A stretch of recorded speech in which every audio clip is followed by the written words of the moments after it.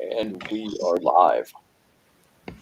Looks like we are live, guys, tonight on Standing for Truth. We've got a good group here. Unfortunately, Dodge of Speed has yet to show up. We're going to sit here and chit-chat for a little while the, the big smack talker, let's see if he has the guts to get in here and show his face. I mean, he made a video calling out Otangelo today. He was in the comment section talking a big game.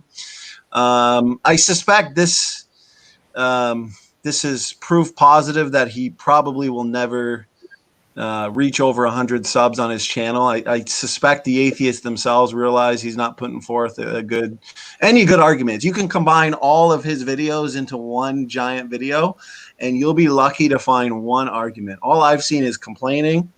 All I've seen is ad hominems and just non-arguments, really. I'm going to hand it over to you guys, but it's Brother Smokey, we got Nicholas, Otangelo, Ramat. What do you guys think of this? What's going on? Is Speed of Dodge, is he scared?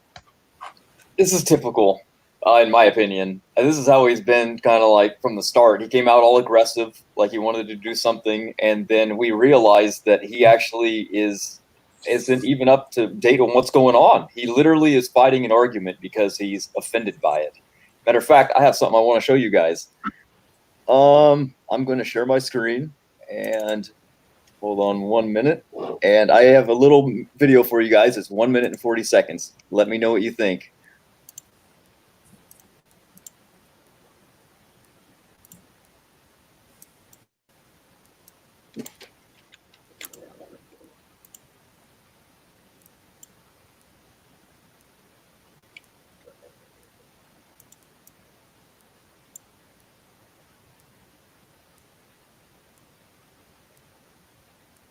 This is 4 weeks before he debated him. Sorry. This is 2 weeks after. Kind of got blindsided by some satellite DNA stuff that he brought up during the last debate I did with him. Kind of got blindsided by some satellite DNA stuff that he brought up during the last debate I did with him.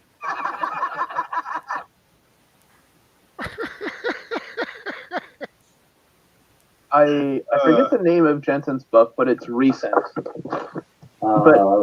Replacing Darwin? Yes. Yeah. That is such a pile. Oh my God. It's really a bad book. I haven't read the book. It's really a bad book. Guilty of not reading the book. It's really a bad book. I haven't read the book. Guilty of not reading the book. Have you read that book? I have not read the new one, Replacing Darwin. No, I have not read Replacing Darwin. You haven't read my book? My book.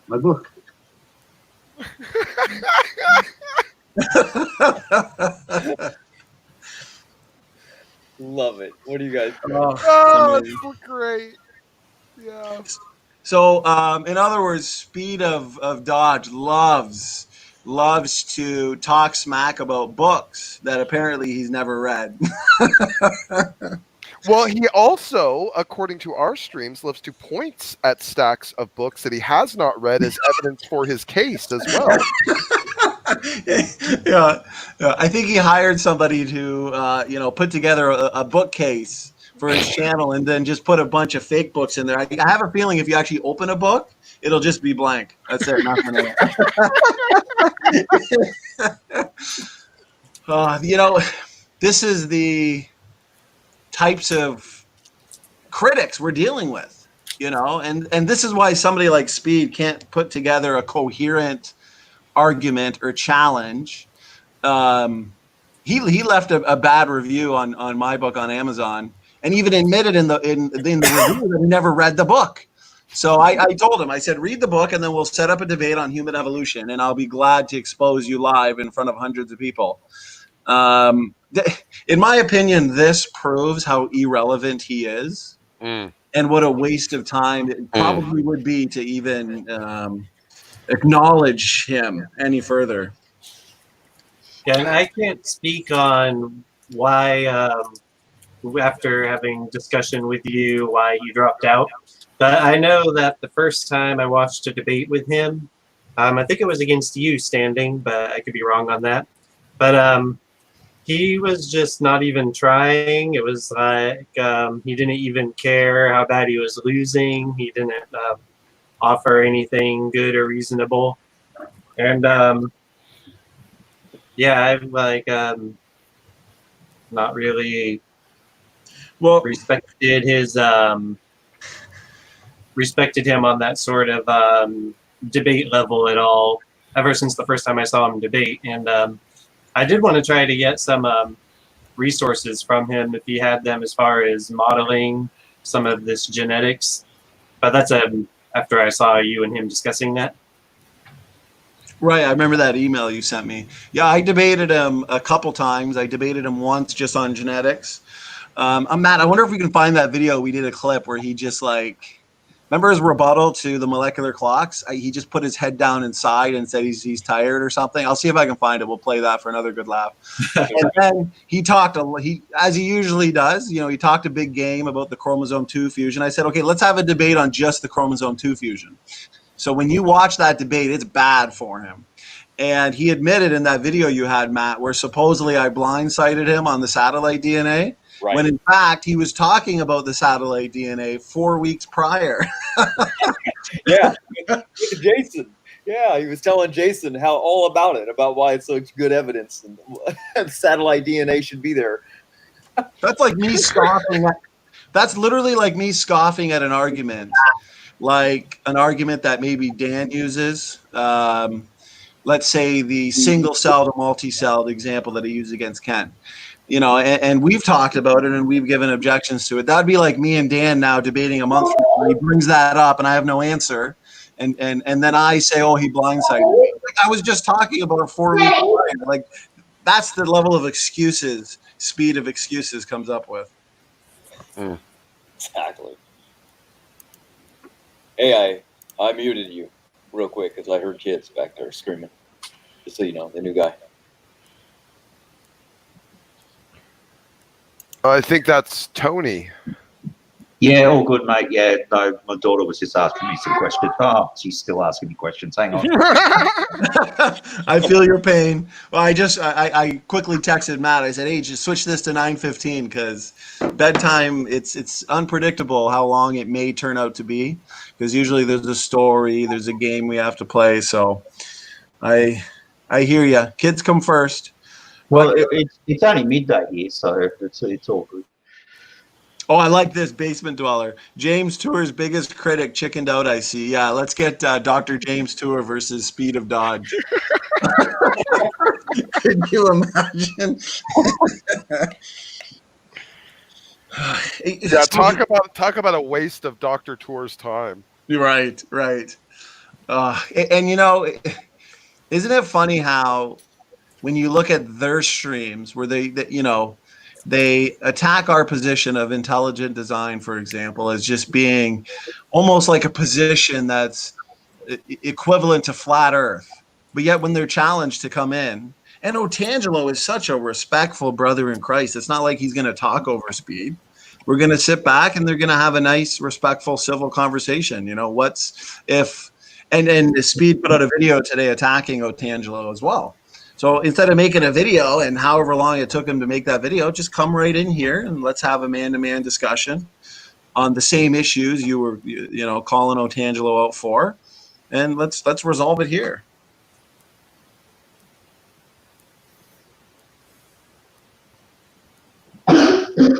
That's the thing too.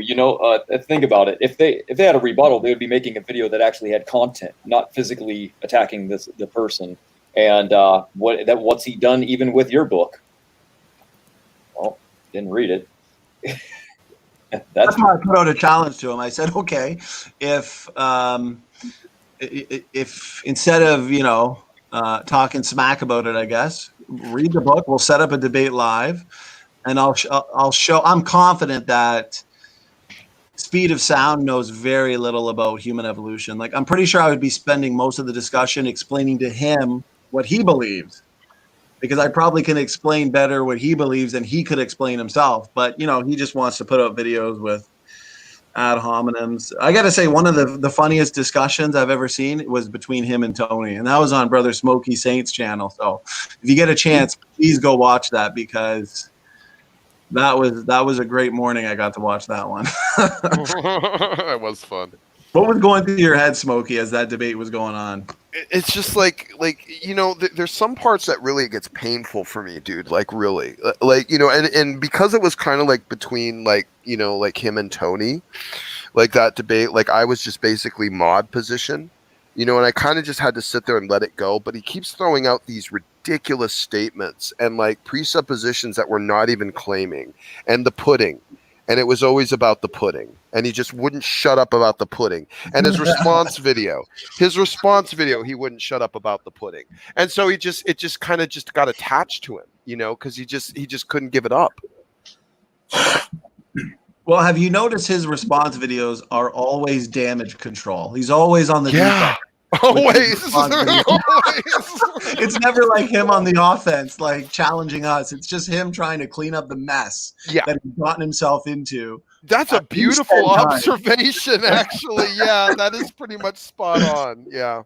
He should make a new series, Damage Control Night with Speed of Dodge. He's gonna need some hardcore damage control after this one. That was a really bad book. Haven't read the book. The problem is he doesn't think anybody actually watches. You know what I mean? See, we actually study and listen to what our opponents actually have to say as an argument. So when I'm watching their content and they're talking with, like, say, one of their friends, they don't actually expect that one of us might be watching. So that's where you can actually gather whether or not they're telling the truth or not. And oftentimes, like they said, this is horrible. Well, if you actually listen to what they're saying to each other, they haven't even read the material. Right. But see, the thing is, they'll let their guards down a little bit when it's just them in a stream. So you're right. Good point. They don't think we're going to catch those little things. And what's funny too is oftentimes their streams are a couple hours, and Matt, we'll jump in there just to catch a random 5-10 minutes, and we find things every time. So imagine the things we probably have missed. Oh yeah, ridiculous amounts, I'm sure. Well, we got Tony here. Tony, thanks for joining us. How you doing tonight? I'm very well, thank you. Well, I've just got a couple of hours, and I thought I'd jump in and join any conversations that are going on. We were supposed to have a discussion with Speed of Sound and Brother Otangelo here. Otangelo is very respectful brother in Christ. I mean, if you guys wanted to have a brief chat, I know you guys have opposing views. At this point, it's kind of just open, I guess. I've sent out the link to a few people of differing views just to kind of get a good mix here, but we'll just see who joins, I guess. Is Otangelo still? Oh, did he jump out? He fell out maybe 1 minute ago.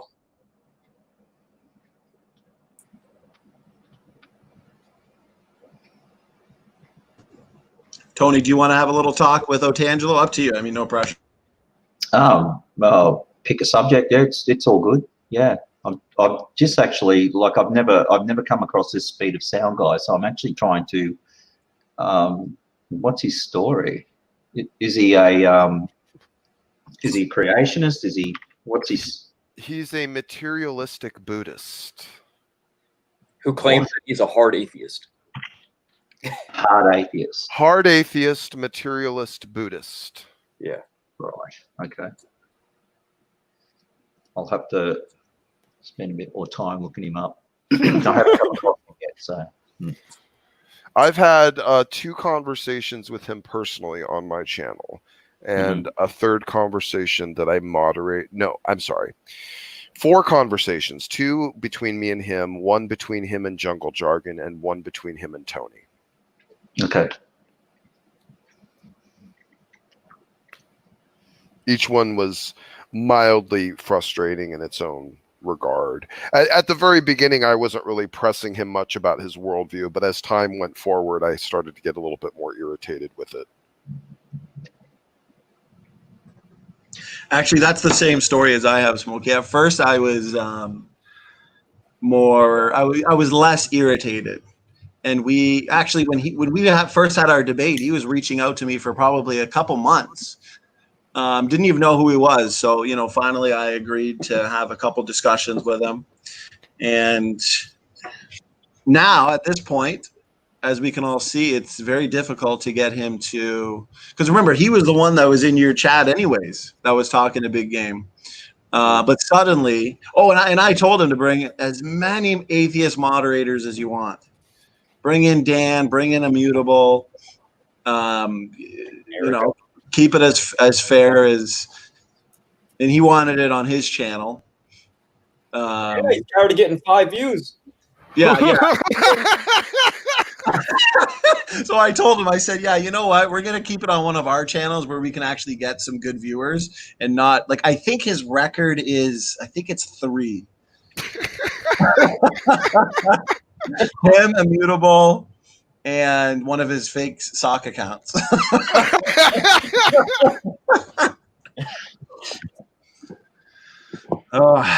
Come on, we got 35 people here waiting for you, Speed. This blows my mind. This is what the Muslims do. This is when you try to argue with the Muslims. This is the type of games they play.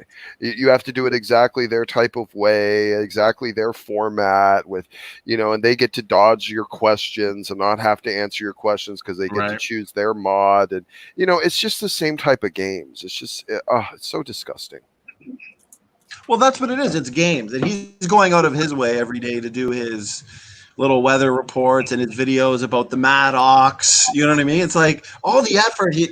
95% of his channel is videos against 3 of us that are in here right now. And maybe 0.0001% of my channel has been about Speed. So you know what? We're doing you a favor. Why don't you come in here? He spends his life attacking, 3 of us. Here we are. Come on, bring it on. Beautiful. So I can only be on for a quick second. The best part, the most views on Speed of Sound's channel was when Smokey, Anthony, and myself were on there, and he had 4 people on his stream. So there's 7 total. 3 of which were actually, that's a good point. Because when I saw the record that I saw was 3, that's a good point. I was one of the 3. I was in there. But no, his terms are have the debate on his channel. No, Speed. We got 35 people here waiting for you. It's fair. Otangelo's not going to talk over you like some Aaron Ra. There's nothing to be worried about. Especially Otangelo. He's like the sweetest amongst us. I don't think there is one sweeter. I don't think there is. Yeah. Really? He's by far the nicest kid. Me and you, Smokey, we can get a little passionate, right? For sure. I've been known to do some interrupting in my day. So, but, Otangelo, he's as sweet as it gets. Yeah. Patient, kind, endearing. Absolutely. It should be easy, Speed, at least if you have a coherent argument. There, Smokey, you just hit the nail on the head, brother. Yeah. That's the problem. There's no coherent argument. It doesn't exist. Yep, exactly. He loves to sit there and chat and say how we can't get it. And then we're like, okay, explain it to us. And then nothing, crickets. Right. That's a good point. That's his main argument is, they don't get it. Yeah. Oh, they don't get it. Matt, that should be our next shirt is a picture of Speed on the back of it. Oh, they don't get it. Otangelo, how are you doing, brother? Yeah, I just gave a look at the video which my friend made about me, and it is very superficial. He says that our unique argument is it's too complex, so it must be designed. So that's a nice straw man. Yeah, they're good at that. That's a typical. That's simply not how we formulate our syllogisms and arguments. No, but they don't know how we do it, so they just fill in the gap, like you said, and create a straw man. It's real easy. They do it all the time. Yeah, his video was very superficial. He criticized my knowledge without knowing me at all. So, yeah, well, when you can't debate against the subject, just turn it against the actual person. That's another tactic. Debate strategy, really. Yeah, sorry, Otanja. I had to run upstairs real quick, get my charger. Computer's about to die, but I did hear you say that. Yeah, the video was very superficial. That's what you're gonna find with his videos. You're not really gonna find anything of substance. The most you'll get is, like Smokey pointed out, oh, they don't get it, or he'll attack the sources and say that, like, if we provide a technical paper, he'll call us out for, they didn't come to the same conclusion as you, because he doesn't know how to read between the lines. So those are his two main arguments, complaining about sources and saying we don't get it. So that's all you can really hope from him. that is a very common tactic. First, they ask you if we have science papers from creationists, and we say they don't exist, then they laugh at that. And when we provide science papers of peer-reviewed by respected journals, then they say, well, but did they come to the same conclusion that you did? And when you say no, they say, oh, so why is the whole scientific establishment not agreeing with your conclusion? So you have to take that straw man down. Oh, don't. And then, they have always an excuse, and in the end, they just walk away and they don't agree with anything. Don't forget, where's your Nobel Prize? Yeah, that's another one. After Speed had raged, Tony had quit after basically just saying, Speed was a clown, and he stuck around in the conversation. I had asked him to provide evidence, for his case, and what he started doing was peculiar and interesting and hilarious. He started holding up, just basically pulling books and stacking up books in front of him and saying, my evidence is in here. These stacks of like probably 500,000 page books, like these really thick, technical type of manuals. My stuff's in there. And I said, okay, can you give me one argument out of those books that you just held up? And he says, I kid you not, you can't even make this up. He says, those I haven't read them. So one example too is, when I debate, I'll often screen share the papers that are not creationist papers. They're peer reviewed in secular journals. And just to give an example of what Otangelo was saying, they like to say that, ALUs, for example, that specific class of retrotransposons, they're just evolutionary leftovers or whatever. And you can find paper after paper right here. Intronic ALUs influence alternative splicing. And Matt and I always highlight some of the important parts. So it's just showing how functional these DNA elements are, right? So somebody like Speed, who's so biased, who's so committed to his philosophy of pond scum to people evolution, his only argument against these types of technical papers are, the author didn't come to the same conclusion as you. Is the author an intelligent design advocate? That's how biased they are, because the conclusion part can oftentimes be up to interpretation. In the conclusion parts, you can oftentimes see these the authors themselves admitting, like, well, we don't know where these orphan genes came from, or we don't know how these endogenous retroviruses are so functional, but maybe they were co-opted, or maybe this, maybe that. But people like Speed, not being objective at all and not being able to, read between the lines and come to their own conclusion, they're just going to blindly believe the conclusion by the author, who holds to an evolutionary and naturalistic worldview. But that's just such a weak argument.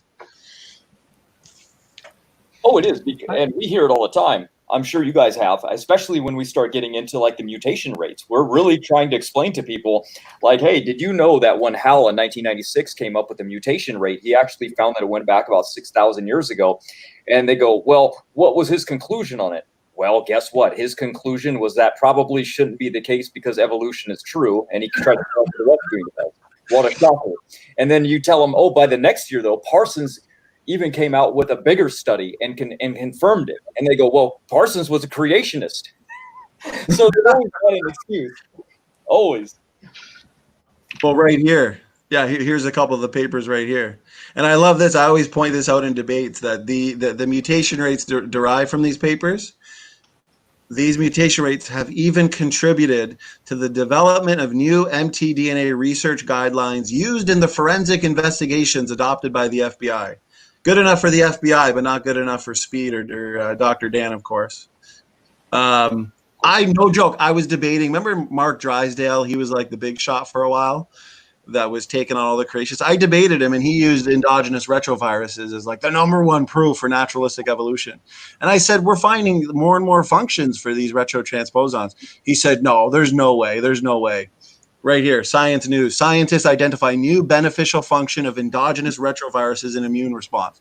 Oh, well, did the author come to the same conclusion as you? Like, that's what they resort to every single time. But it's also proof that a lot of them are not updated on the literature.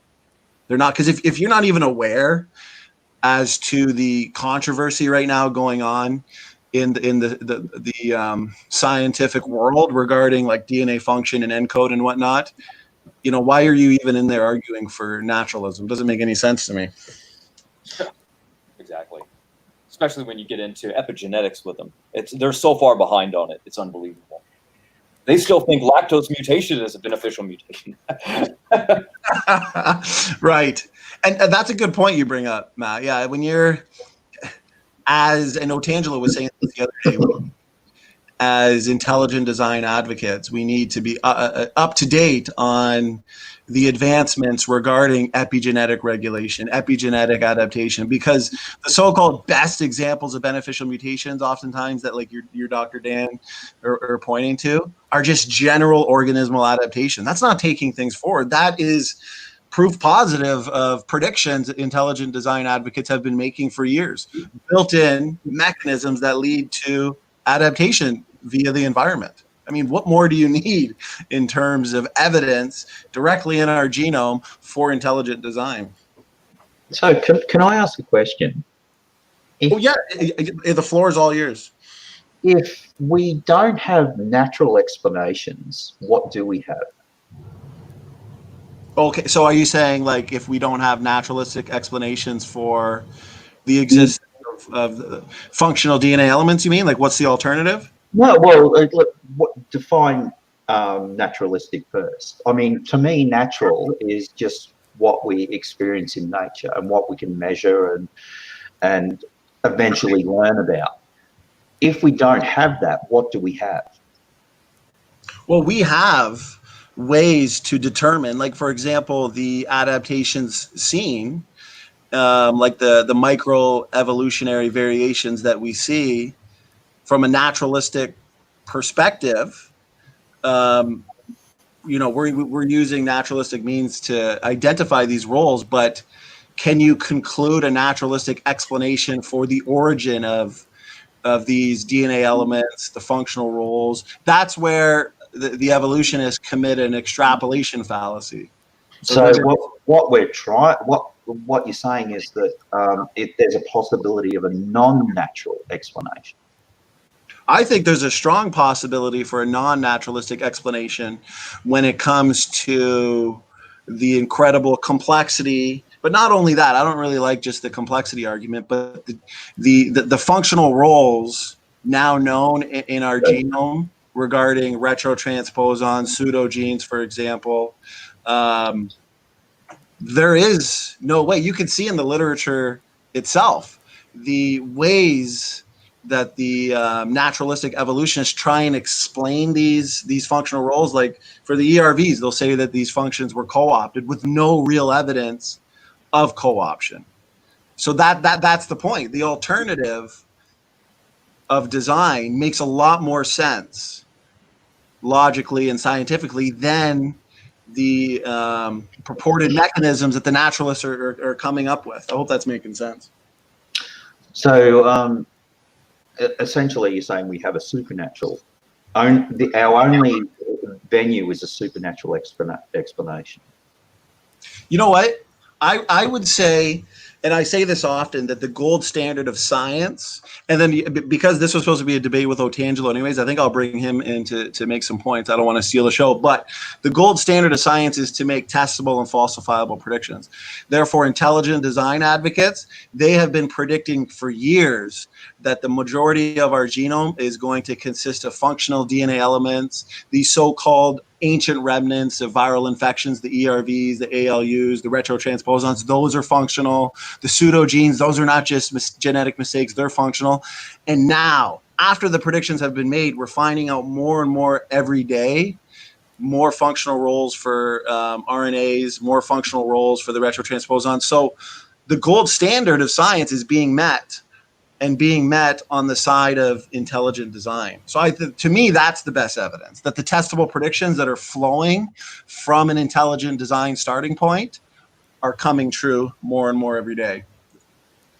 And we can use as well eliminative inductions. That is, they ask always for predictions, and I say, well, the abiogenesis hypothesis in 70 years has not been confirmed.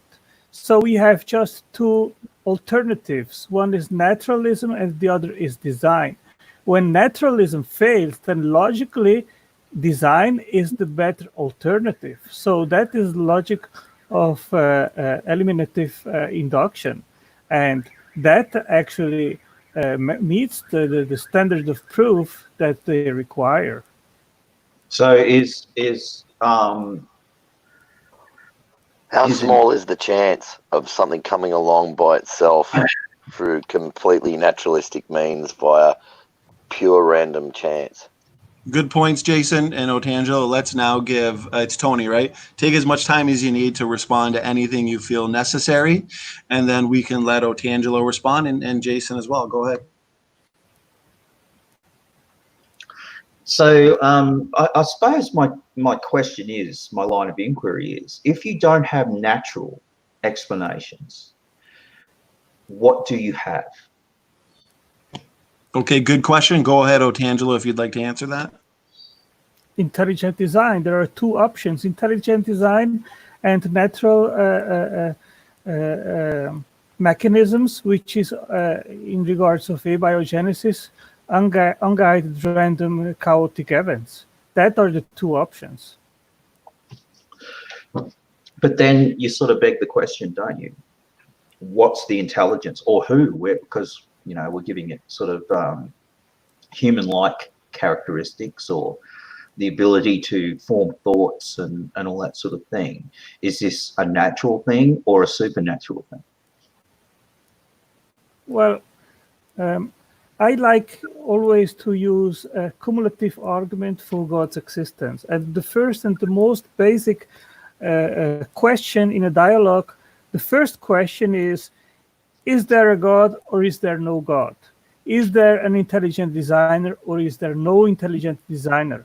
That's the basic question. And when this question is answered, then you can go to the next question and ask, but who is that intelligent designer? So have you answered that question?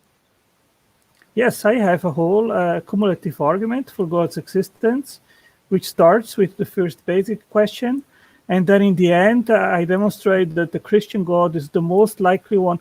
Also, when we apply issues about based on science, in special the Kalam cosmological argument does not just point to a designer, but I think it points to the biblical God because it fits the description of the biblical God.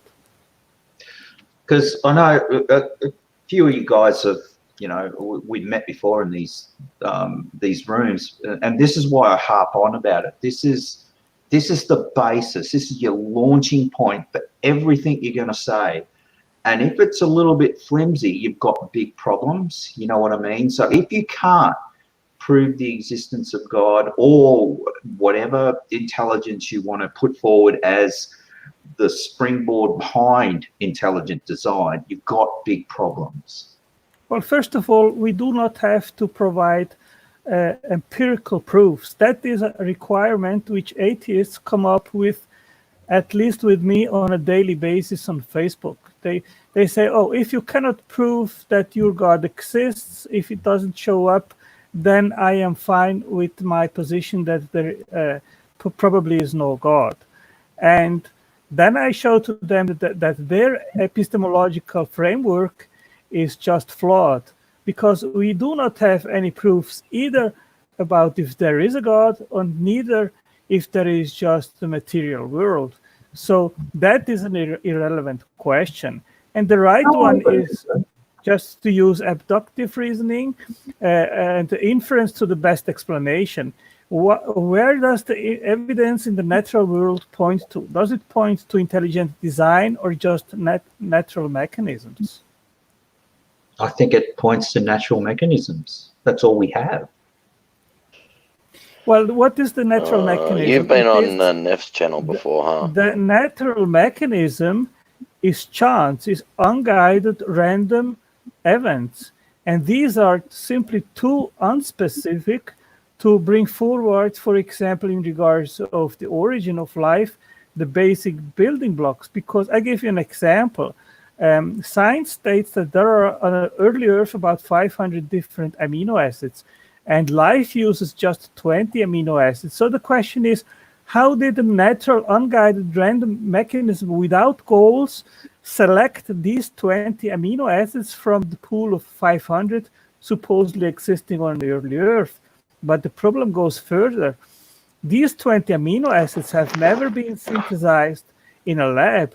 And the Miller-Urey experiment, the Miller-Urey experiment didn't synthesize all the 20 amino acids. 8 of them were never synthesized.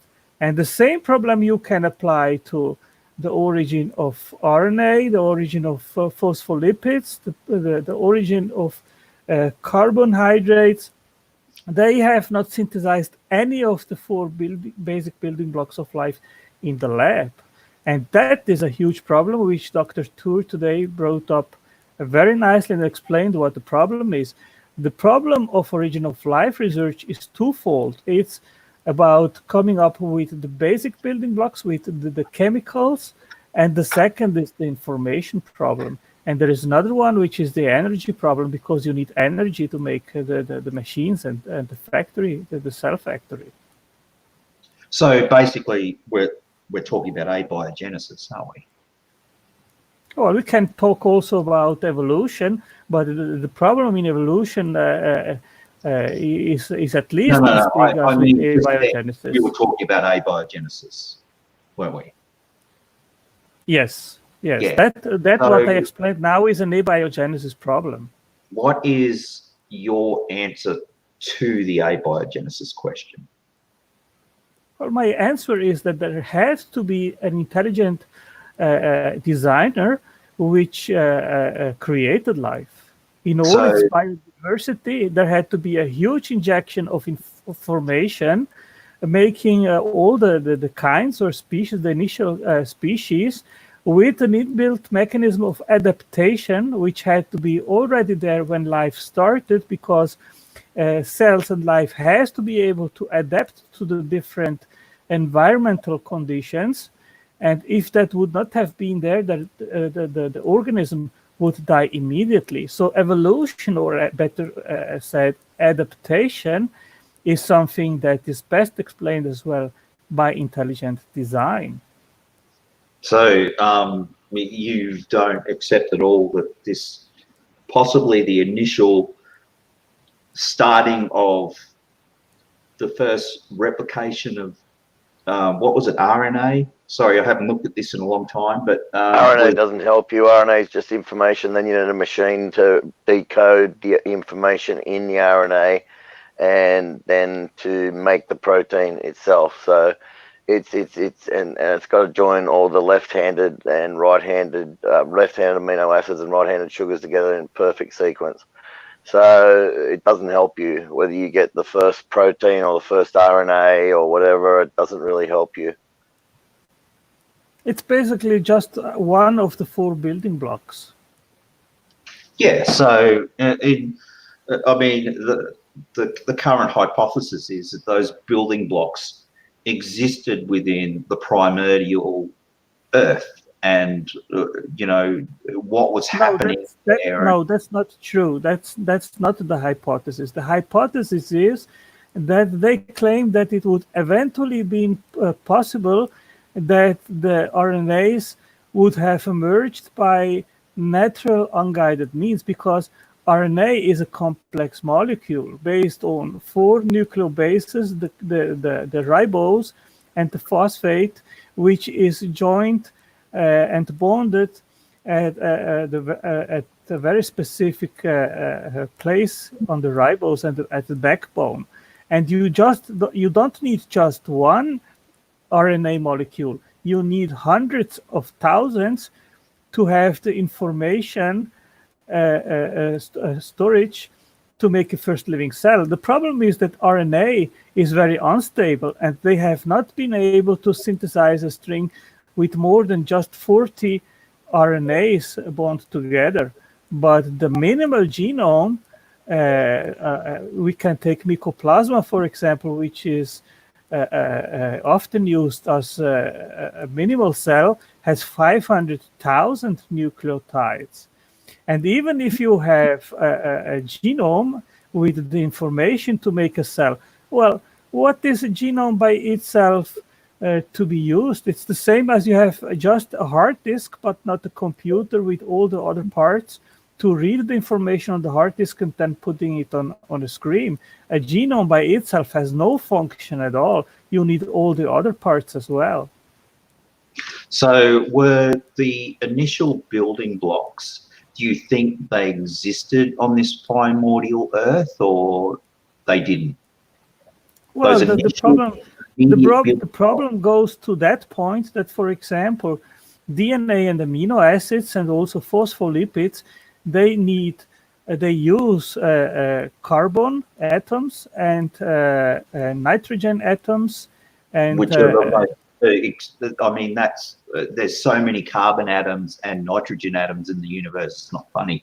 I mean, it's almost as if this universe was made for nitrogen, not us, really. Well, the problem is you don't about have 10 to the.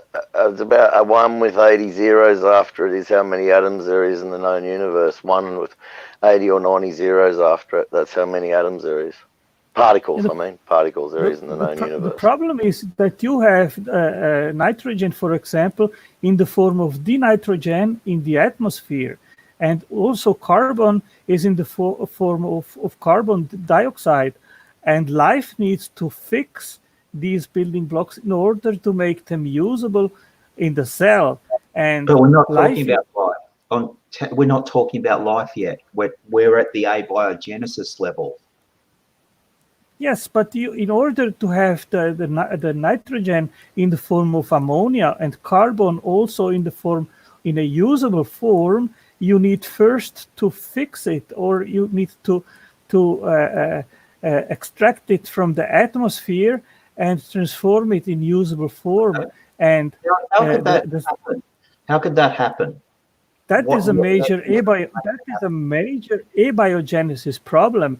And they do, for example, suppose that there were the Wood-Ljungdahl cycle, that is the smallest and simplest metabolic cycle used in life. And they claim that cycle would have emerged, but not based on enzymes, because in life 9 enzymes are used in that cycle. And they say that, well, maybe the carbon was fixed on clay or on metals or with other natural mechanisms, and then somehow there was a trajectory, a transition to enzymatic synthesis.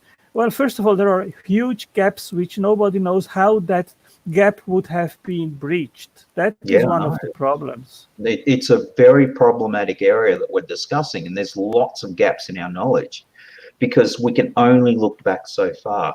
I mean, the Miller-Urey experiments and all that sort of business, and there's been many, many more, is an attempt to investigate that.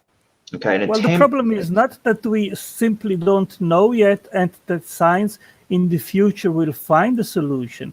The problem is much deeper. The problem is a conceptual problem, that there is no concept how you can bridge that gap. You start with the hypothesis that metals and ions and whatever and clay and so forth suddenly and somehow produced, for example, fixed carbon. First of all, that has never been demonstrated how that could occur. They have just hypotheses. And secondly, even let's suppose that you have fixed and carbon and ammonia on a prebiotic earth. So what? How do you go just from atoms to a fully fledged molecular production line full of complex molecular machines constituted of enzymes that work in a production line manner together, and they are these enzymes are very specific, and they recognize the intermediate substrates very specifically. And all this technology is high-tech technology which has to emerge randomly without guidance. And it's got things that build microtubule highways, and it builds them to get things from one side to the other, and then it breaks down the highway, and then when it needs to go somewhere else, it builds another one, and then breaks it down again, because if it leaves them up all over the cell will become brittle and break. Yes, So, but we are not talking about microtubules. I know, but I'm just saying that. I'm just saying. Eukaryotes. Yeah, but I'm just saying with the complexity of life, there's so much complexity on so many levels that there's just no way that it could possibly ever come about by random chance. What you're both saying, that we can the metabolism first hypothesis has also only led to dead ends. There is absolutely no solution in sight of how metabolism could have started on a prebiotic earth. Well, not yet. It's not about not yet. As I said, it is a conceptual problem because, for example, to make carbon, the easiest, the simplest cycle, the Wood-Ljungdahl pathway uses 9 enzymes.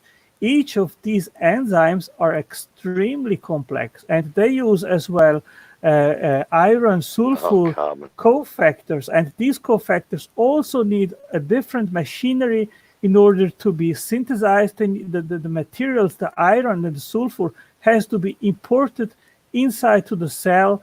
Sulfur is also not readily available on a prebiotic earth. It has to be manufactured by the cell.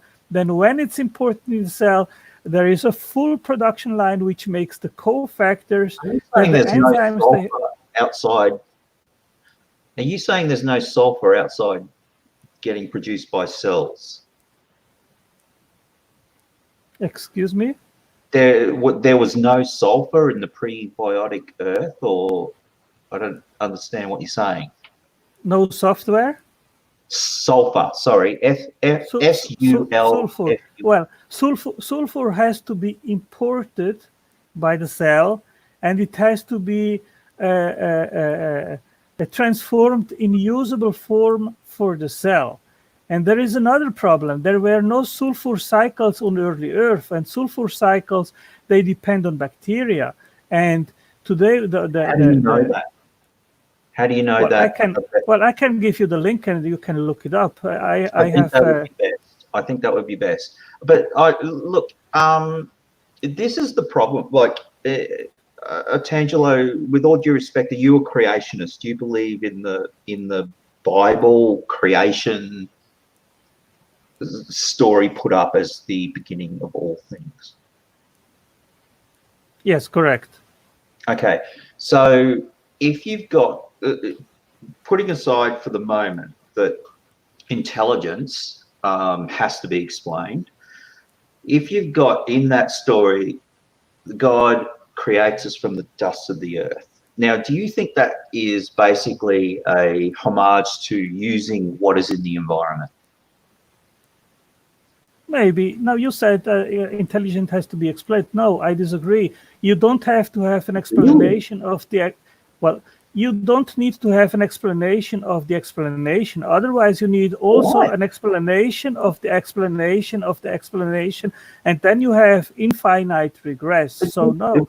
You demand that of me. You demand that of me. No, I just demand that you come up with a reasonable explanation how unguided random natural events could have come up with the kind of complexity that we are bringing up here. Panspermia.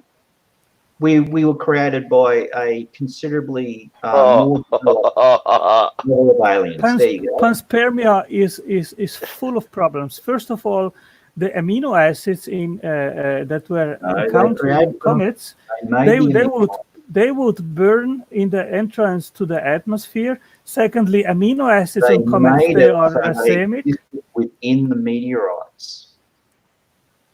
Okay, they are in the minerals. Do you have many problems with that? First of all, amino acid. Here, do you understand what I'm doing? I'm just saying stuff. I have no evidence whatsoever for aliens or anything like that. I don't even believe it, but I can just say stuff. Now, you fall to the point, you fall to this background of saying, well, no, you can't ask me about the intelligence. That just creates problems. I think that is a cop-out. I think that's no. It's not a cop-out. It's just that's a philosophy that you don't need an explanation of the explanation, because otherwise you have infinite regress and you go nowhere. Then you have to ask again, what is the explanation of that explanation and of that explanation and so forth. So we can just stop right there and compare intelligence to natural unguided mechanisms. Which of the two is a better explanation for the complexity and everything that we see in nature? But do you understand? Every time you bring it up, you beg the question. How so? Every time you say intelligence or the director, you beg the question, who is this intelligence? And if you can't provide evidence for that, you have big problems.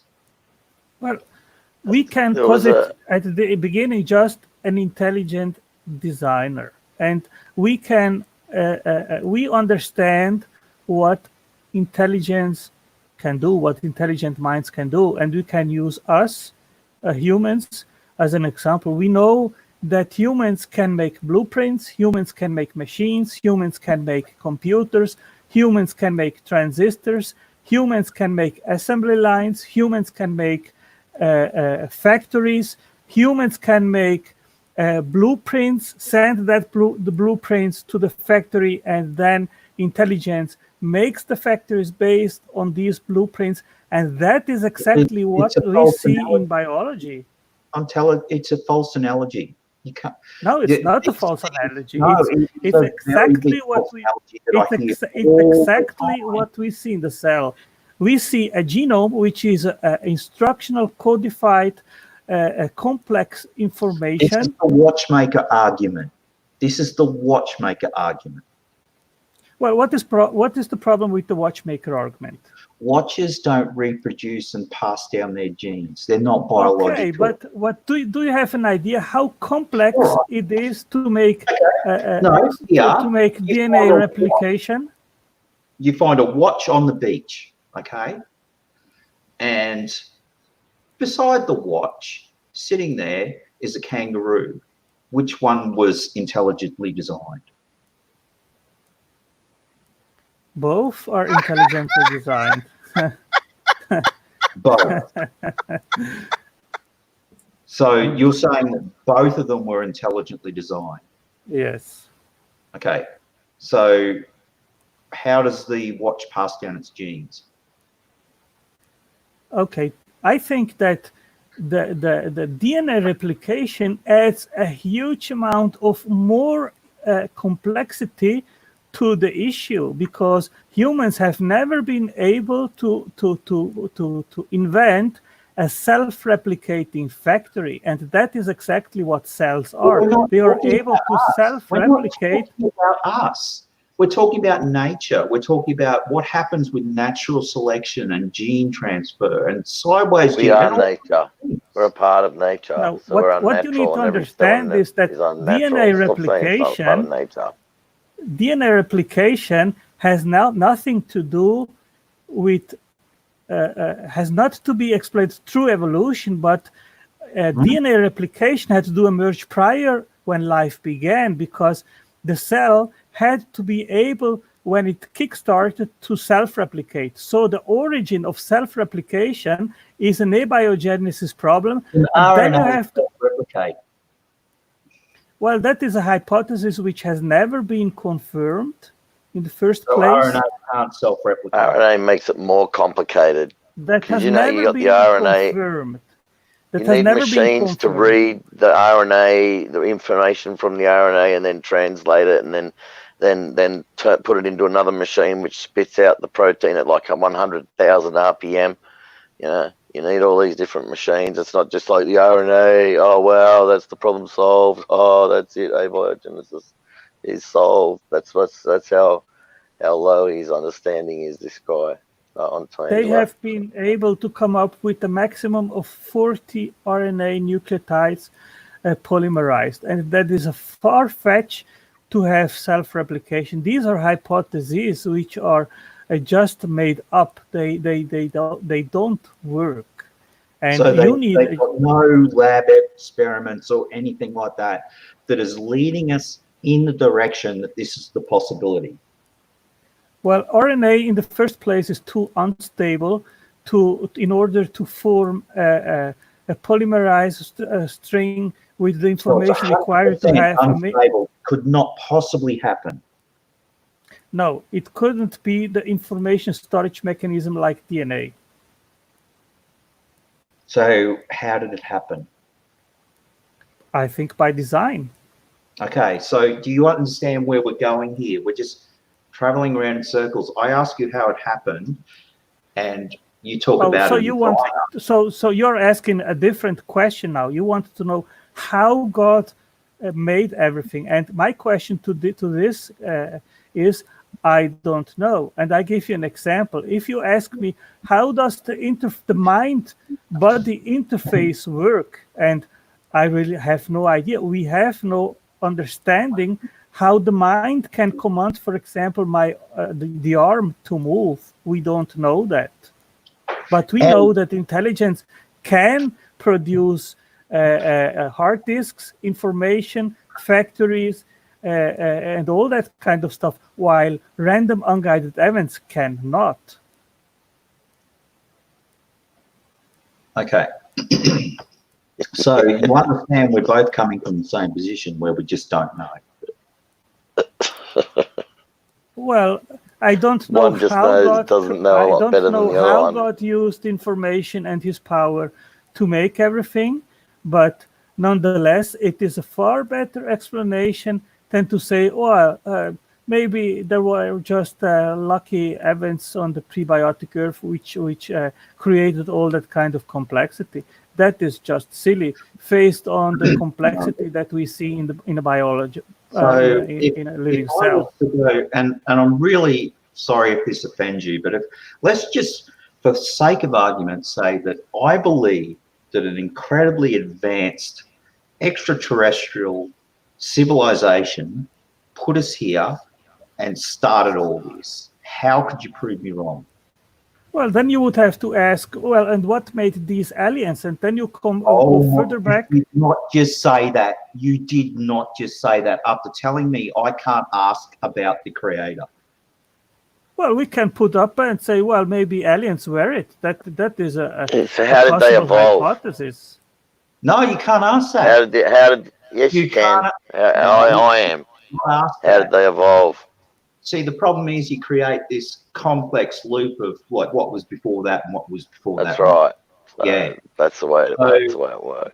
My point. Well, then the question is, do you have evidence for these aliens? I mean, there is a whole community all over that thinks that aliens exist. You are free to stick that proposition. No. It works. It works. Do you know how stick to them? Do you know how complex then stick to them. and how DNA could possibly not just answer everything that is about like humanity and how many things happen? Do you know mutations are generally bad? The only way that can happen is if it's directed and it's getting sorted out by an intelligence. But you're not allowed to ask me about the intelligence, okay? Don't you ask me. Well, I'm confused now. What is your question? Okay, we won't ask you. Yeah, don't. Just like I won't ask you about the intelligence behind your argument. What is your question? I've not understood. It's not really a question, it's a point. It's just... Well, as I said, if you think that aliens satisfy you as an explanation of the origin of life, that's up to you. If you think it's fine, okay, no problem with me. I would ask, where did these aliens come from? And then we are back at the origin of the universe, and then you have to ask, well, what caused the universe into existence? Where did your intelligence come from? Well, God is eternal. It is a necessary being because... Well, these aliens are eternal as far as I'm concerned. Do you understand what I'm doing here? We're just spinning our wheels. We're not answering any questions. Well, you are asking me, and I am saying to you that you need to form a worldview that makes sense to you. And if aliens satisfy your intellect and they make sense to you, well, fine, go with them. To me, it wouldn't be an answer because I would want to know where these aliens come from because they supposedly would exist inside of the universe. Then I would go further back and ask, well, and where did the universe come from? Because the universe had a beginning. And then we would have to ask what caused the universe into existence. And then we would be at the cosmological argument. And then we would be back at the first cause. What is the first cause of the universe? Yeah, of course. Yes. So what would be your answer to that? I have no idea. Yeah, These but are I have questions that humanity faces right now. But I have an idea, and we have good explanations to this because and you have inferences and incredulity. No. I am incredule to the alternative explanations to a necessary creator, which would be a universe coming from literally nothing, or an eternal universe. And both alternatives, they are irrational and impossible. Why nothing? Well, can nothing create something? I don't know. What if it was you don't know? two bubbles of alternative universe brushing up against each other, and that spark point created our bubble, our reality. And what caused these two bubbles into existence? I have no idea. Well, you have alternatives. You can use eternal regress, which will bring you never to the present moment.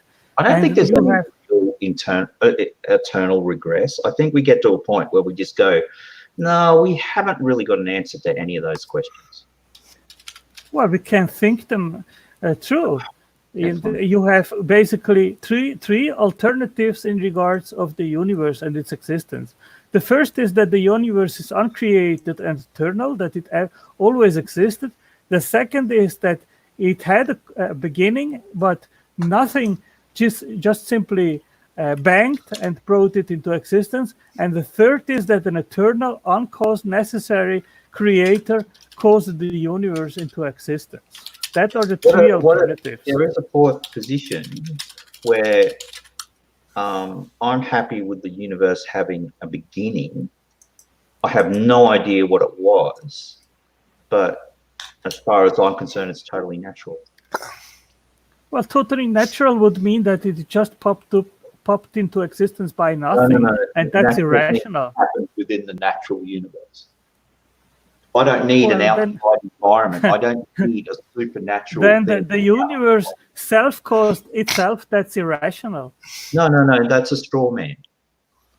Well, that's what you just said.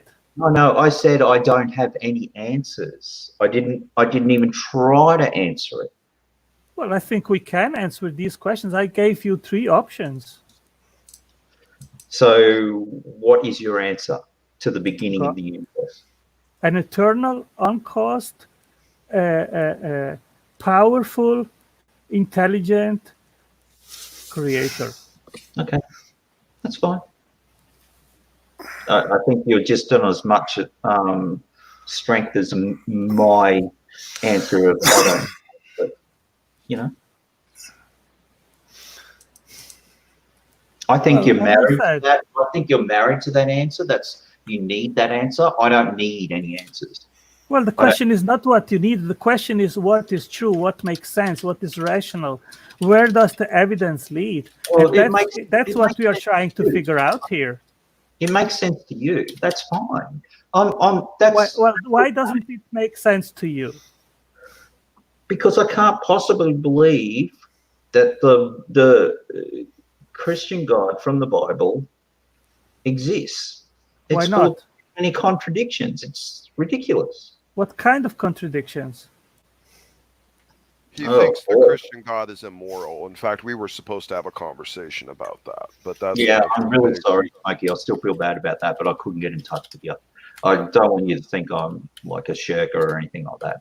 It's just, I mean, it is kind of one of my wheelhouse things. I want Tangelo to take on his conversation for sure. But, I'm happy to have that conversation anytime, and you can challenge me from any portion of the Bible you want. I'm happy to take it. But, I've sort of done that before, and I don't really get answers. So. Oh, so you don't want to give me a try then? Is that the excuse? Okay. All right. I don't think the God character from your Bible is a moral character. Tangelo, do you want to take this or do you want to yield to me? Well, that's up to you. No, that's up to you. It's been your conversation, sir. It's your stream. Oh, thank you, Smokey. Well, would you like to answer to him because you did set up that? Well, I'll tell you what. Let's do it fairly. Why don't you go ahead and start, Tangelo, and maybe just kind of let's do a little bit of a structured type format, maybe 60 seconds. Why don't you go ahead and respond, and maybe if you could yield a little bit of time as we get into this, I could maybe add something in as a peppered, bit of clarification from where this goes. Why don't you guys continue, and I'll kind of step as side debate, but I'll just watch for most of it. Okay. So, to me, God is good, just, loving, graceful. God became man in Jesus Christ, died on the cross for our sins, resurrected, and I have experienced the God I believe in 36 years that I am a Christian as a fantastic and wonderful God who cares for me and who has met the promises in the Bible in my life.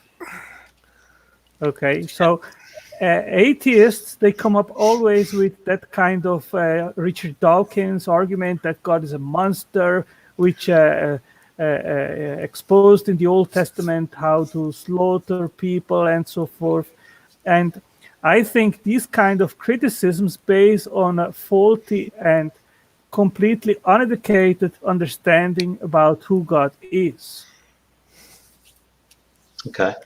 Well, my experience was just like searching for God as a Christian. Say that again.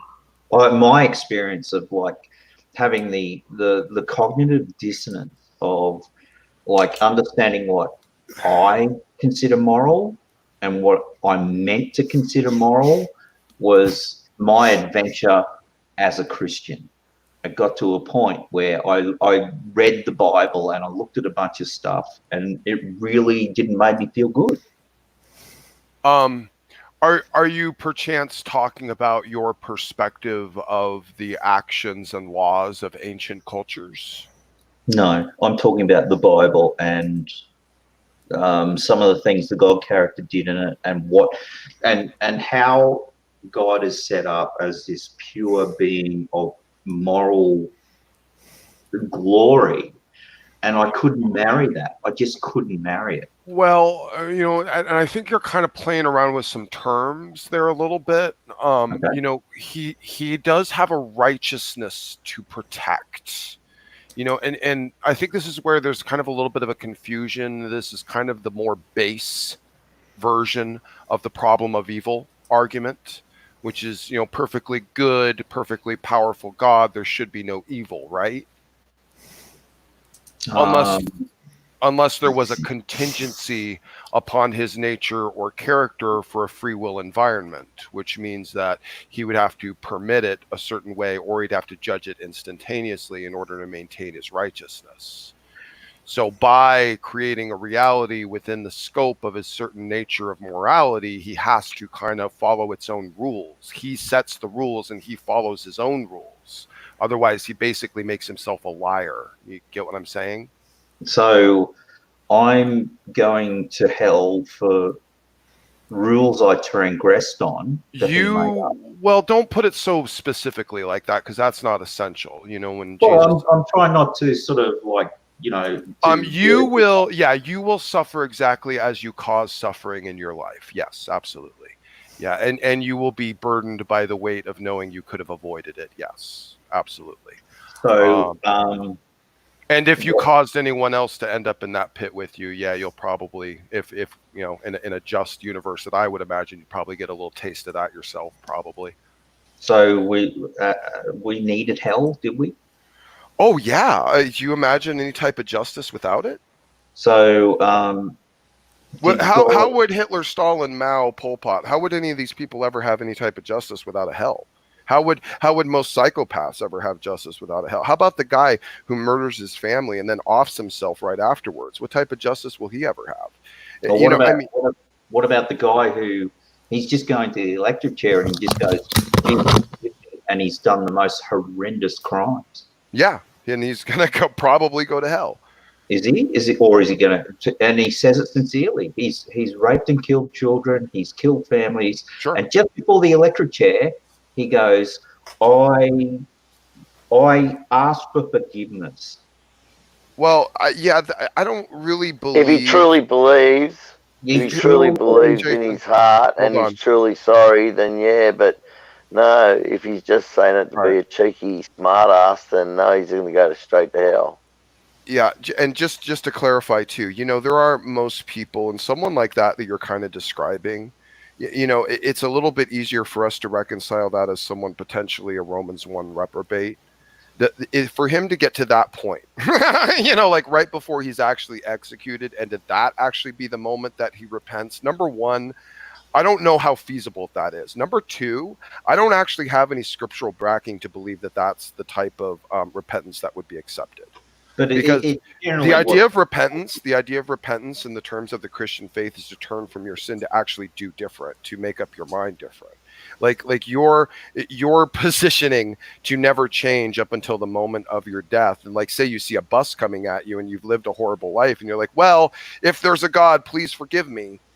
That's not how that works. Well, he has to believe. Yeah, he has to actually truly believe. And so if he actually believed and he's getting all the way to this point, this is not how that would go down.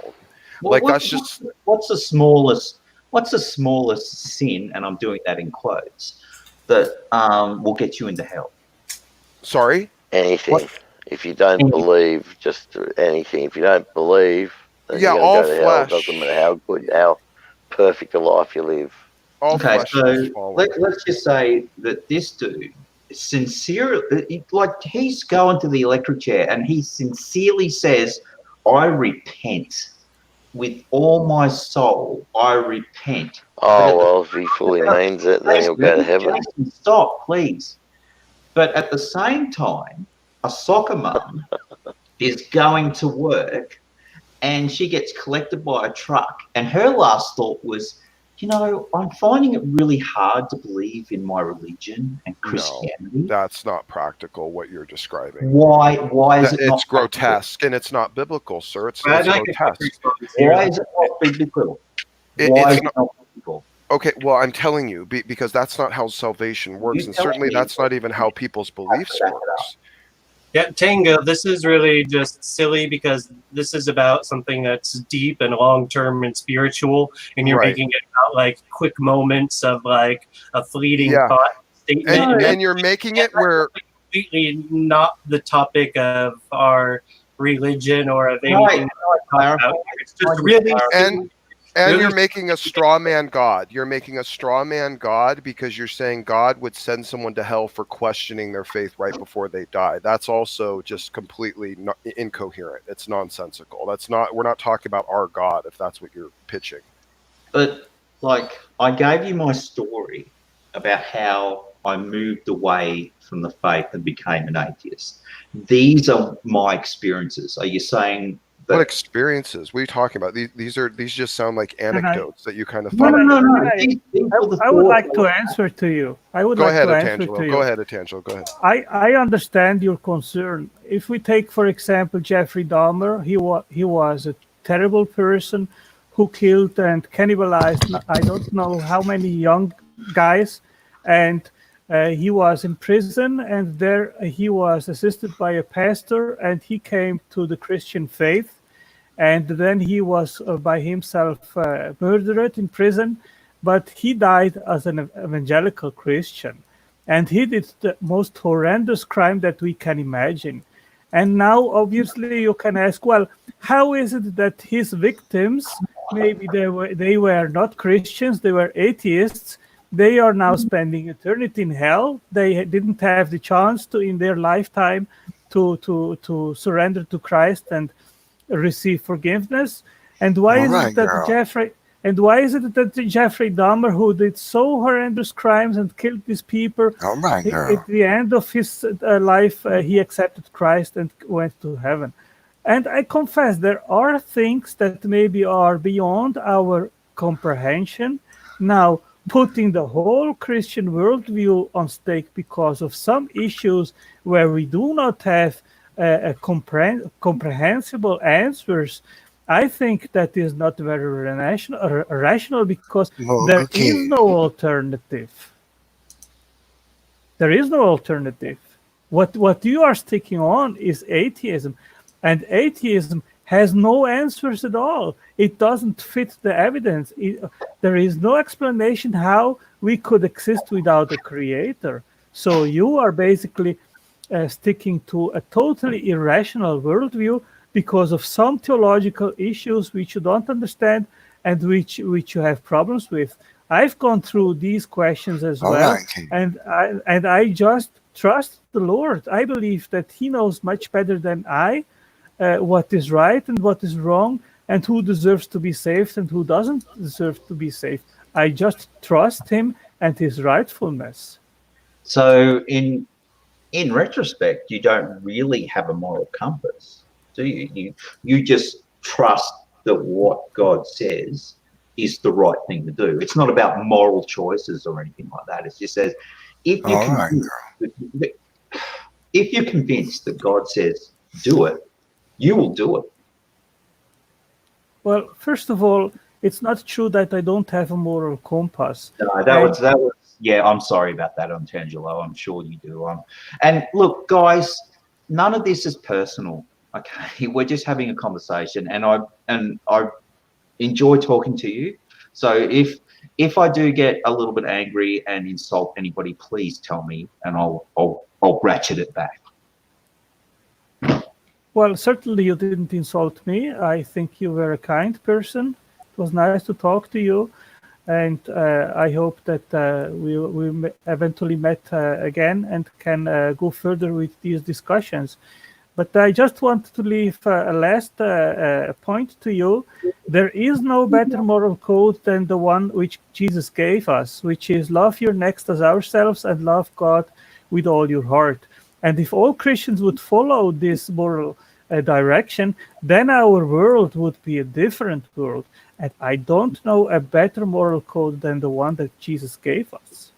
But that's not a new thing. And there's other actions within the Bible that don't do very good things to their neighbours. Like, you can pick the slaves out of your neighbours as long as they're not, all that sort of, your people and all that sort of thing, or look like you, or, it's okay to go in and destroy a whole city to every living thing. You know, that's not being very good to your neighbors. Well, you need to understand that what we read in the Old Testament about the Jews, the Israel taking over the Holy Land, it is a very specific occurrence which happened back then for a specific reason. And just to generalize this and say, oh, God is terrible because he permitted the Jews to do all these things.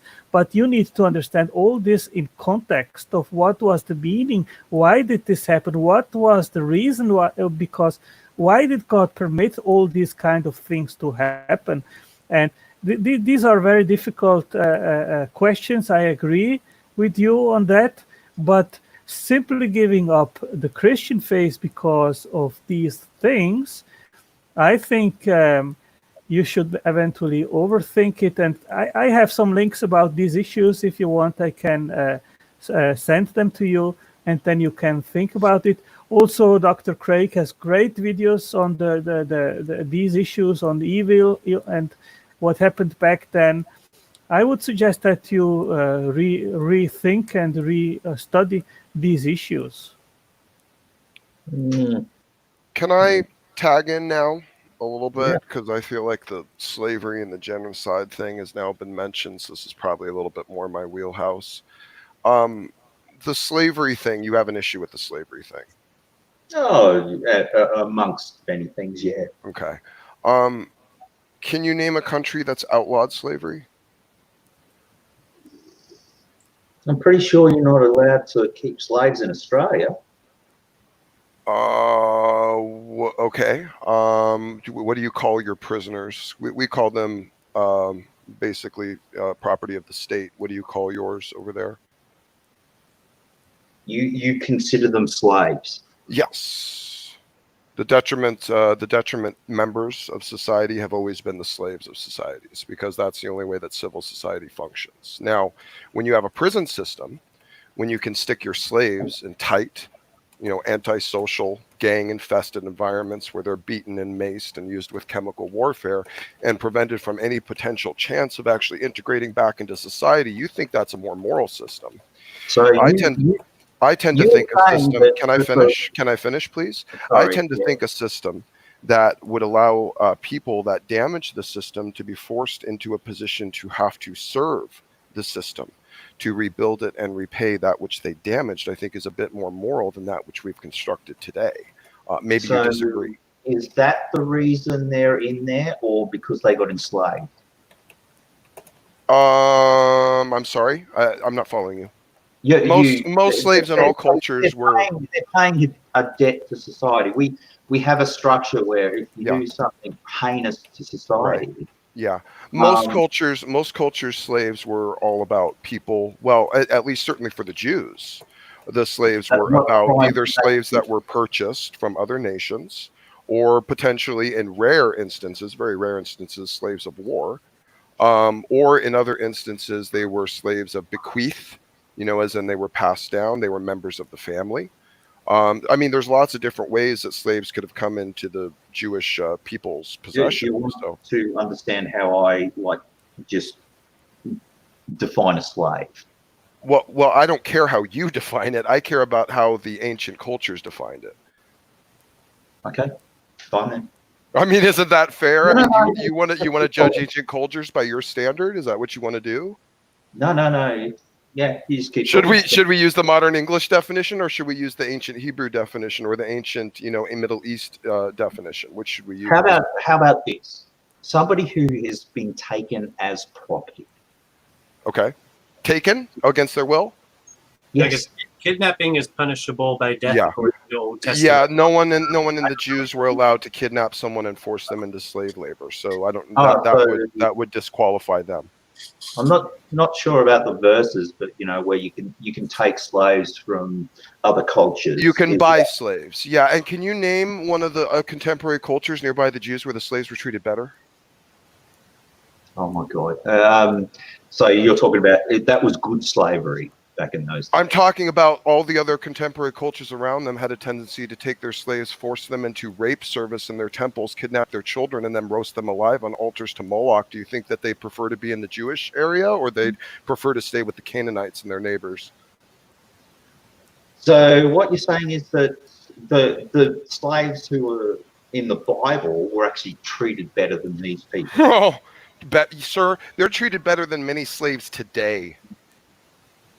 Like the slaves in Eritrea, Burundi, North Korea, Saudi Arabia, they wish they were treated as well as the Jewish slaves. In fact, the European slaves, the African American slaves, wish they were treated as well as the biblical slaves were. No, sir. The Jews had the most progressive moral and legal code and protection to slave rights of any other culture, of any other contemporary to them, around them or near them or at the time that we have record of.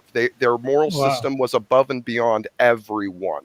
So the problem is, and here's the issue, and this is why I would probably prefer to let you know about this now, because you could come across someone else who might take more advantage of this, because what you're engaging in, you may not know this is actually a form of bigotry.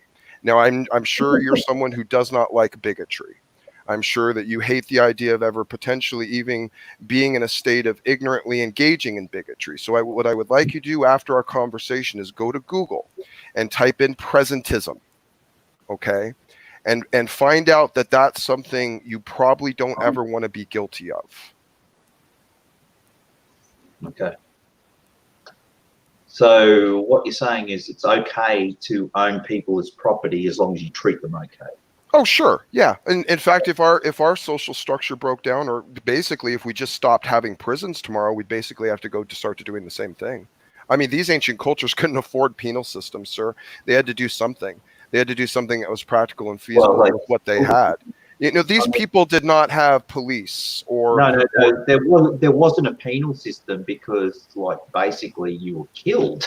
You know, if you broke the law, you were killed. Sir, hold on. There was no central currency. There was no regulated trade. There were no walls. There was no central defense. There were no police. There was no courts.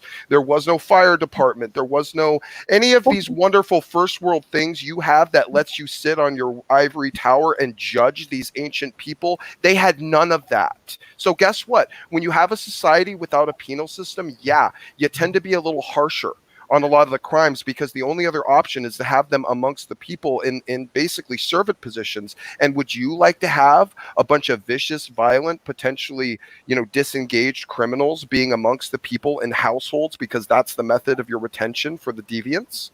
No, you kill them. Yeah, you kill them.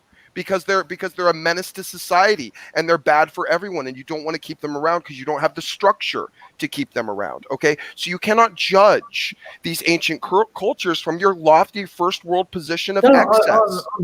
I'm not. Well, that is what you're doing. That is what you're doing when you look back at them and you condemn them for taking the best system they had available at the time, refusing to see it for the greatest moral good possible for their contemporaries at the time, and you look down on them and you spit on them for having done the best that they possibly could and having surpassed all of their contemporaries by leaps and bounds in terms of their progressive morality. And you, sir, spit on them, and you do so in ignorance. Well, I'm just saying that you shouldn't take people as property. That's all. Well, you're wrong, sir, because we do it all over the place, even in America. Do you know what our 13th Amendment says? No. Slavery is abolished except in instances of prosecution. All of our prisoners are relegated and still legally classified as slaves to this day, sir. Maybe your country's not honest about it, but we are. It needs to be amended. No, it doesn't, because that just needs to be amended to fit your ideology so that your point makes sense, which it doesn't. So no, it doesn't need to be amended. Okay, no. Just because your country's dishonest about wanting to label your prisoners for what they are to try to hide what slavery needs to be, which is an essentiality in our culture to do with our deviants and people that fall in that spectrum of necessity. Okay, you don't get to decide what is best for all these cultures and all these people. Where are you on your high horse going over to the EU and telling them they need to cut off support to North Korea, Burundi, and Eritrea until they stop their child sex slavery? Because they're sending tens of millions of dollars to support to their countries and foundations that are supposed to be mitigating slavery and allowing legal slavery so that illegal slavery can't be done. So where don't you go get on your little tirade against these modern cultures that are abusing actual children in sex slavery while you're sitting here criticizing the ancient Jews? I'm just saying you shouldn't own people as property. That's all. Okay, well, I'm done. I yield. I'm out of here, guys. I got to go get something to eat. You guys have a good night. So, Wow. is that the way you win an argument? That's such a thought. Do you Each rant? one of us has a style, but I Wow, think Do you rant? that Do you just I think that Smokey brought up very good points, and I Oh, think in the He's gonna whinge like the ancient Mr. world. Atheist is gonna whinge like a little snowflake for a while. Yeah, go on. Sorry, Uncle Angelo, go. no? In the ancient world, when one nation won a war against the other like nation, Christian chat rooms. This is my experience. Well, there's one point I'd like to make to you, Tango, about where this topic sort of began. If it is civil, I will accept your point. Yeah, I'll be civil. So, when you brought up about not being friendly to neighbors when it comes to matters with other nations and all that, a lot of that relates to war between the true God and the rebels, the devil and his angels. And so that's sort of like talking about a situation. Well, in a war, sometimes everyone's a villain, and sometimes there's villains who have to be stopped. And so that just factors a lot into why things were handled the way they were, because it's a pretty deep spiritual thing. I know you don't have the background to understand it, Tango, but I just want to A background. put out My the background is quite extensive. Well, I'm talking about the background Guys, to I'm understand the spiritual battle between the rebel angels and Jehovah, the one true God, and how that culminates in Messiah, and I know all about that. how Israel was necessary and stuff, and not understand it as a myth, but understand it as a part of the real history of humanity. And like, really, I mean, I know you don't understand it, because if you did, you'd know the truth and you would agree with us instead of being an atheist. So not to be rude, but just to be honest. Okay. No. All right. guys, I'm leaving. Thank you very much for having me here with you guys. And Okay. See you later. See you later, Dan. Like, God bless. Thank you for showing up. Shalom, Otangelo. I hope we cross paths. Thank you. God bless you. bye-bye. Bye. See you, mate. God bless. Okay, so here's a little truth. God is gracious, merciful, kind, caring, forgiving, loving, patient, long-suffering. On if you're there. Good. All that stuff and more. And that's what it proves his character to be to them who seek him. I always found it's a very cheap sort of pedestal to fall back on just to start preaching. No, I'm just telling the truth, my friend. Okay. Well, truth is malleable, isn't it? I'm just truth. I'm too blessed to be depressed. Your truth is not necessarily my truth. No, the truth is the truth. Mm-mm. There is such thing as truth, and people can know the truth. There is facts. People can know the truth. And the only real hardcore facts we know involve mathematics. The rest... It's a good thing. I couldn't possibly agree with that. Okay. You have the floor. Well, I think things demonstrate, some things demonstrate themselves to be true so consistently and so powerfully that to argue that they aren't true, I think, is irrational. Pick one. That God exists. I don't think that's true. I know. So your heart says, anyway. My heart pumps blood. No, your heart is. Come on, really. I mean, do you not know that when someone refers to someone's heart, they're referring to their drives, their intentions, their hopes, their desires, their fears, and all that stuff, right?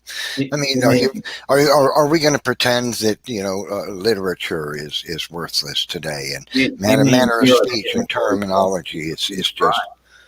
Do we have to go there? Neurochemical responses in my Core to who they are, the heart of their mind. Typical materialist response, though. I don't have a heart. I just got an organ, man. Yeah, and the way the Hebrew language works is anything that's abstract, like, when Nephilim's talking about the heart being how we feel and respond and all that, any abstract word in Hebrew comes from a direct physical word. What's pretty astonishing about that is the heart actually is what regulates all that, so that is the best physical word for it. So, I mean, we have a lot of intelligence built into this ancient language, which, that's not hurting our case at all. I just think it's not hurting anything. We are the composite of neurochemical responses in a very complex neural net. Yeah, but when somebody, says someone's heart, I mean, really, did we have to pretend we didn't take, 9th, 10th, 11th grade English comprehension or writing or any of those classes? We didn't go to college, and maybe some didn't, but you didn't take English literature at university or, and there's no such thing as heart. People don't have a heart. They don't have a drive either. They don't have any of those things. I mean, come on. Of course. So, I mean, I think it's ridiculous to refer to things that are metaphorical. Humans obviously have drive, and they have fears and hopes and ambition and all that stuff, right? Yeah, it's called complex interactions in a neural net. Well, a lot of what Neff is talking about actually is in the heart more than in the brain. So I think you're a little confused, or I'm just not informed about the latest science on the heart. That it has its own brain-like tissues and it regulates itself. The brain does not regulate the heart. And the heart gets almost no signals from the brain. But the heart gives lots of signals to the brain. And it does a lot to influence through the blood and through its interactions with hormone systems and stuff, influences body chemistry and emotions and stuff. Should we go so far as to say we don't have any fears? You don't fear anything? What? Should we go so far as to say you don't fear anything? You have no fear? On a bodily level, I have fear, but on a deeper level, I don't fear anything. But that's a different topic, I think. You wouldn't be afraid if you turned around and there was a grizzly bear standing 15 feet away? Well, I'd have a natural sort of reaction to it. Would you be afraid? Yeah, because... you have fear. We have fear. Yeah. You have your explanation. I'm just saying to reduce everything to materialism when somebody refers to something like, someone's heart or which obviously means somebody's, predisposition, their You don't think I could inject you with some chemicals now that would create fear? You're just going too far with materialism there. That's all I'm pointing out. You're going too far. Okay, yeah, that's you just killed that argument. No, you're just going too far. No, I mean, I do think this is about a valid point Tinko's made all day. So far, that point sounds kind of valid. So then how would we address that? That you can give someone chemicals and... Or are we cutting Neff off before you get to make more? Thank God. Hey guys, we've got another evolutionist to make it a little fair in the backstage. David Neff, he likes to argue human evolution, so we can bring him in here to discuss with Brother Neff, whoever, C. Brown, but we'll need someone to drop out. Is there anybody willing? Just to the backstage for a little bit while David's here. I mean, yeah, I will.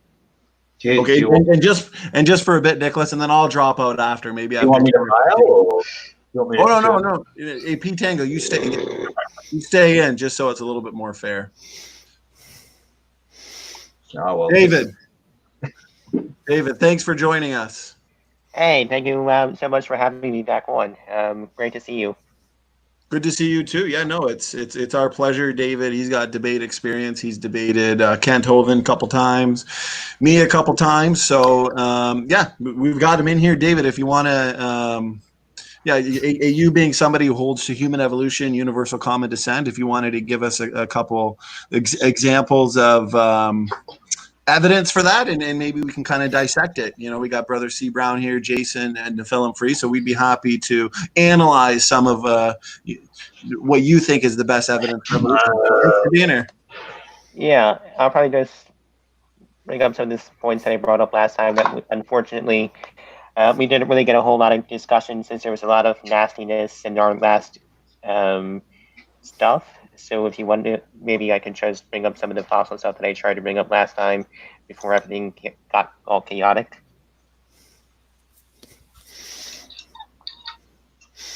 Does that sound good to you, Standing? Oh, sorry. Yeah, I was on mute. Yeah, I mean, if you just have a couple points or a few sentences you wanted to make now, and we can kind of, give the floor to C. Brown, Nephilim Free, Jason. I mean, we'll just keep it a free-flowing dialogue here. I'm mostly hosting, but I may have a few things to say. But yeah, we'll just keep it easy going, kind of back and forth. So, I mean, hey, the floor is yours, David. Whatever you want to start with. Yeah. Sure. So hold on 1 minute. Let me get up my PowerPoint and my notes and all. So yeah, I guess I'll just start off real quick by reminding everyone the definitions of evolution. Basically, the evolution is a change in the allele frequencies in the gene pool, also known as descent with modification, and of course, as changes accumulate in the population, new species are formed, much like how languages are formed and how languages evolve over time. So that's basically how evolution works. We have seen speciation numerous times, and we and Answers in Genesis. I mean, Standing for Truth. Nephilim 3D guys accept that speciation happens at least to an extent. Well, that's an interesting story about changing allele frequencies and variations that create new species. But what is a species? There is a thing in science called the species problem, wherein evolutionary biologists virtually universally agree that it's difficult, if not impossible, to define what constitutes a species. But even if we agree that speciation occurs, and I agree that changes that organisms do change, that there is variety, certainly within the original created kinds. What changes occur to organisms that would cause us to believe that the organisms move towards becoming a fundamentally different type of organism? Because I'll just tell you that there's no scientific evidence for that. Can I just interject? Sorry, David. What's a kind? I'm sorry. Yeah, that's what I was just about to say. What exactly? Well, how about you answer my question first? Yeah, hold on. Let me answer Neff's question, because Neff, I think that's a really good question, and it's a good point. So basically, species is basically I consider the biological species concept, a population of organisms that can interbreed and produce fertile offspring. And as you mentioned, it is very difficult to actually define species, and there is a big gray area. For example, tigers and lions, are they separate species? They can sometimes interbreed, and so it is it's very difficult to interbreed them. So where exactly is that species line? That is very blurred in some cases, and that's exactly what we would expect if evolution were true. If evolution were true in universal common descent, it should be difficult to identify exactly when one species speciates into another species. So again, Neff, what exactly is a kind? I would say a kind is species. The term species was originally designed by a creationist to describe the original created kinds. Evolutionists have usurped the term since then and used it for evolutionary purposes. But the question, you didn't actually answer the question that I asked. I asked, what kind of changes occur in speciation that demonstrate to us an organism is moving towards becoming a fundamentally different type of organism, because that's the kind of change evolution posits. If organisms don't move towards becoming a fundamentally different type of organism, then they remain fundamentally the same organism, and there's no tree of life, there's no concept of it's pointless to talk about common ancestry. See what I mean? Right. So we have to observe, if we're going to say evolution is science, we have to observe that there are changes that occur in organisms that move them towards becoming a fundamentally different type of organism. In other words, there has to be change to the structural design of the organism, anatomical change that moves them towards being something fundamentally different. What kind of changes are ever observed in biology that should lead us to believe this process occurs? Okay, sure. So I guess, what do you mean by fundamentally different kind of organism? And hold on a sec, let me finish. Oh boy. So as Aaron Ra explains all the time, you don't grow out of your ancestry. You always are what your ancestors are. Humans are a subset of apes. Apes are a subset of primates, which are a subset of mammals, and so forth. You don't grow out of your ancestry. At no point does one kind of organism change into something fundamentally different. Okay. Can I ask a question? You're misrepresenting what creationists believe about evolution for the purpose of avoiding my question. You didn't actually answer my question. Creationists don't believe that. Creationists don't believe that fish become amphibian tetrapods. We believe that, like evolutionists do, that the theory posits that successive generations change a little bit, and each one of these moves towards becoming a fundamentally different type of organism, ultimately resulting in a fundamentally different type of organism. But I asked you what kind of changes occur that demonstrate that process to us, and I haven't heard you answer me yet. Okay, so, sure. So let me ask, what type of stages would you accept for that? And so that's what's happening. You see, this happens a lot. When the tough questions are put forth that actually bring the question into the theory, what's the actual evidence for the theory? Instead of answering the questions, evolutionists resort in this. Right. Okay. Skirting the answer and asking their own endless series of questions, ultimately hoping to divert the question to some other thing. No, it's okay. I can answer that question for him. I can answer that question. Answer the question. Can I answer that question for him? I would like him to answer it, since I asked it of him. I don't want to let him off the hook. Yeah, sure. So, C. Brown, you can, of course, interject and add your own thing if you want, and anyone else. I just want to ask you this question. So, basically, you're looking for evidence that would suggest that one species completely can evolve into a completely different species. Is that the question you're asking? That generations of creatures do this, not that a particular species, because it can't remain the same species if evolution is true.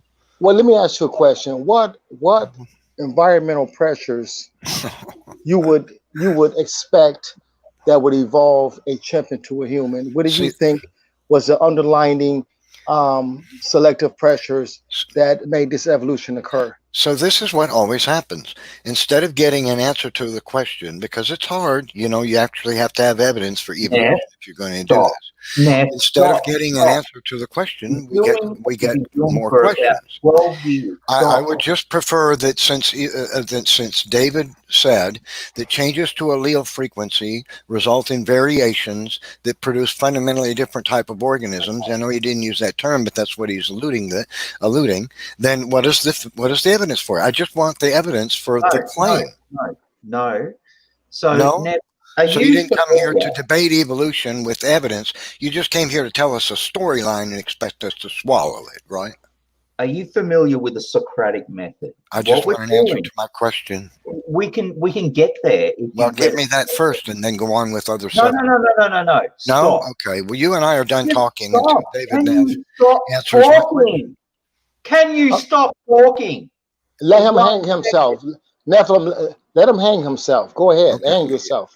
Okay, what we're doing is using the Socratic method. We're going to ask a bunch of questions. I don't go for that. Oh, you're done. Right. Okay, hold on. I don't play those actually, actually, you really don't have to go that far off base, honestly. Meet us halfway. Meet us halfway. I understand your method because you want to dilute it with a whole bunch of stuff that's unnecessary. So, and definitely want to come straight to the point. So I tell you what, meet us halfway. Just give us what environmental pressures evolved a ape into a human. Just let us know what happened. That's How not did good they get? Just give it a go, Neff. David, He can't even do that though. But David, he just tell us he what can't is do the that. evidence.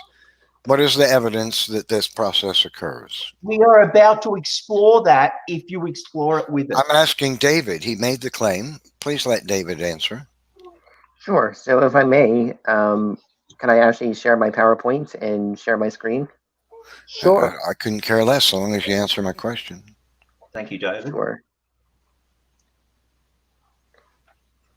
Okay, sure. So let's get to the point. Chimps never became humans. Humans did not descend from chimps. Chimps and humans do share a common ancestor, and that can be found, and the evidence for that is in the fossil record, and the evidence for that is in genetics as well. So let's begin by taking a look at the evidence for common descent and common ancestry, some of the issues. Common design, you can't observe it. It's not observable or testable. You can't falsify it. Well, you can observe and test common ancestry. This is wrong, by the way, completely and utterly wrong. So again, let's begin with Lucy, the Australopithecus afarensis, lived between 3.85 and 2.95 million years ago. Her species is represented by over 400 individuals. They were fully bipedal. They were definitely not chimps, and they had a brain size that was 380 to 430 centimeters cubed, which is about 1/3 that of a modern human. Homo heidelbergensis and No, hold on, come on, hold on. Let's take one point at a time. I mean, you really can't go through it. We really don't want to be educated like that because you're just spreading a whole bunch of information. First of all, you just said Australopithecus is represented by 400 some individuals. Now, we're not talking about specimens. We're not talking about bones. You're telling me that you got empirical evidence that you have 430 something examples of different Australopithecus fossils. You have that, or are you just talking about specimens which refer to one single bone? What do you have? So we have about 400 specimens we have fossils from about 400 separate individuals. But again, no, you don't. No, you don't. No, you don't. Because the most you have, let me just say one thing, and then you can continue. Because we can't. I don't want no long pressed out where you throw a lot of information. We don't have time to attack it directly. Okay, you do not have 400 species or creatures. You have a certain amount of specimens. If that was the case, you would have a complete fossil of Lucy, and you absolutely do not have it. So you don't have that. I need for you to show evidence that you have that many creatures, or just admit that you have that many specimens, which is actual that's what bones. I just said. We have 400 specimens of from 400 different individuals. Let me actually. No. It's not individuals. It's not individuals. Don't say individuals anymore, please. More than 300 individuals. What's your evidence? My citation is the Smithsonian Institute Human Origins have uncovered remains for more than 300 individuals. Okay, hold up. So this is what you're telling me. You're telling me you have like 400 and something individuals, but you got at the most 40% skeletons, and that's only if you presuppose the left side over the right side. You're missing a lot of bones. If you have 400 and something individuals, you would easily, it is so obvious that you would have at least 20 different complete skeletons if you got that many. For this to be true, there's three things you must have. You must have examples of species living today that show by examination of their anatomy that their physiology is changing towards becoming a fundamentally different type of organism. We don't know of any.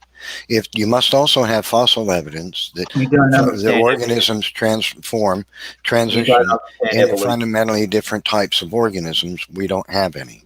You must also have a genetic mechanism whereby we can see that genetic mutation does the kinds of things that can move an organism towards becoming a fundamentally different type of organism, and we don't have that either.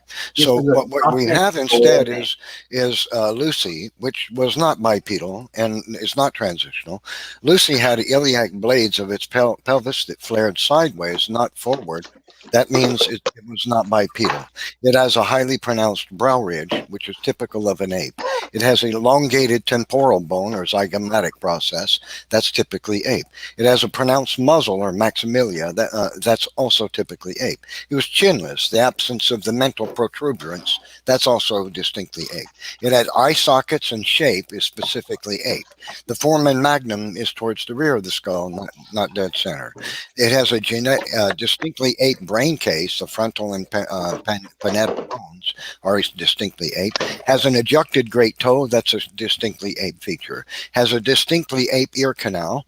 Has a distinctly ape curved toe bones. Has finger bones more curved than those of a chimpanzee. That's distinctly ape.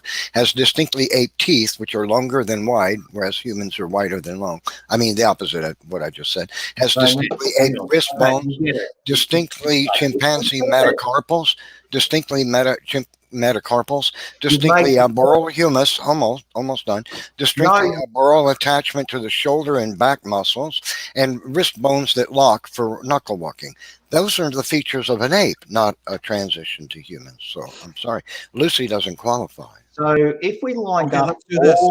Okay, let's do this, guys, just so everybody can feel like they're making their point. So, Brother Neff, he just went on there, made some really solid points. Let's take it to. I'm thinking. David. Oh, okay. Yeah, go ahead. Your turn. Go ahead. And then come back to Brother Brown too. Yeah. Sure. At this point, we're going to go around the room now. So we'll start with you, P. Tango. Go ahead. So if we lined up all the specimens of the skulls we have from the most ancient ones to Homo sapien, where would you point and say, no, monkey, ape, maybe human?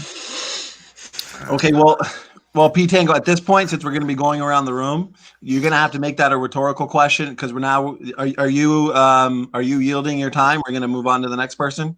Yeah, go on. Okay, so now we'll move it to C. Brown. Go ahead, brother, uninterrupted. Okay, so I mean, it doesn't make any difference. You know what? A creator created millions of different species. You're gonna find some similarities in species, period. You're gonna find dogs and cats got similarities. You're gonna find humans, chimps got similarities. You can't come up with that many different type species and not have underlining type of characteristics. Just like they want to come with the story about the bear dog. Okay, well, a bear and a dog both have limbs. They both have basically a type of cranium. They got a protruding mouthpiece, you know. So basically, when you see these different characteristics of different dogs, if you look at a bull mastiff compared to a chihuahua, you're going to see an extreme amount of variation. So if you want to draw lines and say that, okay, because a human. Oh, C. Brown, are you there, brother? Ears, got lips. You know, they both got a little bit. I'm sorry. Okay, so basically, it doesn't matter. It's not about drawing a line. It's about what mechanisms are there that can evolve a chimp into a human. You can't look at similarities because even if you look at DNA, you just can only look at the letters that align. So you really don't have a case. I'm gonna yield my time. Okay, thank you so much for those points, C. Brown. We'll take it to David Neff, and you have 2 minutes of uninterrupted time. Excellent, sure. So I want to begin by saying that homonality, creationists themselves are having a very difficult time determining whether or not some of these species are human or whether or not they're fully ape or whatever. Answers to Genesis, for example, has a few articles saying no, they're human, and another saying no, they're not human. ICR again. So this is creationists themselves. They're having a very difficult time with homonality and seeing all of this. I also want to say that the idea of chimps becoming humans is a straw man. Chimps do not become human. We do share, however, a common. Will you please shut up for a minute, Neff, so I can talk?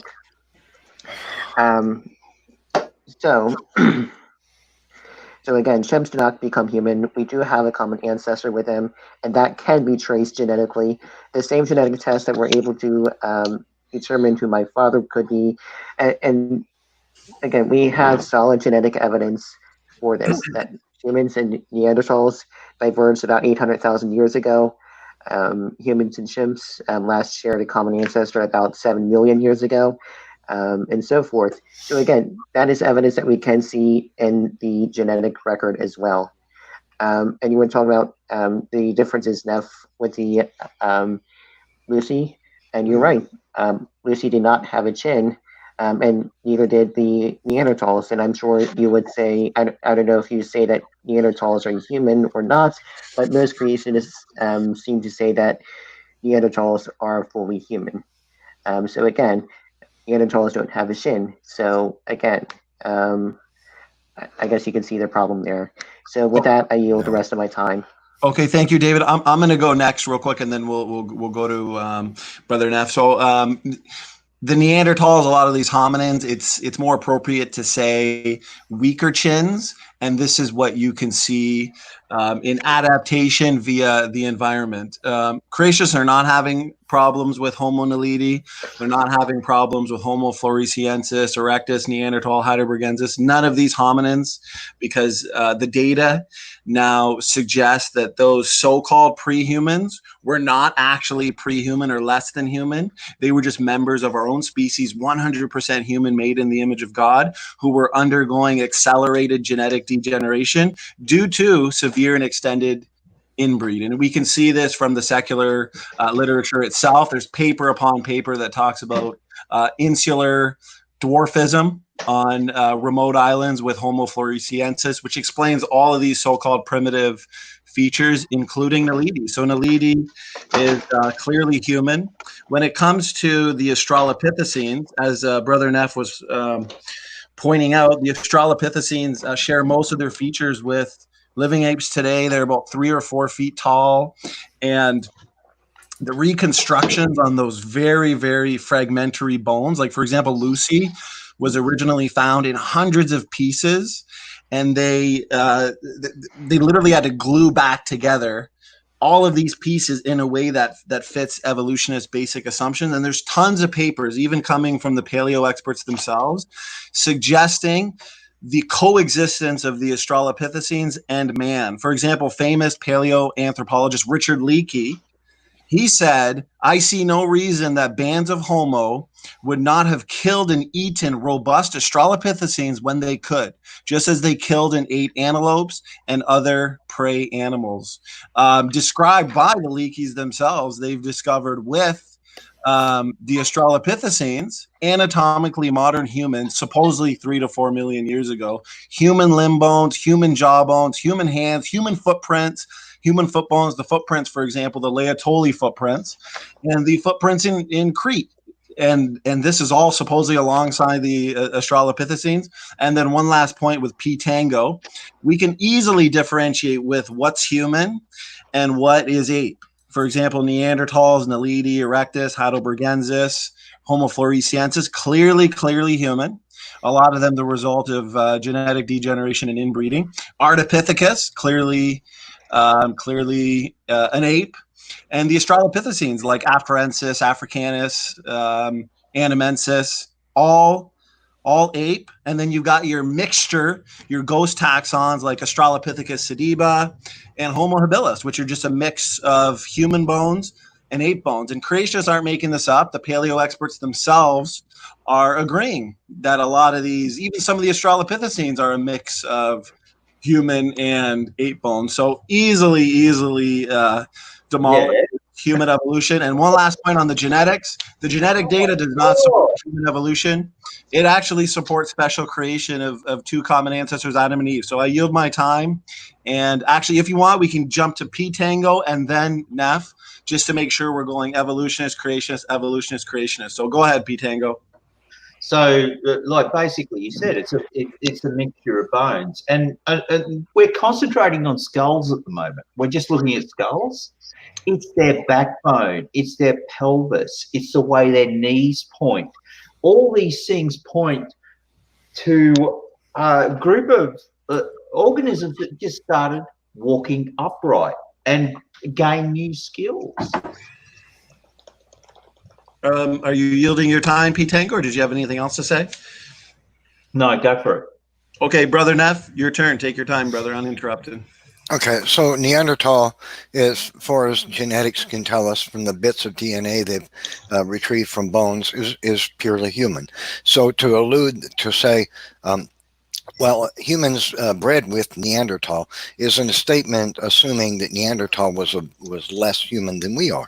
We don't have any reason to believe that. And also, so we just don't see the fossil evidence. We see apes, and then we don't see, and we have humans. We don't have anything that Afarensis has distinctly ape features. I named a whole slew of them. Evolutionists look at the bones and they make grand assumptions. Take, for example, the Tong child. The evolutionists a couple of decades ago cherished so much as a transitional form, a young, early human being. It was a transition to humans, the earliest pseudo-human that you could have. But look at the picture carefully. Look at that. That's an infant chimpanzee, a young chimpanzee, like a year old, year and a half, and that's the Tong child's skull. Can you see a major difference? I don't see any difference at all. But evolutionists dig up a chimpanzee skull out of the ground, and then they declare, look, this is your ancestor. And they claim it's a transitional form. It doesn't have any features of transition. It's just a chimp skull. That's all it is. And that's what we see with all these fossils. There is no mechanism for evolution. Genetics doesn't provide one. Mutations destroy. That's all they do. They don't build structural design in biology. It's never been observed. We don't see that.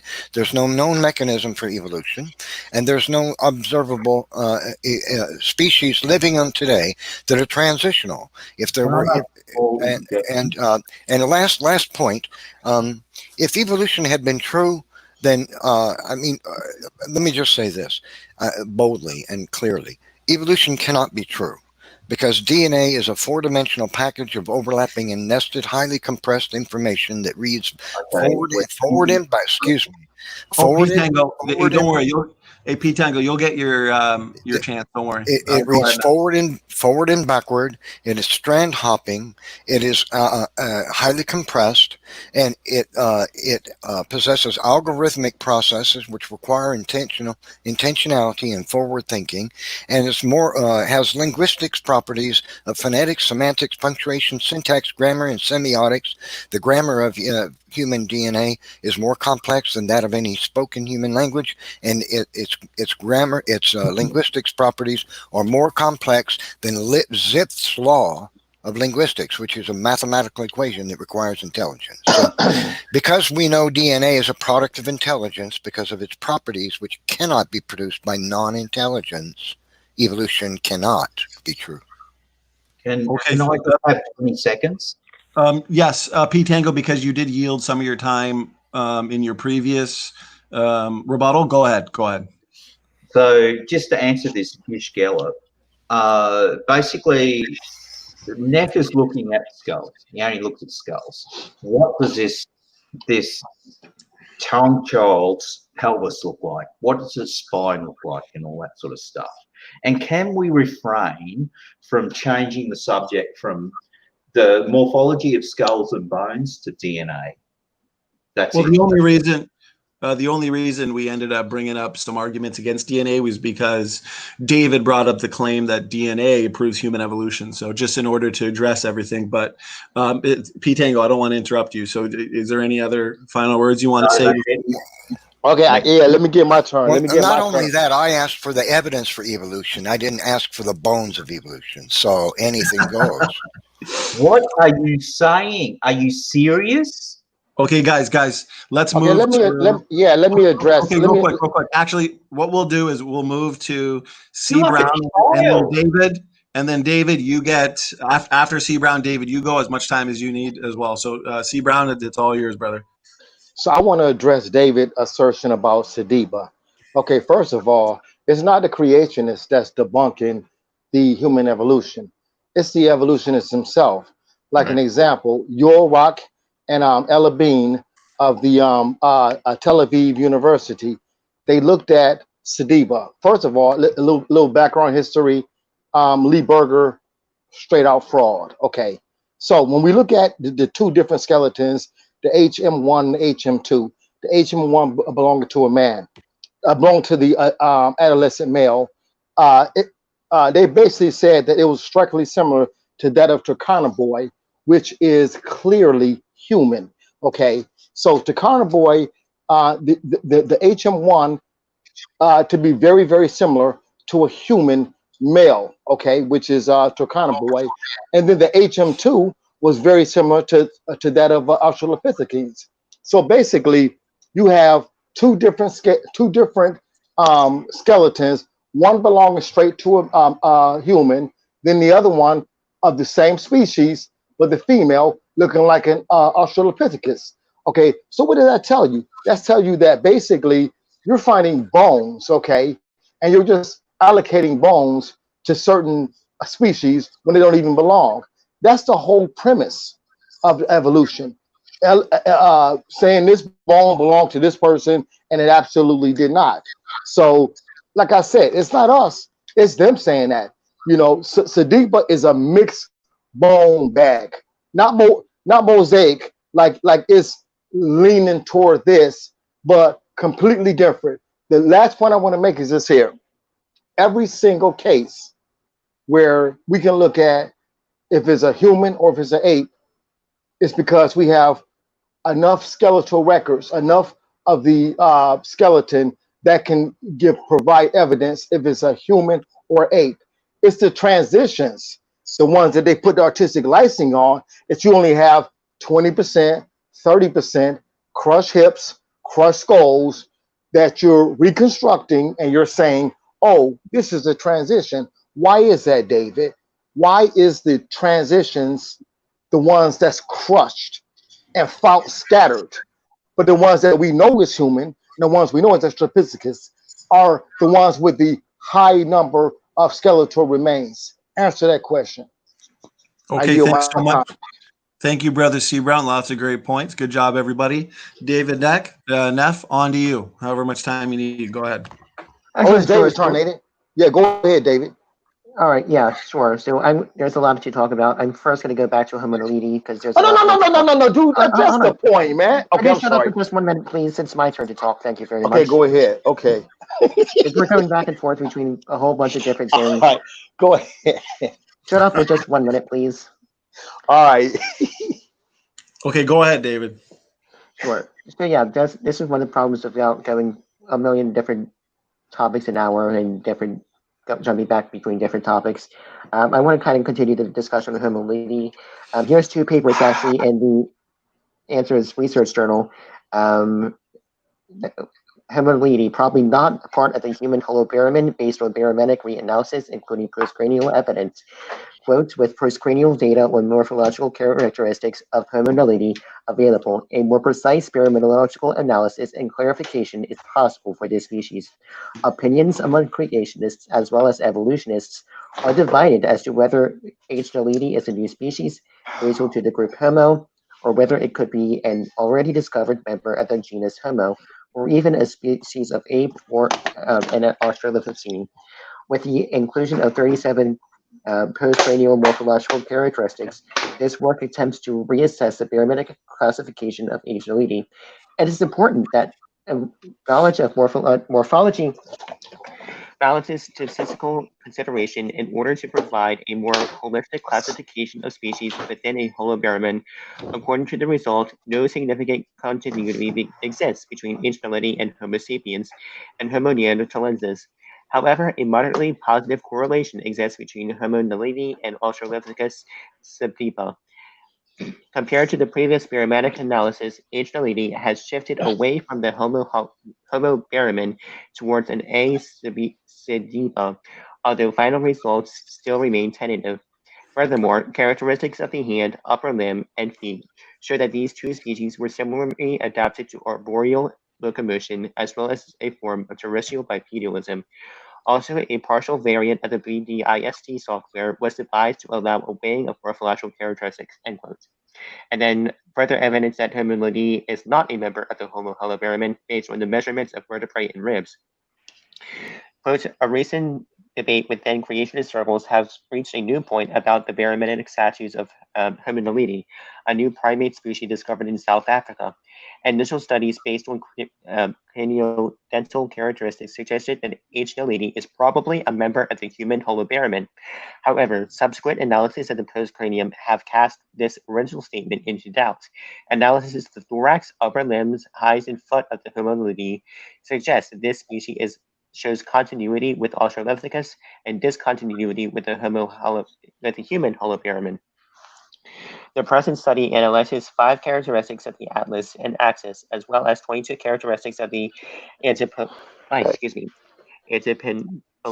and Lee Berger.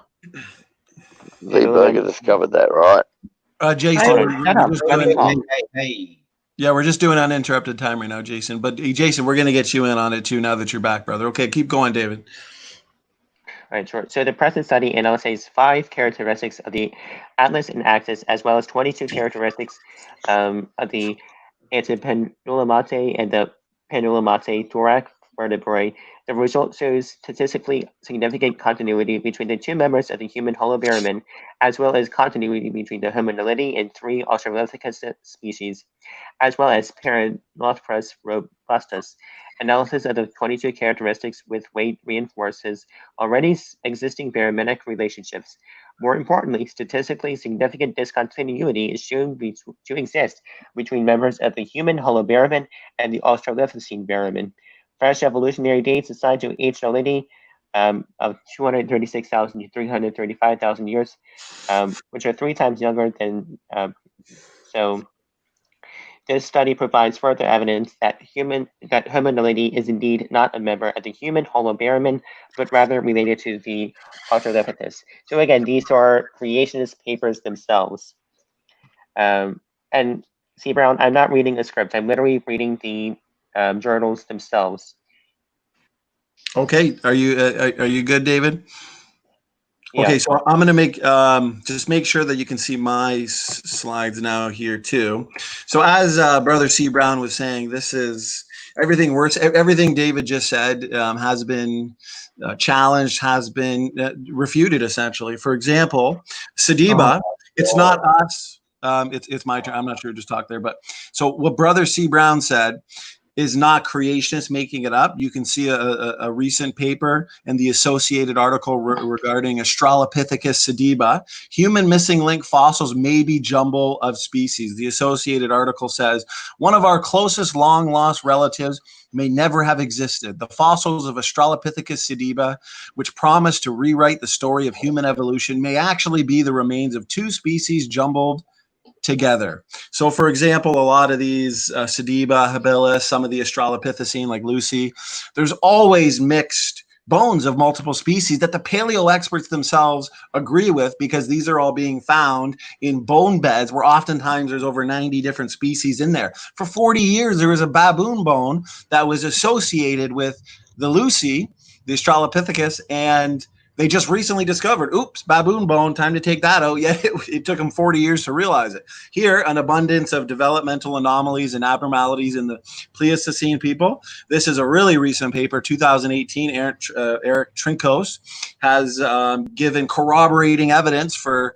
my hypothesis that Neanderthal, Erectus, Naledi, for example, Heidelbergensis, Floresiensis, the hobbits, were the result of pathology, disease, and accelerated genetic degeneration. And this is expected post-flood, post-Babel. You got all of these different people groups break off. Some are isolated, results in inbreeding, founder effects, and rapid genetic degeneration. Homo naledi, David, you're arguing from older data. endocast scans have now revealed that Homo naledi was 100% human. It was just an isolated population of very tiny, genetically compromised human beings. These are the facts.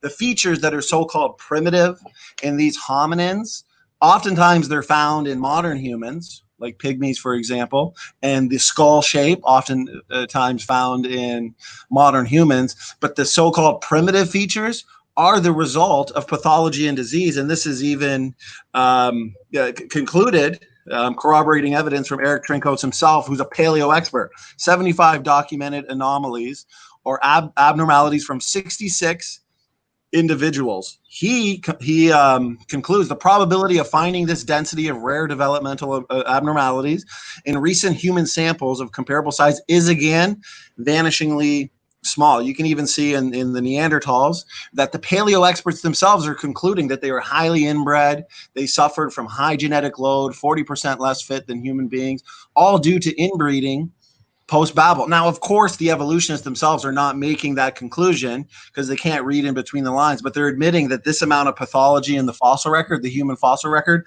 is rare. When it comes to Naledi, for example, the features that are often pointed to, like the flaring hips, the hands and feet, the small brain volume, like I said, some of those anatomical features are not that unique as they're seen in humans, but your primitive features, like I said, like the curved finger bones, can be due to environmental conditions and pathology and genetic degeneration. So there's no evidence here for human evolution other than extinction, degeneration, and your so-called best examples of transitional forms like Sediba and habilis are nothing more than an artificial species, mixture of human and ape bones. And it's not the creationists that are coming up with this, the paleo experts themselves. Last point, Tango there was saying we're not proving creation. We are proving creation because the genetic data, the molecular clocks, the mitochondrial DNA, the low genetic diversity, the Y chromosome, all points to a special creation of just two people 6,000 years ago,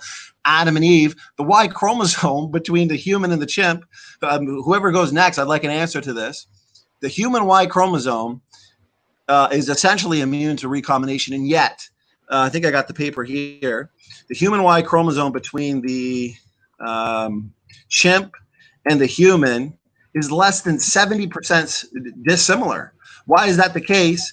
If supposedly, here it is, chimpanzee and human Y chromosomes are remarkably divergent in structure and gene content. So the Y chromosome around the earth with humans, with males, of course, are incredibly similar, very little variation, which tells us we came from a common ancestor who's nothing like an ape and a chimpanzee, because our Y chromosomes are over 99% similar. Less than 70% similar with the chimpanzee, our so-called closest common ancestor. So I want an explanation for how that is possible. And also I want the papers that I showed regarding the pathology, the disease, the genetic degeneration in the human fossil record. I want that addressed as well. I don't want it dodged. So I'm done here. We'll move on to make it fair, another evolutionist. P Tango, go ahead. Uninterrupted as long as you need. Okay. Wow. All right. Let me just digest that for a little second. Never.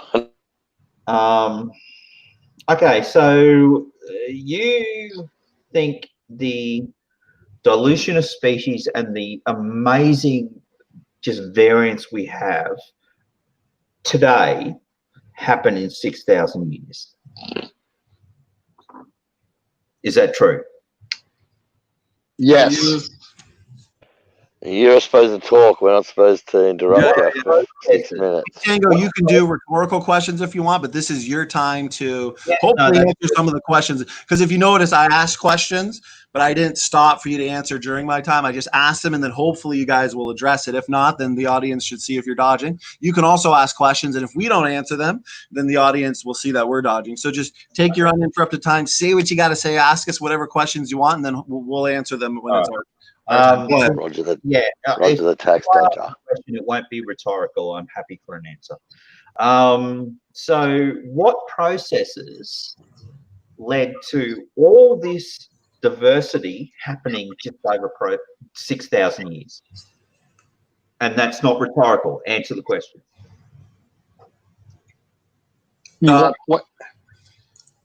Oh, go ahead, You- Brother T. Brown. No, I'm just saying, you want us to address that, or you want to address what we presented? Now, Because I'm sorry, do you want us to address what we presented? we could address that after you've talked for 10 Yeah, minutes. exactly. Pete Tango, why don't you Oh, address 6 what we minutes. said, end it with a couple questions, and then once it's our turn, we'll address it. Okay, everybody stop. This is not rhetorical. Is it my time? It's your time, exactly. So. Oh, I'm sorry. I thought you was asking the question. I apologize. Yeah. Go ahead. So, what processes let all that diversity happen over just 6,000 years? Okay, you want a question? You want an answer to that right now? Why are you being so dodgy? Just because this is your time. Okay, if you want us to take some of your time, okay, ask the question and I'll answer. I can't tell if you just want your full time or you want us to answer. Ask the question and I'll be happy to answer. Go ahead. 10 times. Okay. What processes happened that let all this Earth biological diversity happen just over 6,000 years? Easy. So, for example, the evolutionists, the evolutionary community. Why evolution? Because there's a vast difference. We have different starting points. Let me ask the question, or let me answer the question. Evolutionists assume that all DNA differences, nuclear DNA differences, mitochondrial DNA differences, are the result of mutations and genetic mistakes over time. We challenge that. Our position is the vast majority of our genomes are created functional DNA differences because according to our model, why would God create Adam and Eve to create clones? Of course, he would have created Adam and Eve with pre-existing functional DNA differences that through shifts in heterozygosity to homozygosity and different processes, of course, that can explain every shade of skin you see on the planet today. So therefore, the genetic diversity you see today could have been built in and front-loaded into Adam and Eve. It doesn't require deep time accumulation of genetic mistakes. And that makes predictions on DNA function, for example, speciation rates, mutation rates, and many of those predictions are coming true. So that's an answer to your question. In short, the genetic diversity can be built into Adam and Eve at creation. Makes sense scientifically, makes sense theologically. Go ahead. So how does it make sense scientifically?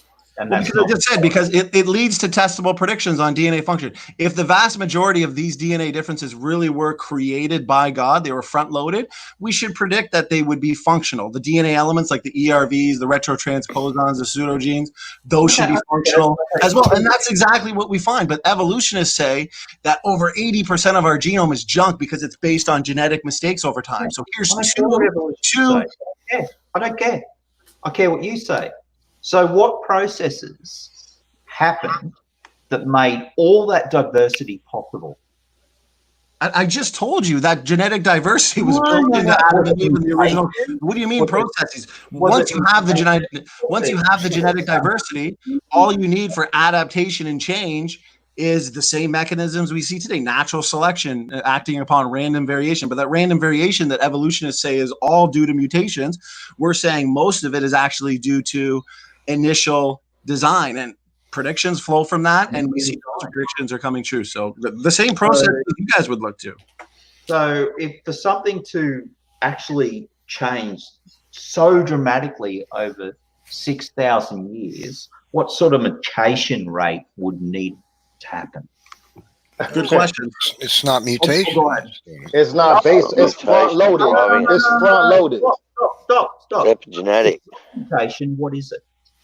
Okay, so like Brother Jason said, a lot of it is epigenetic. That's what we're seeing. I mean, there's over 1 million on and off switches in our genome that you can see rapid adaptation just through to environmental changes, conditions. For example, we're seeing new species. So, for example, when we look back to the creation event, we're looking back to the expansion of genetic information because the changes we've seen have been due to reductions in genetic information. Therefore, those speciation events we see, it's typically due to a loss of allelic variability, a loss of genetic information. But according to the evolutionists, when they look back billions of years ago to their single-celled ancestor, they're looking at the contraction of the information because they need the buildup of genetic complexity and the expansion of new genetic information. It's opposite. That information, according to the creationist model, was already built in, and we've had a reduction.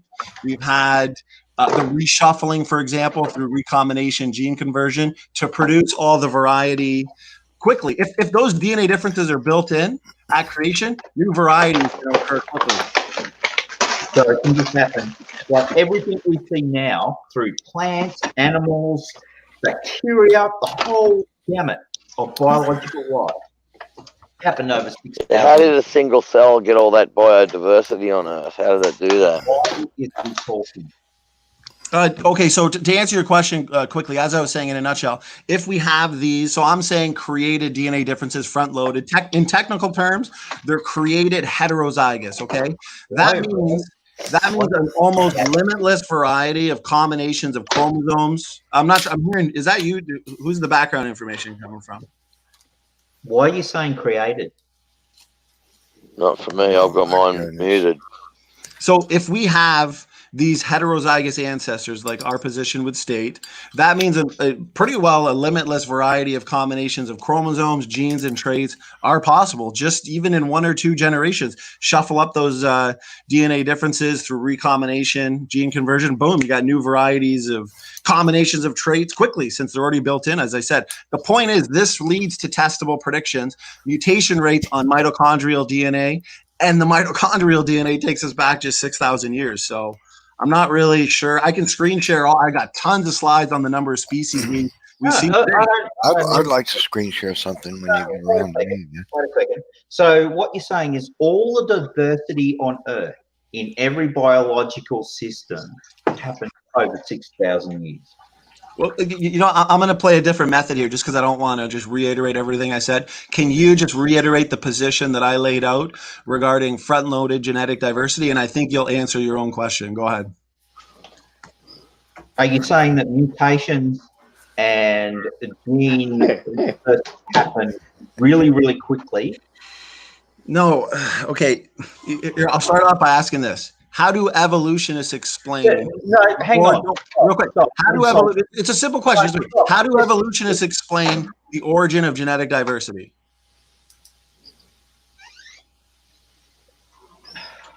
By mutations over time.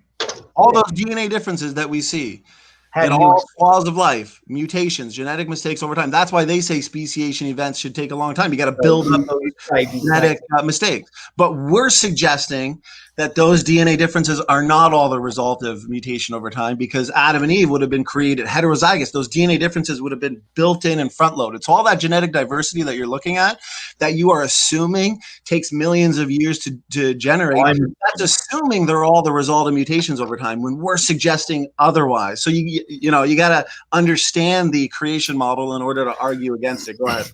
So basically what you're saying is that Adam and Eve were like super DNA loaded, and they had everything ready to rock and roll.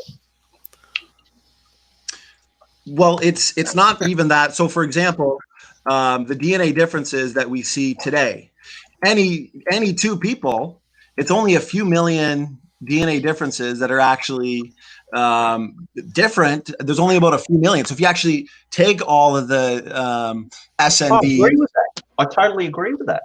I totally agree. So if we have within ourselves about 3 million DNA differences, take all the DNA differences across the planet, the people groups, that's about 10 million. You put 10 million DNA differences into Adam, and you got your explanation for all of the DNA diversity across the. How quick does it happen? Pardon? How quick does it happen? Like you're having a mutation every week that can like push you towards a new species, or? Actually, are you mutate? Well, a lot of the variation wouldn't be due to mutation. It would just be due to. Let me change. Are you having a variation every week that can just make you change out of your population group? Well, okay, so hypothetically, any 2 people, my wife and I, we could hypothetically have millions of children that would all be different, because we are heterozygous to an extent. Yeah. So every generation, our offspring is different. So you take that back to Adam and Eve, and you give them 10. Hey, I'm sorry, standing. David did put a note, and when it's his turn to speak again. So this is kind of, honestly, what happened was they totally went off point. Yeah. Well, they totally went off they totally went off point because David did make a point about about Sadiba and Naledi. Then he wrote a long script. He didn't address anything that he didn't address. We answered the question. Then it was Teangelo's turn to speak, and he completely changed the whole subject. I think we need to stay I think we pointed. got to go back on track. Yeah, you know what? I kind of like what we were doing there because it wasn't chaos. Pete Dangle, take as much time as you need, and then we're going to jump to David, and then we're going to go back to Matt. We're going to go back to what we were get doing. off track. If you can't answer it, I'll yield the floor. But Steady, 1 second. We got to have some kind of rules. We need to have some kind of rules. We can't have nobody throwing 99 points at us, and then when you address the point, they change the subject to something else. We can't have that. It's got to be a pointed discussion. A pointed discussion. You're absolutely right. So let's go to Pete Tango. Make a few points. No, I think it's David's turn, ain't it? Yeah, you know what? And then Nephilim's point. C Brown, you're absolutely right. Let's go back to the way we were doing it, so it's not chaos. Let's try and stick to just a few points, few times. See, the thing is, that other guy, he makes so many points. Okay, so like C Brown said, real quick, because we've all thrown so many points now, and now we're starting to address each other's points. Let's not bring up anything new. Let's now try and address what's already on the table. Okay. Okay, but hold on, Stanley. Let's go back to the point. Let's go back to the point that he was making when he said about the creationists couldn't agree with who Sadiba was, and then the point that I made back at him, as far as the fossils is concerned, that the main problem with the evolutionary fossil record is the fact is that all the fossils that point to human or point to Australopithecus, they're like 80% complete. But the ones that do not point, the ones that add the artistic licensings are like about 20 to 30%. We need to start right there. And David need to answer, why did he believe that these transitionals were transitionals when these bones are found in mixed bones beds and they're completely incomplete? Let's start there and then let's move from there if that's possible. Actually, that's a really good idea, especially because David was the first to bring up those hominins. So, just because, in case David thinks we're lying, I'm even going to screen share while he's talking. I want the audience to see the paper and the article associated with it from the paleo experts themselves that conclude Sadiba is a mixture of human bones and ape bones. I've documented this in my recent book on human evolution. So, David, it's now on to you. Take your time. Please address what's already been discussed, and then we'll go from there. Go ahead, David. Excellent. So a lot of points that need to be addressed. I guess I'll start with the fossils since that's where I kind of began. Science is a messy process. Mistakes are made and eventually mistakes are corrected. And that is especially true in paleoanthropology. When we see skeletons, when we see fossils that we aren't quite sure where they go, we make hypotheses that, okay, it's this. And then we realize, okay, maybe it's something else. And that happens all the time. And that is because science is a self-correcting process. It is messy, and mistakes are made and they are corrected. That's the whole process of science. Now, about Homo Sadiba, 1 minute, please. Actually, whether or not they were Homo Sadiba, the one that you were talking about was a mixed bag, I don't know. I'll have to actually read the paper. Are you able to see my screen? I don't want to interrupt you, but are you able to see the screen just so you? NewScientist.com. Let me see. New Science, always a bad source. Human missing link fossils, maybe jumble of species. What I'll do is I'll read that in once I address a few things. Of course, that's one thing. Is definitely not the only species that we found of Homo naledi. Again, I'm quoting here. Homo Sadiba. I'm going to quote here from the Smithsonian Museum of Natural History. The fossil skeletons of Sadiba and Ramalpa Cave are so complete that scientists can see what entire skeletons look like. So even if one of them were true, there's a lot of other skeletons as well. But again, I need to actually sit down and read it and study it. Two things I want to address that was brought up before is junk DNA. If I can I address that? Of course, yeah. The floor is all yours, David. Whatever you want to say. Okay, sure. So David Cummings actually said the following, who was one of the people who coined junk DNA or whatever. He said, quote, "The consideration suggests that up to 20% of the genome is actively used and the remaining 80% plus is junk. But being junk does not mean it is entirely useless. Common sense suggests that anything that is completely useless would be discarded. There are several possible functions for junk DNA." And he further says that for this reason, the term non-coding DNA is preferred. And you brought up the issue of ERVs. Yes, ERVs are co-opted. And so it doesn't quite address the point that ERVs are still endogenous retrovisors. So that still doesn't explain why we see them in the exact same location in various species. So they can become functional through co-option. So yeah, that is all that I have with my notes right now. I'm going to yield my time. I am getting tired. It's midnight here, and I will be going to bed pretty soon. So I do definitely want to thank you for having me on.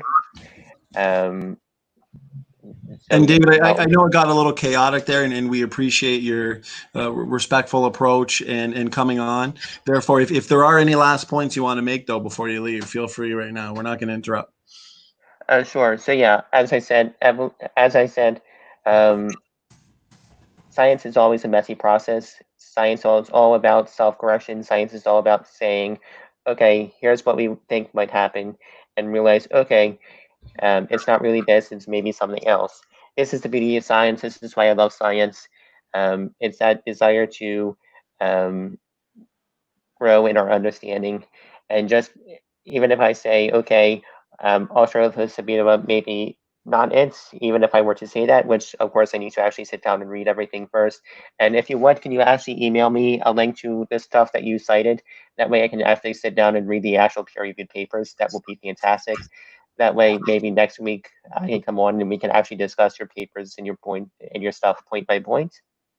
I do actually want to ask you before I leave. You were talking about homoneanderthalensis and all being a result of genetic degeneration. My question for you is: was Noah? What did he look like? Was he more of a Homo sapien or something else? And why don't we see the same genetic issues in modern day humans? Since we all came out of the ark with 8 individuals, so why don't we see those same problems in humans today? And how does your explanation account for the fact that Homo erectus lived for millions of years and was very diverse among themselves? So I don't quite think your hypothesis can explain what we actually find. So go ahead and take your time. Well, let me just answer those questions really, really quick. I'm kind of going to do them in a nutshell just so I can hand it over to Brother Neff. But Noah would not have looked like a Neanderthal. He wouldn't have looked like a Hobbit. He wouldn't have looked like an Erectus. Those people groups, those anomalous features, the atypical features, the so-called primitive features, they would have occurred due to the accelerated genetic degeneration and environmental related epigenetic factors and adaptation post-Babel. So some of these groups, they migrate, they become isolated. For example, the hobbits are isolated on island and floors.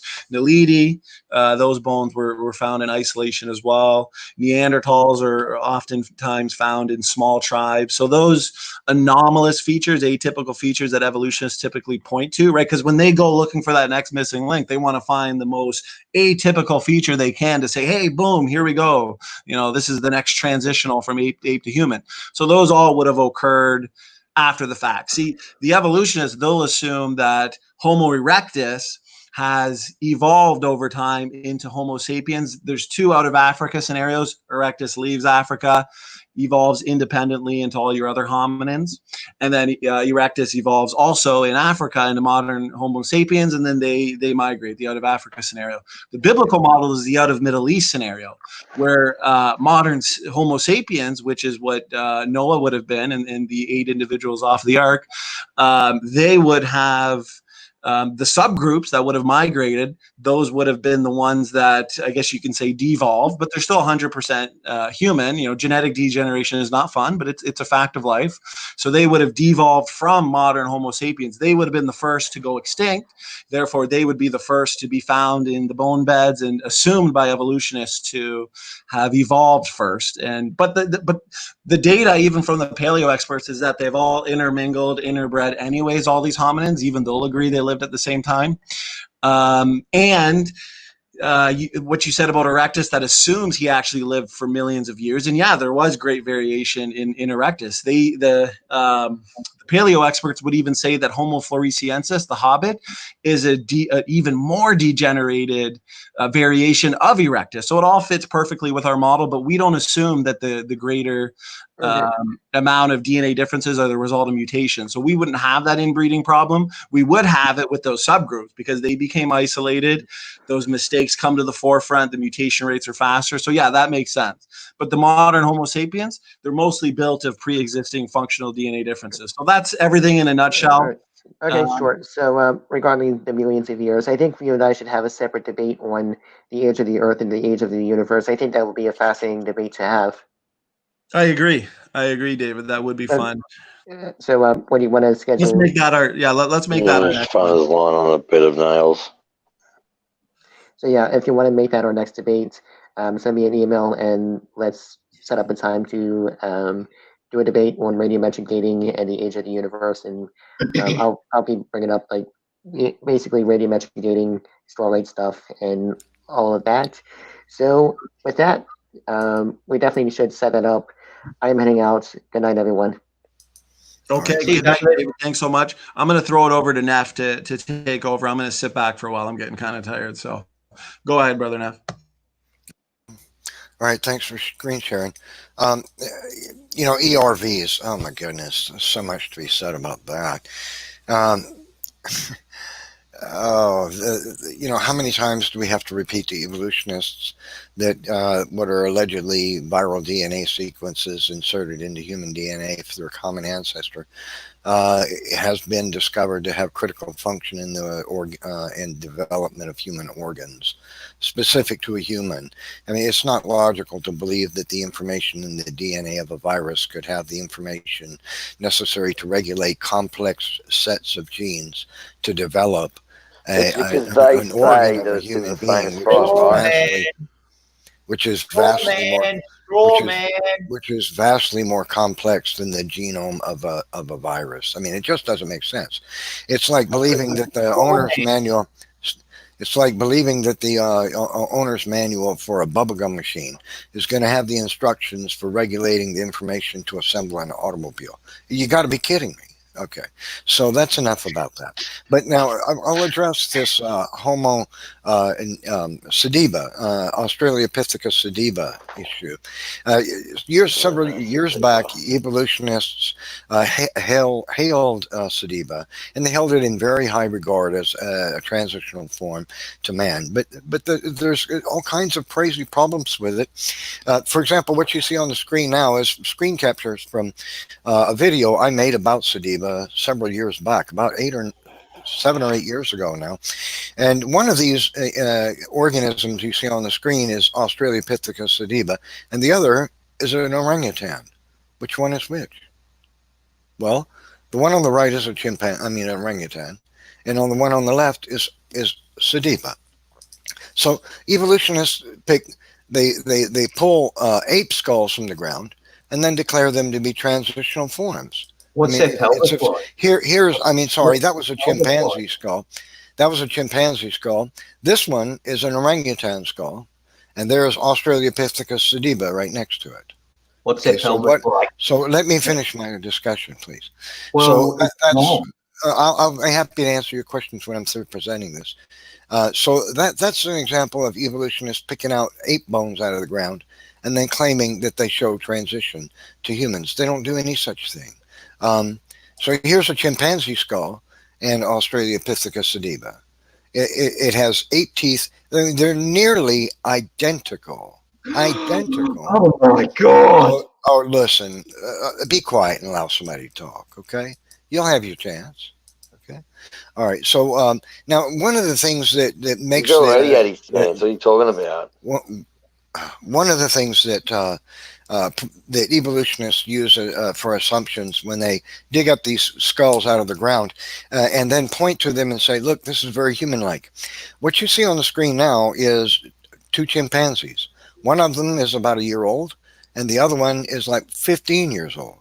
So something very strange happens when a chimpanzee grows. As a chimpanzee grows, its muzzle also grows. It gets longer.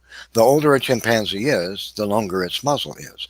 So if an evolutionist digs up an adolescent ape, especially an extinct species of ape, out of the ground, and the skull is humanesque to some degree, at least in the mind of the evolutionist, they'll look at that and they'll see transition. But all they're digging up out of the ground is an adolescent ape. And this is likely the case with Afarensis as well. It's an adolescent extinct species of ape. And its features are strict. Please be quiet for a minute. I'll address that if you'll be kind enough to let me speak. Okay. So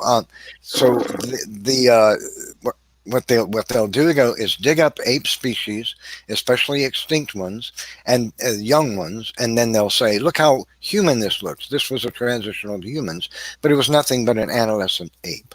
So if you examine the bones of this Australopithecus sediba, you'll see that it's nothing but an ape. That's all it is. Here's a chimpanzee skull in Australopithecus sediba.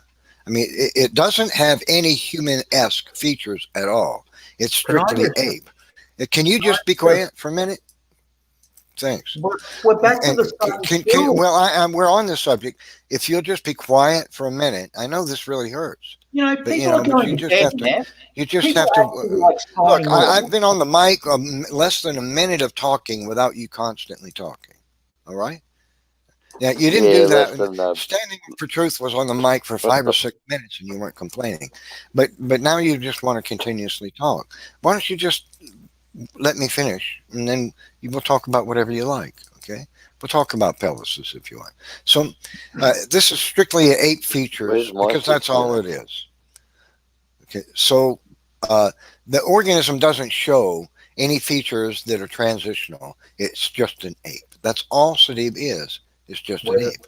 And so now if you want to talk about the pelvis, the pelvis was not recovered as far as I understand. They didn't recover the pelvis. But we don't need the pelvis because we have the skull. And then look at the skull. You were saying those are 2 chimpanzees. You need evidence. Where's the pelvis and where's the spinal column? We don't have to have that. All we have is the skull. All we need is the skull. That's enough because we can see by comparing it to chimpanzees that this was nothing but an ape. It's not transitional to humans. Look at the jaw. The jaw of that thing. It's massive. That's all you need. That's all you need. That's strictly an ape. That's all that is. That's all you need. That's all I need. That's right. There's nothing transitional about it. It summed up the creationist experience. An ape skull. It has 8 teeth. It has an ape jaw. It has an ape brain case. It has an ape brow ridge. It has an ape muzzle. It has everything about it is ape. Where's its pelvis? We don't need the pelvis. Why? Because we have the skull. The skull proves it's just an ape. Is it walking upright or is it on all fours? With a skull like that, it could not be upright. It would not have the physiology of an upright walking creature if it had a skull like that. Are you telling me chimpanzees are bipedal? So you're saying that because you can look at the skull, you can work out how they walk. He's bipedal. Absolutely. We can look at the skull and tell that this is strictly an ape. And apes are not bipedal. They can walk upright for a very limited amount of time before their thigh muscles become exasperated. and then they have to go down on their knuckles again because their knees don't work the way, and pelvis doesn't work the way an What upright are walking the creature advantages of walking upright? He's got What the is- intelligence of a chimpanzee, and he's bipedal, No, so there's You your need a answer. pelvis. You need a pelvis that flares out Did to you not hear the question? flares forward. I'll answer if you listen. Did you not hear the question? You need a pelvis that flares forward instead of out to the side. What the are iliac the blades. advantages? You need a locking knee joint. You need the angle of the thighs towards the knees. That listen. Do you want to just? Do we just want to just talk over each other constantly, or do you want to listen to my answer to the question you asked? Well, why don't you be quiet and listen? I'm giving the answer. All right. Can you be quiet long enough to listen to the answer?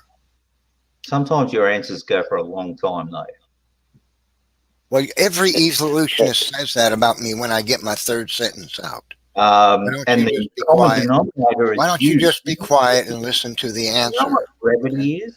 Why don't you be quiet and listen to the answer? All right, I'm sorry, go for Be it. quiet and listen to the answer. Okay, can I restate my question? Okay. No, you asked it. I'm going to answer it. If you'll just What was my question? if you'll have the courtesy to be quiet. No. You asked, what do we need to show a bipedal organism? I'm trying to explain that to you. Okay, listen, I'm just going to ignore you talking and go on answering, whether you talk over me or not, okay? If you want to be a jack, you know what? You just go right ahead, okay? So these are the things we need to show that a set of bones is bipedal and a humanoid in form. You need a pelvis with iliac blades that curve forward. You need knees that don't angle inward like a limb walking tree limb swinging creature. You need legs that point straight down like a human being. You also need a locking knee, okay? And those are the features you need. We haven't found anything transitional between humans and that, but what we do have is this fossil of Australopithecus sediba, which is clearly that of an ape, likely chimpanzee. Yeah, really. So if evolution were true and humans evolved from some ape-like creature, where's the fossil evidence of that? Because nobody has any. We just don't. We have apes, and we have dead human tribes that are now extinct. They're human. The features are human, or these, and over there we've got purely apes. There isn't anything in between. There just isn't. It's in your imagination, maybe, but not in the bones. We don't have the bones. These little evolutionist comic books. Little comic book drawings and comic book artists drawing little artist pictures and conceptual pictures and stuff like that. So let me show you a few examples of human variation. There's David Bowie in a mugshot when he was arrested. Okay, this is wait a minute. Right here is wait a minute. This one's a good one. This is let's see here. This Larry King, the famous talk show host. Look at the slope of this guy's forehead. Incredible.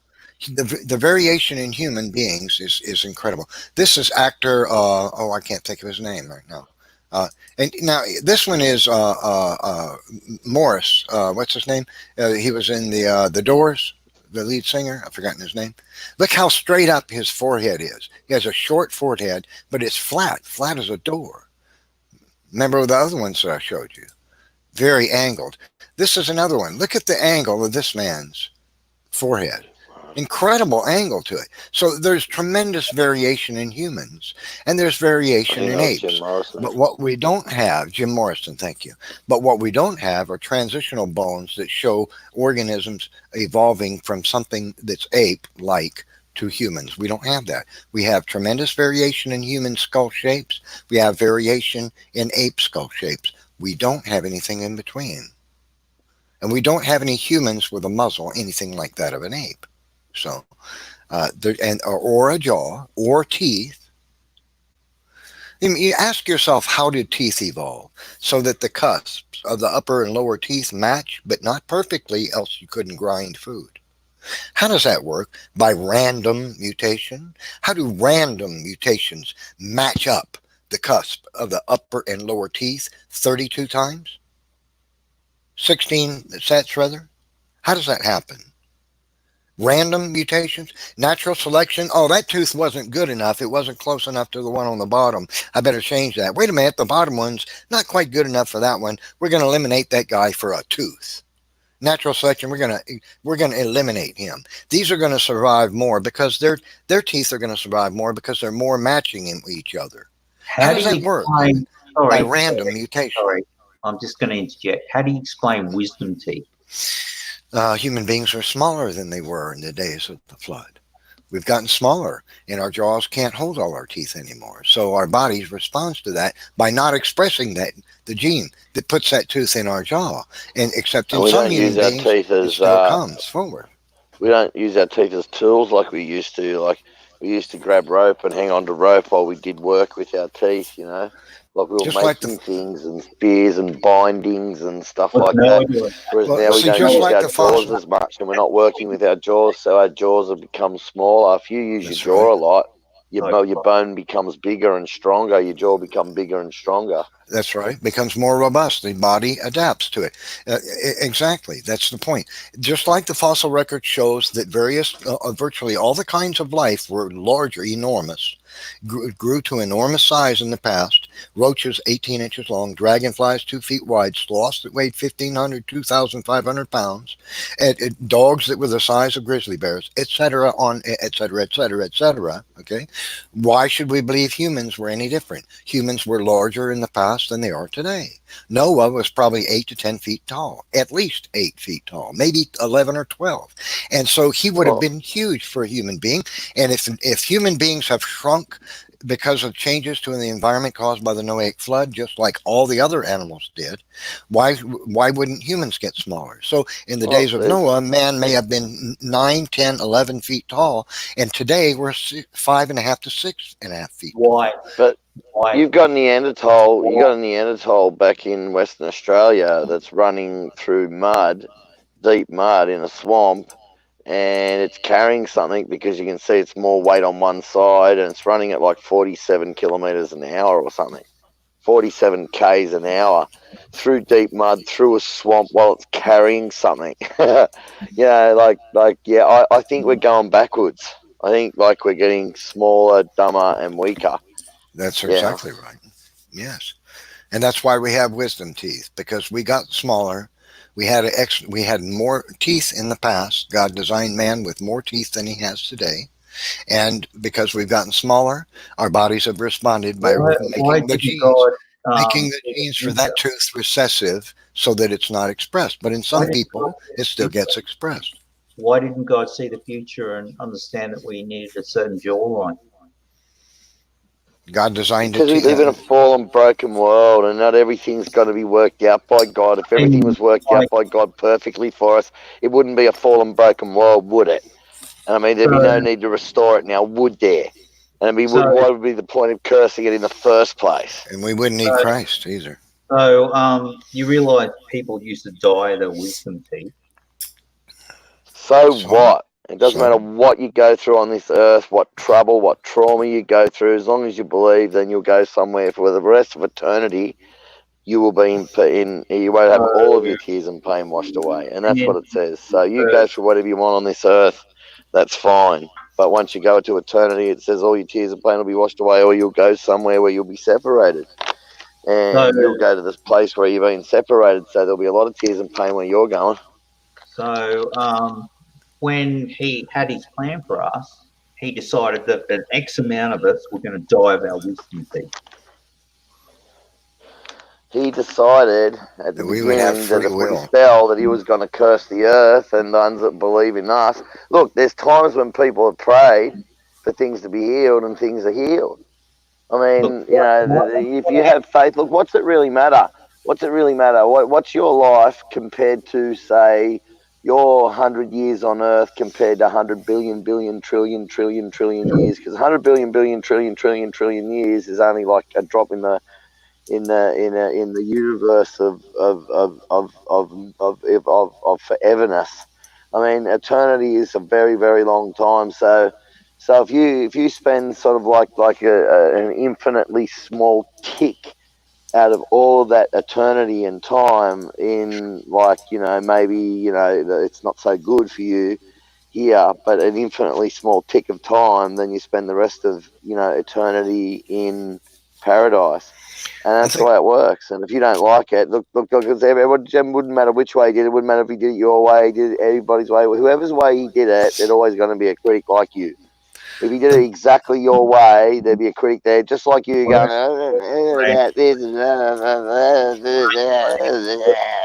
The bottom it line wouldn't is matter. evolution It would not is matter. Why do you not evolution want has to been answer the disproved by question? modern science. It's been Sorry? disproved. The bottom line is evolution has Why been don't you disproved want by to modern answer the science. question? Well, I thought you just got an answer to that question. Oh, that rambling piece of bullshit. I think he answered very well. Oh my God. Okay, you guys have the floor. Talk amongst yourselves. Well, evolution is a philosophy. It's not science, though.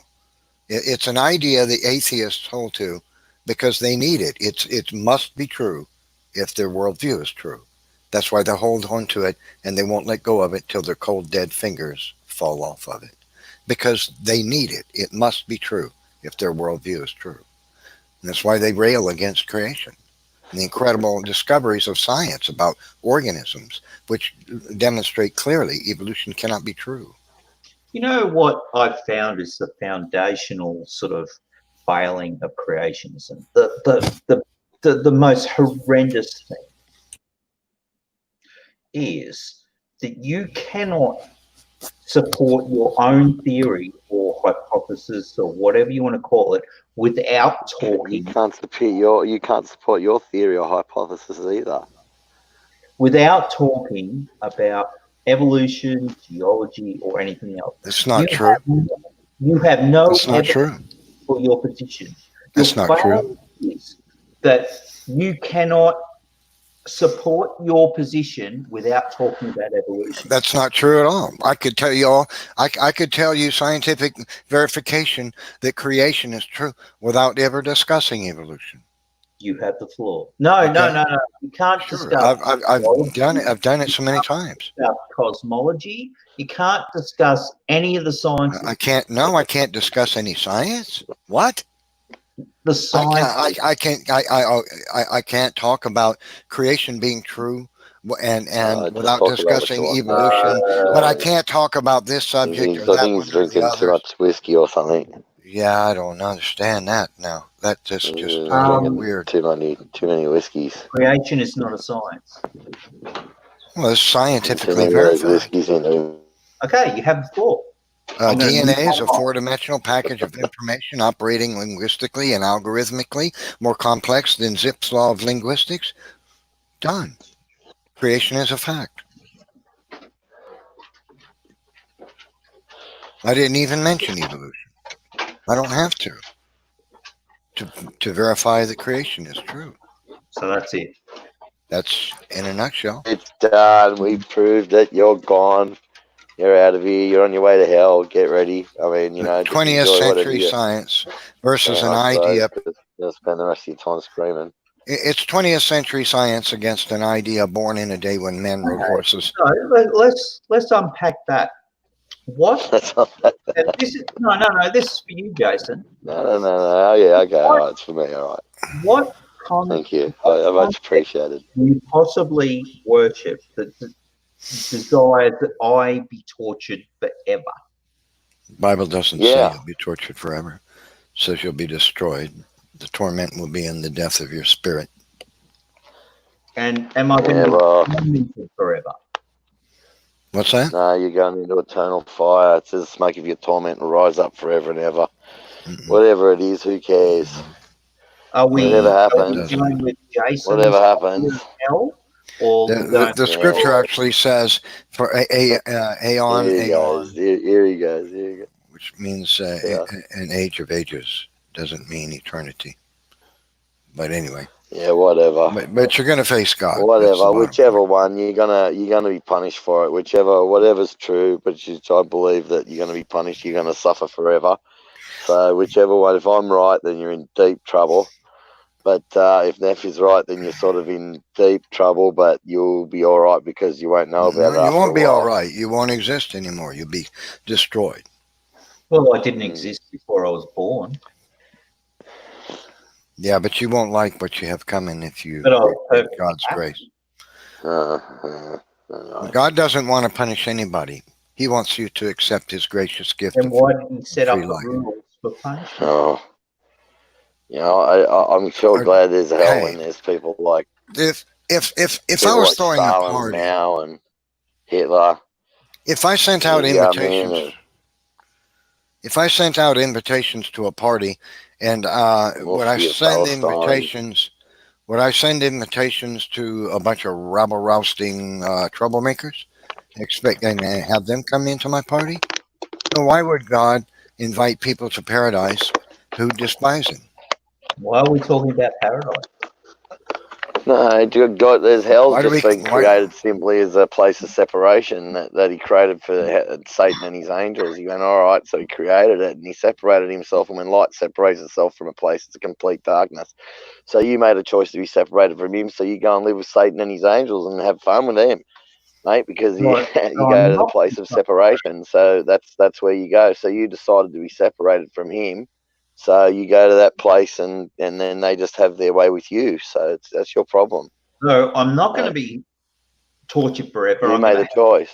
kill people. No, you're going to be munched up, chewed up, spat out forever. You're going to be ground up. Yes. Morrison there? Going to get you in hell, and then on Judgment Day you'll be cast into a lake of fire, where Satan and all his angels will be in exactly the same boat as you. This is Tango, you know, you could know the love of God if you wanted to.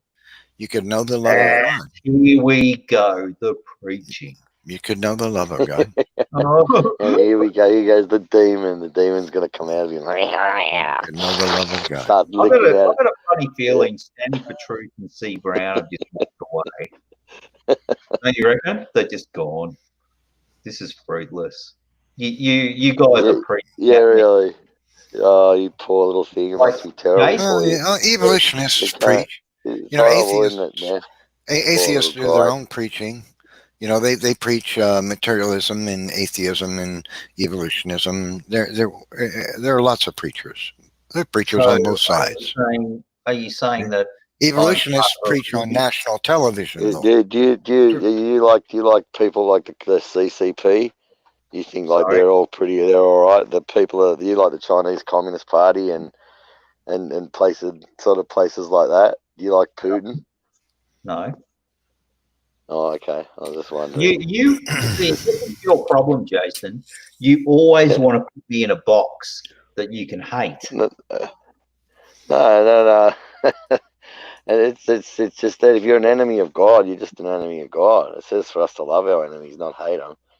It's hard not to, though. It's hard, you know. Like, I mean, it's just sometimes, you know, I get said and say things when you're angry that you don't really mean, but, you know, everybody says, how many times have you heard 1970s mum say, come here, you effing little such and such, I'm going to kill you, little bastard, you're dead when I get my hands on you. Hey, guys. How many times did a mother say that? How many times did a mother say that and never actually do it? About 12 billion times. Jason, mute your mic. Guys, I'm going to cut out of here. I'm tired. I'm going to cut out of here. I want to point out something before I go, though. My logo, you see my logo that I'm using for my icon as my user in the chat here. It's a circle, a no sign over a 6-fingered hand, and it says Nephilim free on it. That is that's a picture I took of a t-shirt that was mailed to me by my friend Raw Matt. Raw Matt had that t-shirt made just for me and mailed to me, and I just got it in the mail tonight. It's awesome. I love it. I think it's really cool. So I just thought I'd point that out. Thanks, awesome. Thanks, Matt, if you're watching this. That was awesome. I love the t-shirt. I'm going to wear it. People are going to look at me wearing that t-shirt and say, what in the world does that mean? Awesome. Then it gives me an opportunity to say, well, and then tell them about my YouTube channel. So anyway, you guys have a good evening, and y'all take care. And Tango, I hope you have a great weekend. Tango, stay safe. All right. You too, man. Good night, guys. See you later, Standing for Truth. Enjoyed being here. Good night. Don't have sex with too many hookers. Good night. See ya. So We're just left with your pseudo-scientific claptrap. Fucking Jason, what are you, man? Where are you? What part of Australia are you living? I don't know. Part that's hopefully far away from you. I'll catch all the evolutionist demons leaping off the.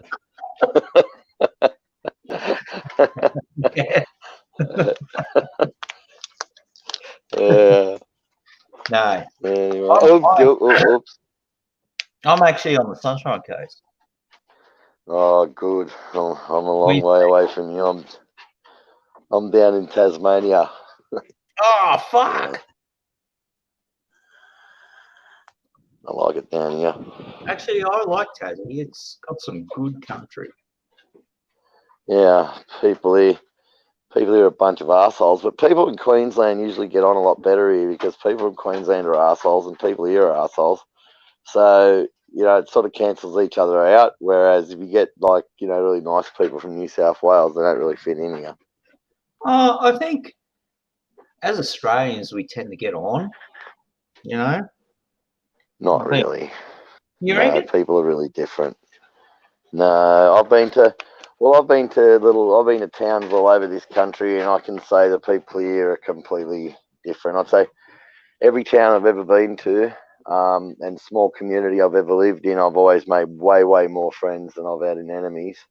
I mean, I've hardly ever had any enemies, but I've always had way more friends, heaps of friends. Like I said, get invited out to parties every 2 or 3 days, be invited out to parties. I hated going to parties at the time, so I used to say no to all of them. But I've had, everywhere I've been, I've made lots of friends except for this rotten stinking place. And I don't want to make friends here anyway. I don't like Tasmania.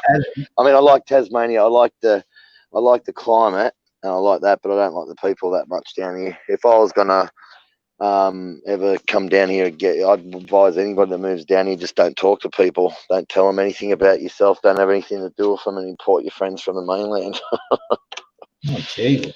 So what makes you angry? Yeah. What really makes you angry, Jason? Oh, just people here are just, I mean, it's just like, it's like a real small community mind. Like the whole of Tasmania, because there's only 500,000 bit more, whatever, people, around about that many people here in the whole of Tasmania. It's like some country towns in New South Wales have got that many people. You know what I mean? Yeah. It's like the whole state is like just one country town, so it's like the hills have eyes, hillbillies, a bunch of hillbillies anyway. Okay. But I generally don't have anything to do with the people around here. I keep to myself. But yeah, the Tasmanians are not the sort of people that I've been. Everywhere I've ever lived in this country, and I've been up to the Northern Territory, I've been all over the place, and people seem to be a lot nicer everywhere else I've been. Even in the crappiest places. Geographical location, then, Jason. Huh? Oh, I love the climate. I'd never leave here. I love the climate. I'd never live back on the mainland. It's too hot, man. There was one place I stayed in the Northern Territory. It was 53 degrees. And that was on a thermometer that I had, and that thermometer was underneath a car with shades off the side of the car, underneath on the frame. And that was in the shade, and it was 53 degrees. So, yeah, no, I like it where it's nice, it stays nice and cool. I like cool weather. I don't complain about, I stayed in one spot here where it got down to 12 below. It got down to 12 below. And that was a little bit too cold, but I never complain about the temperature where I am now. Yeah, I can dig that. I mean, I always thought, like, where I live, we've got like 3 seasons. It's hot, hotter, and fuck you. I know. I know. It's like I've been to Grafton. And you're going to Grafton, and in winter, you'll have you'll have water buckets, and there'll be 2 inches or an full inch and a half or an inch of ice on top of the bucket in the morning in winter. But it gets up to 20 degrees during the day. But you go there in summer, and it's just boiling hot. It's like just the heat is just it's crazy. So I know, like in Queensland, the heat can. If you go inland, the heat can be really freezing cold in winter and stinking hot in summer. But you go to them, it depends on where you are. It can be hot all year round. Hey, can anybody hear me? Yeah, see? Yeah, because I got some kind of connection issue. It keeps saying my mic has lost, um, something about my mic has lost reception with broadcasting or something like that. Keep going in and out. So I'm not sure if you can, I guess you can hear me. Maybe it started working again. I don't know. Yeah, I can hear. Have you got a subject we can discuss? Because me and Jason are just discussing the weather in Australia at the moment. So. Right. Hey, listen, do you live up there at the crocodiles? I hate crocodiles, man. I'd go around if I had my way. I'd give everybody guns and say go shoot as many crocs as you whatever you see a croc, shoot it. I hate the rotten things.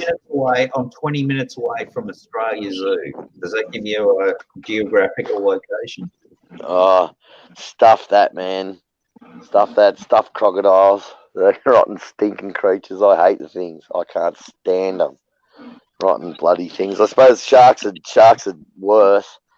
If a croc grabs you, you can always fight a croc off. But if a shark grabs you and you fight it off, they keep coming back. Whereas a croc usually won't come back once you fight it off. And they don't have. And shark have teeth like razor blades that slice you open and you bleed out a lot easier. Whereas crocs, you don't bleed out like you do with sharks. So sharks are actually worse in a way. Where I swim. You got to be careful. You got to be careful where I swim. So I wanted to ask, what is your name? I wouldn't be swimming anywhere where there's crocs. Is your name Is your name P Tango? No, that's my handle. It's actually Tony. Okay, so Tony, I guess you're the one who you're not a Christian, correct? No. Right, but it seemed like you were. It said before that you were a Christian. Well, I'm not hearing correctly. Yeah, no, I was, and then I sort of experienced some things that led me away from it. Okay, so are you saying that you had some bad experiences, or no?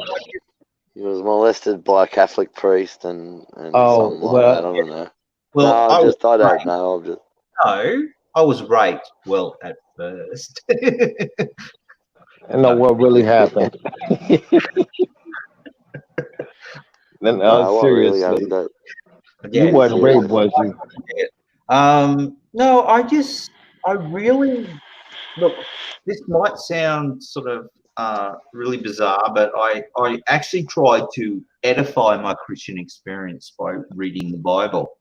And I really read the Bible, like I read it from front to back. And I found some things in there that I just didn't like. And the more I read it, the more it just led me away.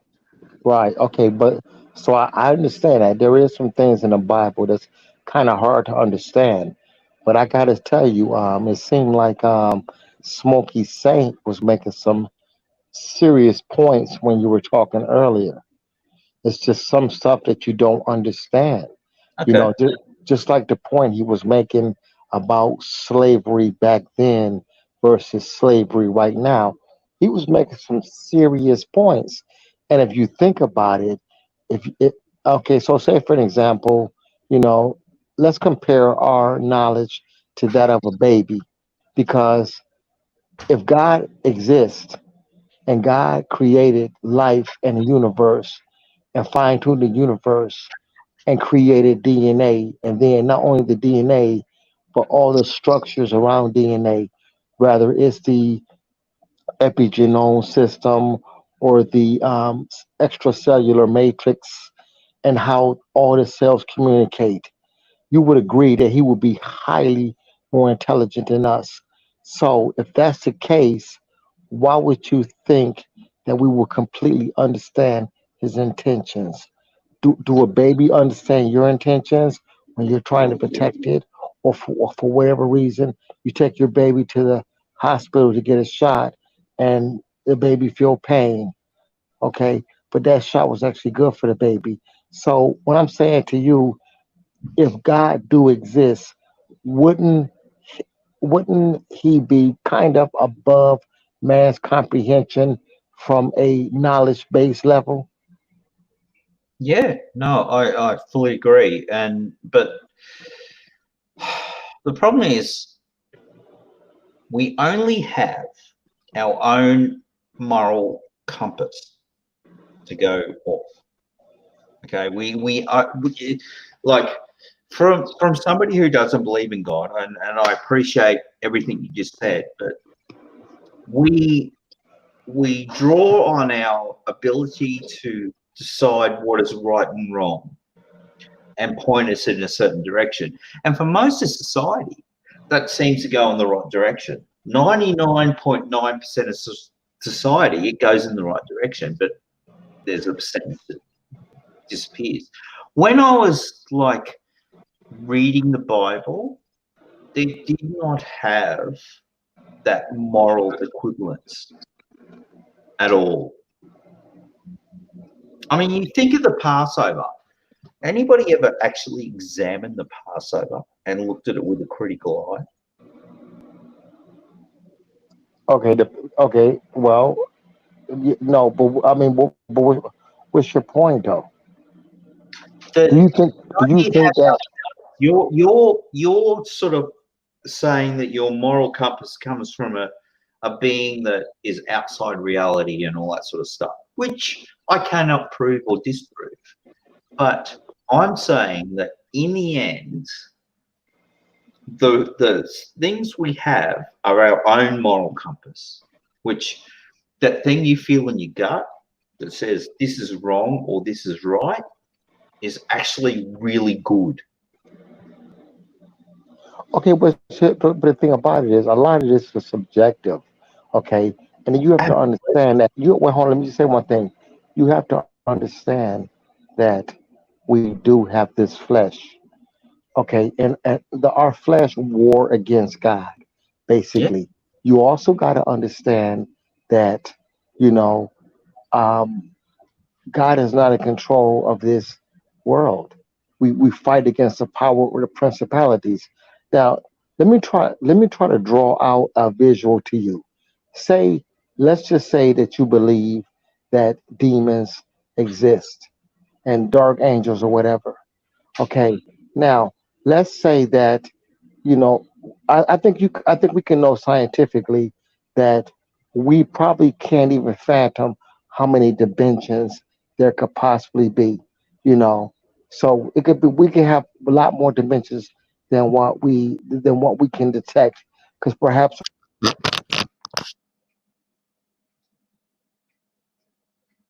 What happened? You dropped out. No, that was going somewhere. No, oh, man. That's all right. I'll take over. I know you're so happy to hear my voice. And I know what you're going to say. Yes, I know. You're going to basically call Evolution sucks. Yeah. Evolution stinks. Yeah. No, there's nothing about evolution that's true. It's all lies. You're going to get bent over in hell and used like a bitch. Been over a burning log. Like, yeah. BL. I'm not saying names. And then they'll use it to demonetize the video. They'll say you're doxing people. No, not doxing anybody. I just think my position is just as good as everybody else's, you know, like don't you reckon? Yeah.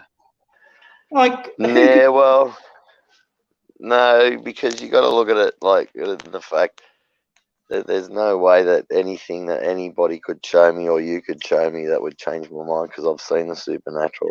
So when you're saying that, you can't. I'm not here to do that. I just don't think that anybody's position should be a shoehorn to make them feel less. Yeah, that's right.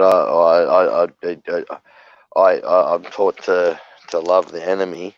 So, you know, the problem is that it's really sad where you're going. I feel sorry for you. No, not kill you. I feel sorry for you. I have pity for you for where you're going. Can you guys hear me? Yeah. Sorry. Yeah. Yep. We can, but it's sort of coming through like that. Oh, is that how it's doing right now? No, it's fine now. No. Yeah, I don't know what it is. I turned off my It's fine now. There's I nothing turned my wrong now. internet off. It's going straight from the phone. Maybe I'm having an internet Working issue. fine. Okay, so I don't even know where I mean, I don't even know what I said last. What we're talking Doesn't about, matter. Just go we're on. talking about like Whatever. ability to be moral without God. How's that sound? Wait a minute. Say that one more time. What's the question again? Can we be moral without God? Without God? Without God. I doubt it. I mean, honestly, you know, what would we be if we didn't? I mean, honestly, if evolution, was just chemical reactions, how could we trust anything? How will we even? Where will morals come from? Do you think we're a social species? Okay, yeah, we're social, Yeah. but how could listen? How could evolution?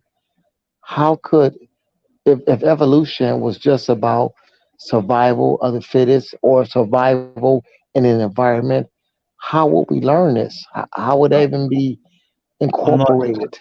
I'm not even there yet. So are we a social species? Oh no, not again. Bugger. Oh, dang it. God dang it. I used to go around this building site. One of my bosses was American, and he used to walk around everywhere going, God dang it. And then I used to walk around and I used to write GARDDANGET. And it's like, God dang it. And I was to write that everywhere. And he walked on the building site once and he said, God dang it. He said, look, this stupid idiot doesn't even know how to write God dang it. I thought that was pretty funny, but yeah, anyway. Oh. I wasn't real popular. It cost them a lot of money to fix all that. So, they're giving me dirty looks, all the builders and painters and all that. But they couldn't prove I did it. And it was like, 30 years ago now. So it's a long time ago. So. Okay, I'm sorry.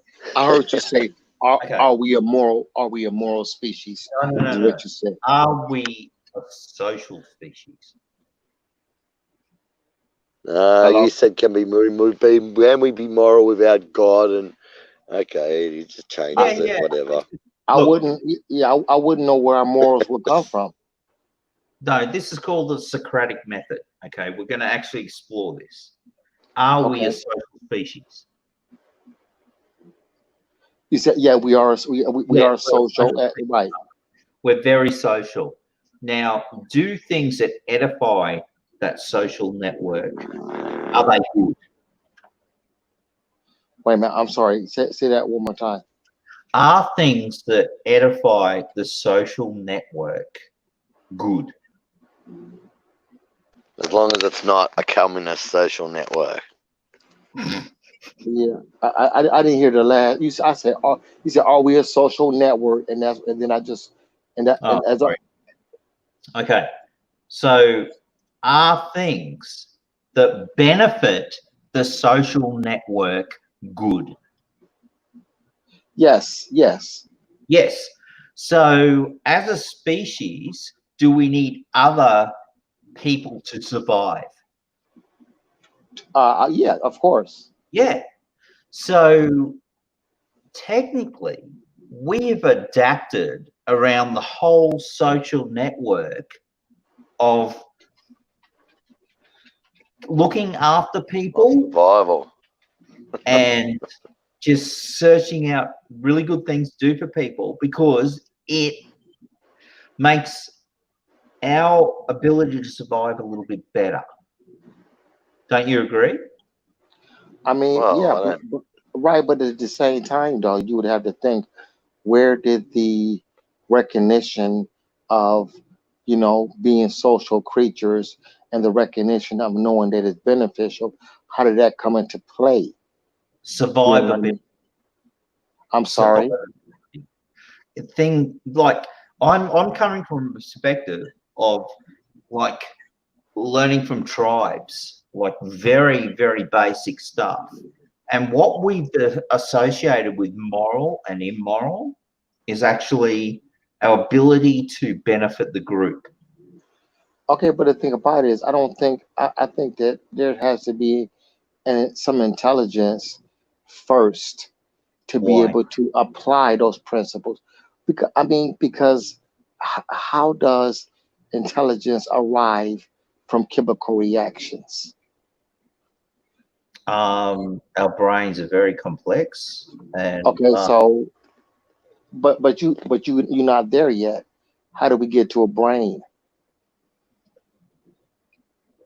RNA replicating and Okay, RNA. Okay, so RNA replication is just a chemical reaction that replicates. But for it to be meaningful, it has to either get extremely lucky, a billion times, time a million times, okay, or it has to be a purpose. Why? Because it just tell me where in nature We need or where idiots like you asking stupid questions. or where No, in no, anything. this is No, the method. no, it's important because we have to hash this out. Tell me, where does self-organization happen just randomly? And I'm talking about to a point to where you actually have a system that between the brain, the eyes, the neurons, the nerves, the systems of the body, okay, where they all interact. Do you think that do you think there's any system more complex I'm than not the sure they happen human? randomly. I'm not sure they happen randomly at all. See, man, could I add to that? Go and get an encyclopedia, an entire encyclopedia, and just go and just change word, wipe out Tipex out words at random, and just write a different letter in there, like not words, letters, and just write a different letter in there. Just every now and then, just go through and just randomly do it. If you do that, like for 1,000 words, it's probably not going to make much difference to understanding the book. But are you telling me that just whiting out letters and then writing different letters in at random places throughout that novel, throughout that encyclopedia over time is going to make a much better, much more complex, much more interesting encyclopedia? Why are you guys talking about random? Why are you guys talking about random at all? Okay, it's because natural. Let me just say one thing. Natural selection is far from a magical bullet. Because you're an idiot. No. It's far from it. I mean, seriously, I don't even have to go all the way back to just because you got a self-replicating RNA molecule that just basically does chemically what it does. But if you're replicating garbage, okay, and then you have to rely on a mutation to change that garbage into non-garbage, it doesn't make sense. Okay, I'm gonna hold that thought, but I don't believe anything is random. We are products of natural selection, and as far as sort of random garbage and mutations and all that sort of thing, well, how do we get from Noah's Ark to here? Huh? How do we get to Noah's Ark from here? What sort of processes? Well, I mean, it's like talking to a retarded chimpanzee. Don't worry. That's almost not even a question. It's a retarded chimpanzee. Sorry? I mean, I'm serious. Just talk to it like it's retarded. We'll be fine. No. I can understand. So Jason thinks I'm a little bit retarded, and C thinks I don't have a question. I'm saying, what sort of processes were involved in us No, not just us. Everything leaping off from the ark 6,000 years ago and becoming this diverse population. Okay, so this is what you're doing. This is what you're doing. You're completely changing the subject, and this is what happens. And now, honestly, Yeah, I'm I not can being easily disrespectful. account for it. This is what happens. This is what happens when evolutionists get in trouble. They change the whole subject. You changing the whole subject. Thunder. How you say your name again? Pietangelo? No, call me Tony. See? Okay, Tony. Okay, Tony. Here's the deal. I think that you believe in an intelligent designer, but I think you don't want to. Because I think that you're smart enough to know that a self-replicating molecule won't. No, he's not smart enough. I mean, seriously, I give you as much time as you like. Let's start with this self-replicating molecule and tell me what you're going to get from that. No, all I asked was what processes happened in between Noah's Ark and now to say all that diversity. To get the speciation, all the diversity. Okay, right. Well, it depends on how many kinds Noah took on the ark. And we, like you said. Was it sideways gene transfer? Was it viral gene transfer? What happened? It was front-loaded DNA information heterogynity that did that. You know what? Did you hear about the? It was some. I think it was some goats that lived on an island, and they started off with like 3 or 4, like 4 different goats, and over a period, you had all this diversity. See, the thing is this here. The best evolution can do. The absolute best evolution can do is describe a mechanism that was front-loaded that God created. That's the absolute best you could do. Then you have to the speciation rates that we see off the ark since in the past 4,500 years better what we can see, what we can determine. The data's not perfect. We can only see what the evolutionists can see and what we can glean from the data. But the known rates, the rates that we can see, they sort of match up with speciation over 4,500 years better than much more than speciation over since their last bottlenecks, whenever it was 200,000 years ago. Because we got to go from one of their bottlenecks. The only bottleneck there ever was Noah's Ark. So yeah, speciation can most definitely be answered because he didn't have to take every single thing on the ark. Anything that lived in the water, well, it's in the water, right? There was a flood, so he didn't have to take all of that stuff. And simply the speciation. How many cat breeds do we see on Earth today? And how much do they say that cats speciate? Well, we can look at what they say about the speciation rates, and then we can add it up, and we can see around about it lines up with Noah's flood, not with evolution. I mean, of course, it's not perfect. It's not perfect. The rates are not perfect because the data's not perfect. It's the same imperfect data that you're looking at. It's a data from the evolutionists. Yeah, so Tony, of course it's not perfect, but we can just glean an idea from those rates and things like that. We can't say for certain on every single species, but we can get a general idea, and we can look at the speciation rates for the amount of kinds that we believe possibly could have gone on to the ark and the biodiversity we have on Earth today, and easily get to what we have on Earth today, because even evolutionists admit that today is like a veritable desert compared to what it was in the past. That the biodiversity of today is comparable to a desert compared to what it was in the past. So we know that in the past there was greater biodiversity. There was far greater biodiversity.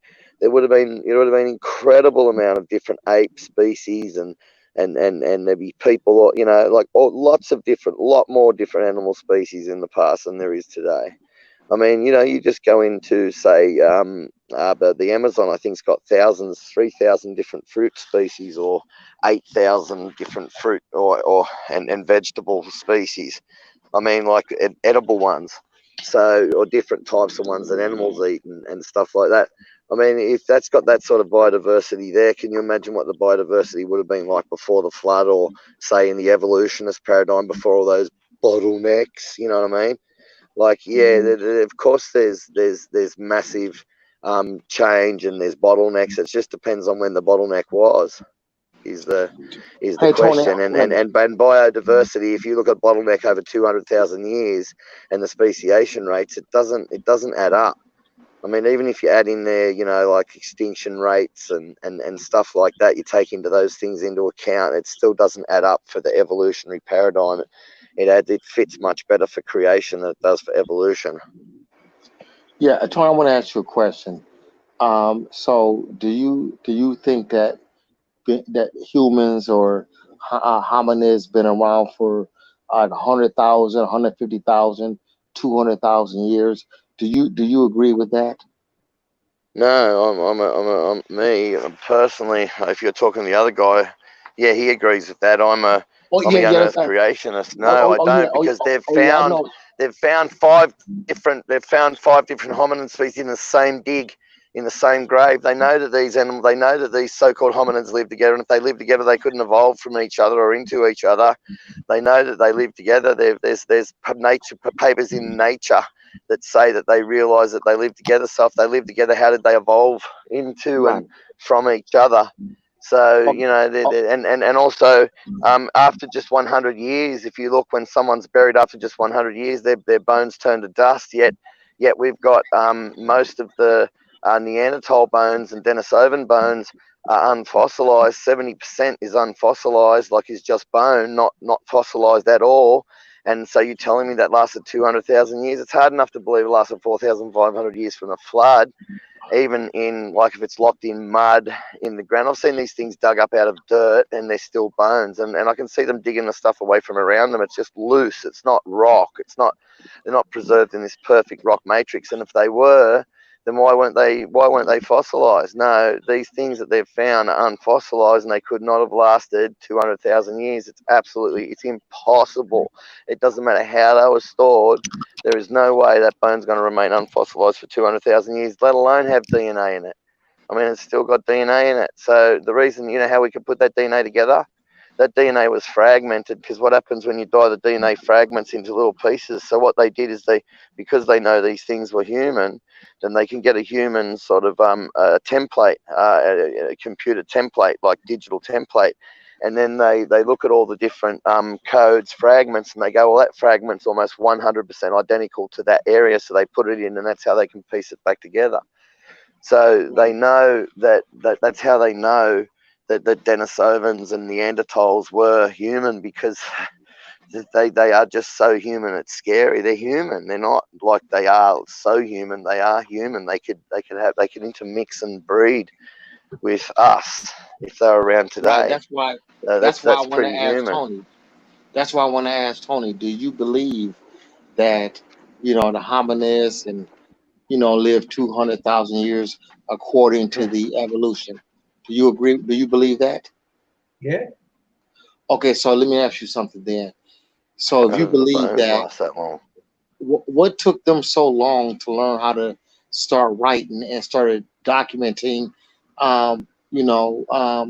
We can actually show evidence that they lived, and they can write, and they can make tools and stuff like that. Why did it take them so long to figure that out? Because we don't have any historical documents, you know, that date back too far, not more than a few thousand years. What do you think they were doing at that time? I don't know, just working stuff out. Come here. I'm sorry. What was they doing? Come here. Working stuff out. I mean, working stuff out. Yeah. Like what? What do you mean? They were setting a foundation. I don't know what you mean by that. Well, as we evolved, our brain capacity increased. You know, and that's not to say that our brains got bigger. So they But, got bigger in the last 6,000 years. No, they were small before then. No, a big brain is a detriment. You need neurons linking. Okay? That's all you need, neurons linking. And what these primitive beings did is they just linked neurons, and they learned how to use tools, and they learned how to then cut rocks out of rocks to make sharp things, and it just. But why is it that man can't learn language if they're over the age of 13 and they haven't learned language before the age of 13? Then 256 years of research has shown us that they can't learn language. So how did they learn all this stuff bit by bit, and language included, and grunt language into existence, when everybody over the age of 13 would have to be eliminated, because anybody over the age of 13 can't learn a language if they haven't learnt one by the age of 13. And there was one girl in particular, Jeannie Wilder. She was such a dumbass. She was so dumb that they said that she was that Coco, I think it was that ape Coco, that talking ape that could speak sign language, was smarter than her. Was smarter than us. So because she couldn't learn a language before the age of 13, she couldn't go on to learn how to, like she couldn't learn properly. So she just was dumber than an ape for the rest of her life. So she had this great big brain, and so there's no way that, as the research has shown, that we can't learn language. Are you honest? If we're not taught language, then we can't go on to learn. So where did language come from? If everybody over the age of 13 has to be eliminated, then where did language come from? How did it get taught? How did we grunt it into existence and pass it on to the next generation? Are you honestly saying that somebody over 13 can't learn another language? We know this 100% guaranteed. We know this absolutely certain. They can learn another language, but they have to already know how to speak before. No, but not just that. Right. They can't speak a language to begin with. They can't learn just normal things to be they can learn how to eat and survive and that, but they'll never learn abstract concepts or stuff like that for the rest of their life. Till the day they die, they're just as dumb as a post. They're literally as dumb as an ape. So anybody, even with that great big brain, they can't access it without learning a language. So anybody over the age of 13 has to be immediately eliminated. And that's what's shown us over the past 250 years, that every child that's been found that's lived in the wild and hasn't been taught a language up until the age of 13 has just never been over. They threw the equivalent of millions and millions and millions of dollars at Tony, Jeannie Wilder, trying to teach her right? with all the best people on earth, and they couldn't teach her a language. They just couldn't do it, no matter how much they tried. Right, Tony, you agree with that, don't you? Because when a child is really young, they take in more information those first 3 years than ever in life. You know that, don't you? Yeah. Okay, so you got any idea how evolution, just blind evolution, could do that? Or you think that maybe that's a design feature, that when a baby can't speak, his brain has the ability to soak up information in his environment and then become the forefront for them to actually learn? Do you think that that's possible, that's a product of design, or you think that evolution is just real slow and they just can, how do you reconcile that? And then not only that, the whole thing about if they lived, if whatever timeline you want to give them, if humans live, 200,000 years or whatever, why is there not evidence of intelligence, any historical documents or anything like that before a few thousand years?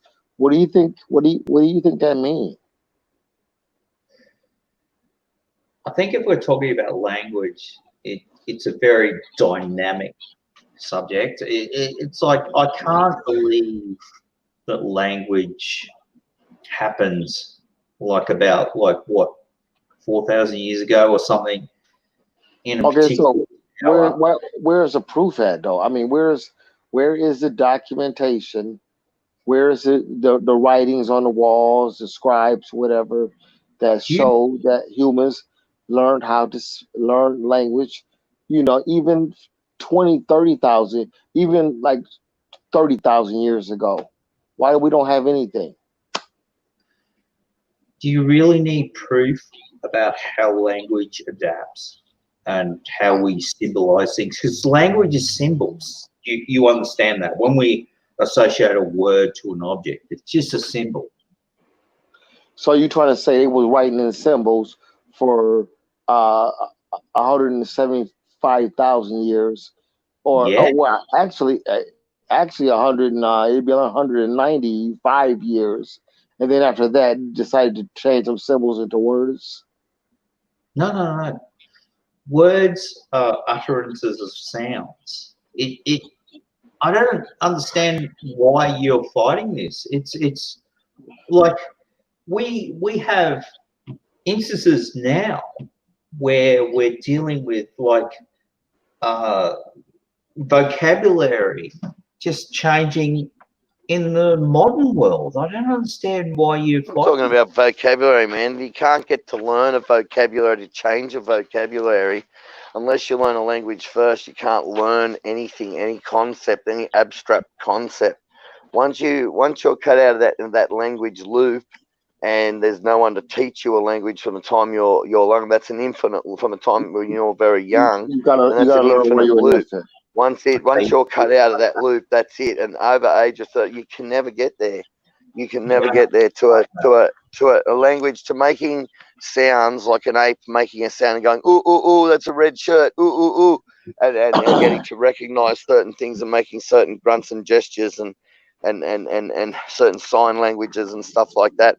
That's not a language. What a language is when I can sit down with you and I can discuss, you know, oh, do you remember what happened to such and such last year on that day when that ape shit on his head at the zoo? Ha, that was really funny, you know, and sit around and laugh about it, talk about concepts and things in the past and stuff like that. That's a language. No, they can't do that. So when you can show me that these animals can sit down and talk about and laugh about things that happened in the past and discuss things that then plan things for the future and discuss things that happened in the past, and you're not going to demonstrate that they've got a language. You're just going to demonstrate that they've got communication. So what is communication? I just explained it, so I'm not explaining it again. No, Language. If you can sit down and you can discuss something in the past, you discuss concepts and plan things for the future. That's like a language. That's like, but if you're just saying, you know, making symbols for, oh, we're going to do this or grab that banana, or I want to eat this, or yes, I like banana. You know what I mean? Or, you know, so just simple things like that. That's not a language. When you're not sitting down, you're not discussing concepts in the beginning, in the future. You can make plans about the future, like a year from now, we're going to go here and we're going to do this and that. Monkeys can't do that, and animals can't do that, and they can't sit down and talk about what happened in the past. They can't talk about things in the past. They can't laugh about something that happened, you know, 10 years ago or 5 years ago. So that's not a language. They can make up symbols and signs for things that they're scared of and talk about things that are happening in the present, but they're not real good at talking about things that are happening in the past or that are coming up in the future. Or the last time he came over here, he came over from that way. Yeah. Do I need to They can't say that. Do I need to reiterate my question? Oh, don't start with this reiteration thing. What is communication? That is I'm not going to explain it again. If I point to something and agree on it, is that communication? Yeah, that's communication. It's not a language. It's not a language. You're not sitting down. You're not forming a language. You can't sit down and discuss things that happened in the past, can you? You can make a communication where you point at things and say, you know, like, oh, danger, danger, or yum, food is something nice to eat. But that's communication. But you haven't got a language, a complex language. No, that takes time. No, it can't ever happen. It cannot. Complex language can never come out because everybody over the age of 13 gets instantly cut off. So they can't pass it on to the next generation unless they're passing it on before they turn to the age of 13. Jason. don't understand, mate. They cannot pass it Jason. on. You can't Jason. pass it. How old were they? What age were they living to Jason. and having Jason. kids? When were they having kids? When were they having kids? Were they passing this on before the age Jason. of 13? Were they? Just want to know. I just want to know. Come on now. When were they having children? Jason. It's pertinent to what we're saying. When were Jason. they having children? Jason. So they can't learn a language before they're 13. And when were they having children again? Come on. Tell me. Jason. Jason. Tell me. Tell me. Come on. When were they having children? Have Come you on. noticed? Just say. Come on. I'm doing it like. Hey, Bella. Hey, come on. No, listen. I'm telling you. No. No, they cannot form a language. They cannot form a language by mistake or over time or pass on the knowledge a little bit and build the language up little bit by little bit. They cannot do it. Have you noticed any language differences between the 80s and where we are now? What? Yeah, but you need to have a language so you can learn. That's like saying they whistled language into existence or something. You needed to have a language so you could work out this stuff before. Oh man, it's like talking to a Jason, disturbed you are very chimpanzee. frustrating to deal with. It's like talking. No, I know I am, because I'm telling you that everybody over the age of 13 has to be eliminated instantly because they can never learn a language. 250 years of science has shown us that, because we have multiple people that have been found that have been living in the wild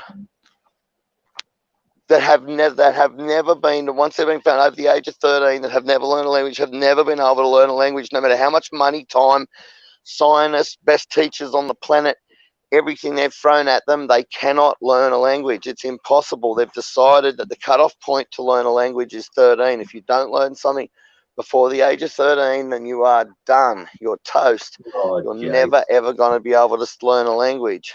Oh, no. Look at me. I'm yes, old. because you had learnt a language before the age of 13. They didn't wait. They didn't lock you in a bubble and then only start teaching you language when you were 13, did they? You know what I mean? If you didn't learn a language before the age of 13, you'd be sitting here going, banging your head against the computer screen, mate. Like, and acting worse than some dumb retarded ape. I'm telling you. Are you serious? Yes. Yes, some of the researchers said that Jeannie Wilder, that ape, that Coco or whatever her name was more smarter than the was smarter than the was smarter than Jeannie Wilder. I mean, you know, that's pretty bad. Jeannie Wilder's got this great big human brain, but she can't access it because she didn't learn, you know, a language so she could learn stuff. Like, she couldn't open it up. She couldn't, you know, get that big brain opened up and working, which is really sort of weird. It's strange. You know, she's got this great big brain, but she was dumber than an ape. It's really strange, you know, like a language is so important. Language is so important. And if you don't learn it before the age of 13, then you're toast. So how did they learn it on the Tower of Babel? The different languages. Well, God taught language instantly. God taught Adam language. It has to come from an intelligence. However he did it, we don't know how he did it. There's ways that we don't know. So you don't know everything. Well, yeah, because if God comes down and supernaturally gives you the language, then I suppose, yeah, of course you can. But it has to be supernatural. That's what we're saying. That's the whole point of what we're saying. God had to have taught language in the beginning, because there's no way for language to evolve. It's been proven. And that's one of the conundrums. If you can solve it, then if you can solve that conundrum, then you're going to get, what do they call those things? A Nobel Prize. You know what I mean? Like, you'll be very, very famous, man. So you just go and solve that one and go collect your Nobel Prize while you're at it. I don't have to. There's people who've solved it. No, they haven't. There's an no, it's not been solved. Whatever you're reading that's telling you that it's been solved, they're lying to you, man. Whoa. Oh, Jason. Yeah, they're lying their asses off. Look, Jason, I'm going to go to that fridge and get a beer. You happy? Yeah, go get a beer. Sounds like you need a bit more alcohol to sort of calm you down a bit. You know, you got to believe in that the fairy tale of evolution, man. Alcohol's good for. All right, so you got your beer. You got your beer. Yeah. That's good. So, yeah. How did you get introduced to Christianity? Where were you? Well, I was since I've been a little kid, and I lost my faith, and then I came back again. Okay. Where was that? Like Tasmania? Or?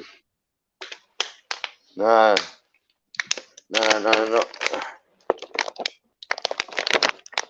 on the mainland. That's my drink. It's water. Oh, you good cook. Let's go get a real drink. It's an Australian drink, water. Yeah.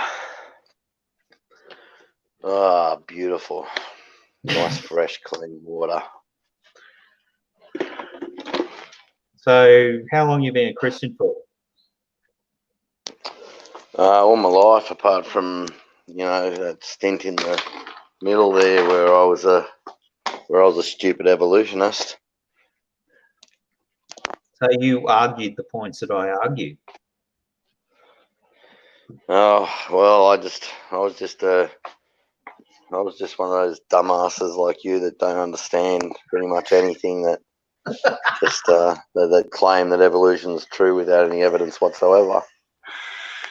Yes, that's what we do. Yeah, that is what you do exactly. All right. So where's your evidence? It's not going to happen. Yeah, there isn't any evidence. That's why. There's no evidence. There's no evidence for any of it. It's all imagined.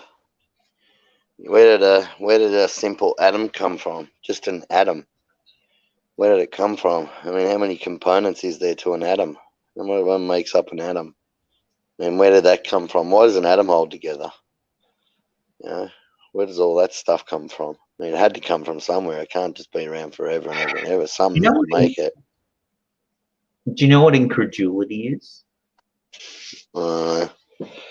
Yeah, I couldn't really care less. I mean, it's all I know is that it's. I'm a little bit shady on it as well. Let me just bring up the definition. I just don't really care. Yes, you do. I'm not. Don't you lie about my definitions. Incredulity. The state of being unwilling or unable to believe something. The state of being or unwilling to believe in something. So, do you think you have a little bit of incredulity and you're using that as evidence? No. I rest my case. I think that you have a little bit of. I think you have a massive dose of incredulity, and you're using that as evidence.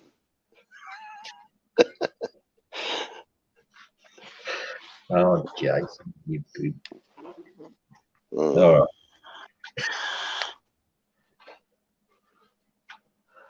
No, because I've seen it, mate. I've seen the supernatural. I don't need it. I don't need your.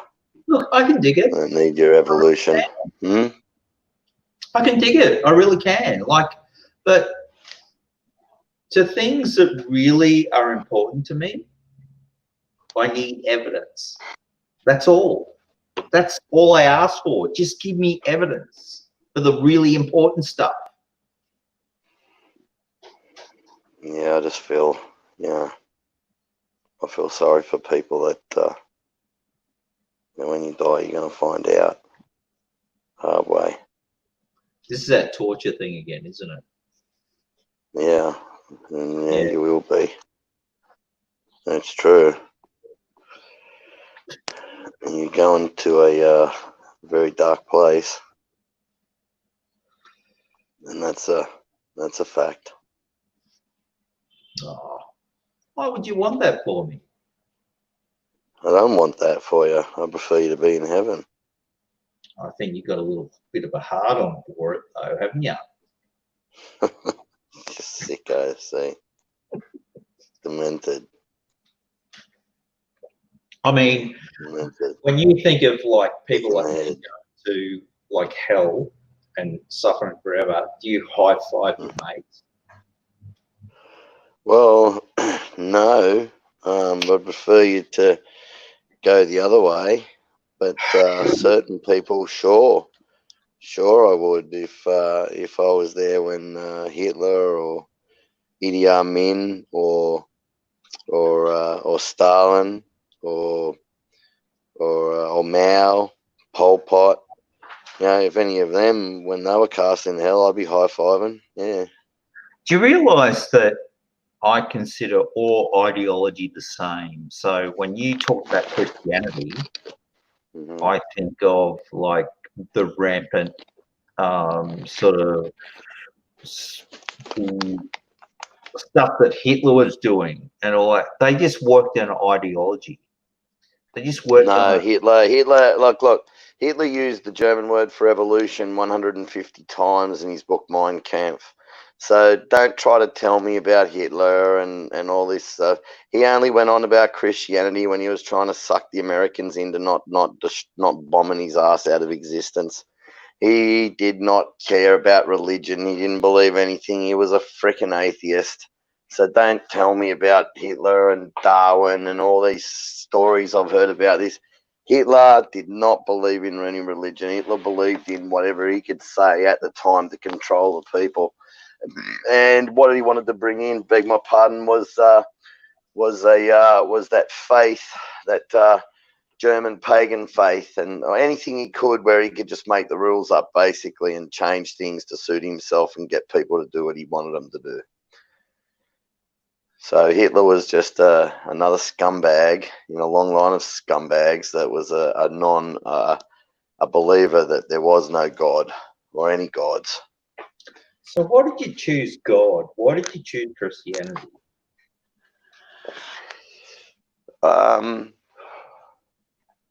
Because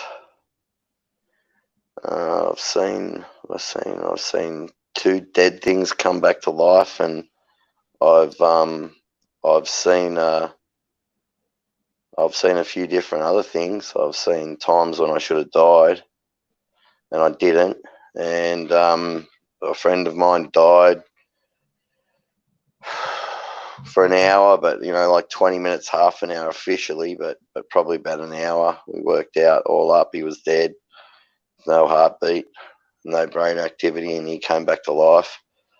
There's lots of things. There's lots and lots of stuff in my life, like this basically encapsulated your philosophical experience was to all of my life. It's had the things that have happened all of my life. I lost my faith because of the vestigial tailbone lie. Really? That's one of the reasons. Like you have the genetics in you now, right now, to grow a tail. Did you know that tailbone, there's tendons and that attached to it? Yeah. That if you have that tailbone removed, that your guts will fall out your ass. And that's basically there. Yeah, yes, it is. There is tendons and attached to that muscles, attached to that tailbone that hold your guts in because we walk upright. If you remove that tailbone, your guts will fall out your ass. So if Ken Hovind says this, he says he knows he's got people that will pay if you want to have your tailbone removed he'll pay for you to have your tailbone surgically removed so you can put your money where your mouth is. Go contact Ken Hovind. If you're just about to say no, your tailbone is fastigial, weren't you? Okay, we'll go contact Ken Hovind, and they're quite happy to pay to have your tailbone removed, Mr. What are you, Patengo, Mr. Patengo 101. There we go, Mr. Patengo 101. You want your tailbone removed? I'll remove it for you cheaper than what they'll. Yeah. For full disclosure, I'm actually an orthopedic nurse. I work on an orthopedic ward. I get stuff. Don't try to tell me this stuff. Mate, I've looked this stuff up, so don't sit there and try to tell us there's some lies about this. We know. We happen to know. If you don't have a tailbone, your tailbone is involved in controlling a lot of things. Don't sit there and tell you lies. Because later on, if you do this, we're gonna get stuff, we're gonna get papers, and we're gonna get this stuff together, and you're gonna look like an idiot. Not that we think you just don't care if you look like an idiot. That's why you say this stuff. Because later on, you will be made to look like an idiot. Believe me. If you say stuff that's not true, you are going to be made to look stupid. Now, so I've actually looked up to people who have fallen so hard on the tailbone that it had to be removed because it was floating in their pelvis.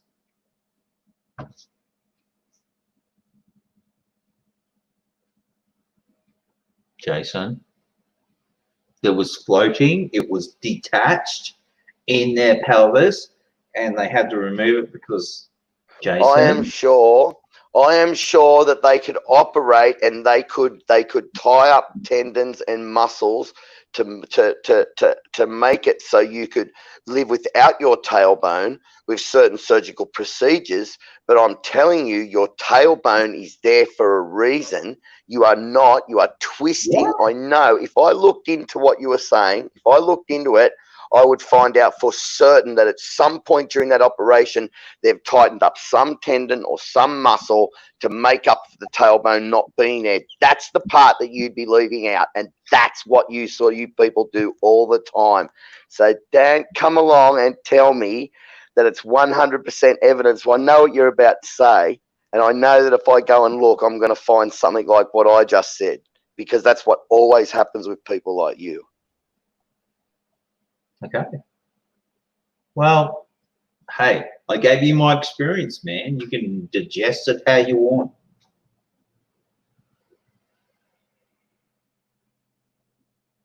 I just know that the tailbone is vestigial. You can remove it. It's not vestigial. It's not vestigial. If they remove it, they're going to have to do stuff. They're going to have to tighten something up, tie something up somewhere, tighten something up somewhere to keep you from your guts from falling out, and to keep you from your tailbone controls a lot of things. It controls how you go to the toilet, a lot of stuff. And I'm telling you, there's stuff that you're not talking about when you say that people that have had to have their tailbones removed, you're not talking about the whole story like they always do, and that really pisses me off. I'm getting sick and tired of evolutionists giving one tiny little fragment of one story just to back up what they're saying, but they don't give the whole story. There would have been a lot more to the way you were going to put that, and I know there would be, and I know if I look into it, there would be. It's vestigial. We don't need it anymore. In your imagination, it's vestigial. Unless you want to grow in your imagination. I bet you I can go and find 100 citations out there that'll tell you that it's not vestigial. But I've seen it. I've seen somebody with it removed, and their guts hasn't dropped out. Yeah, but you have seen somebody with it removed, but you didn't see. See, I can't speak to the surgeon and say, you removed the tailbone, and the tailbone's involved in this, that, and the other. What did you do to make up? What sort of procedure did you perform, or what did you do to him to make up for that tailbone not being there?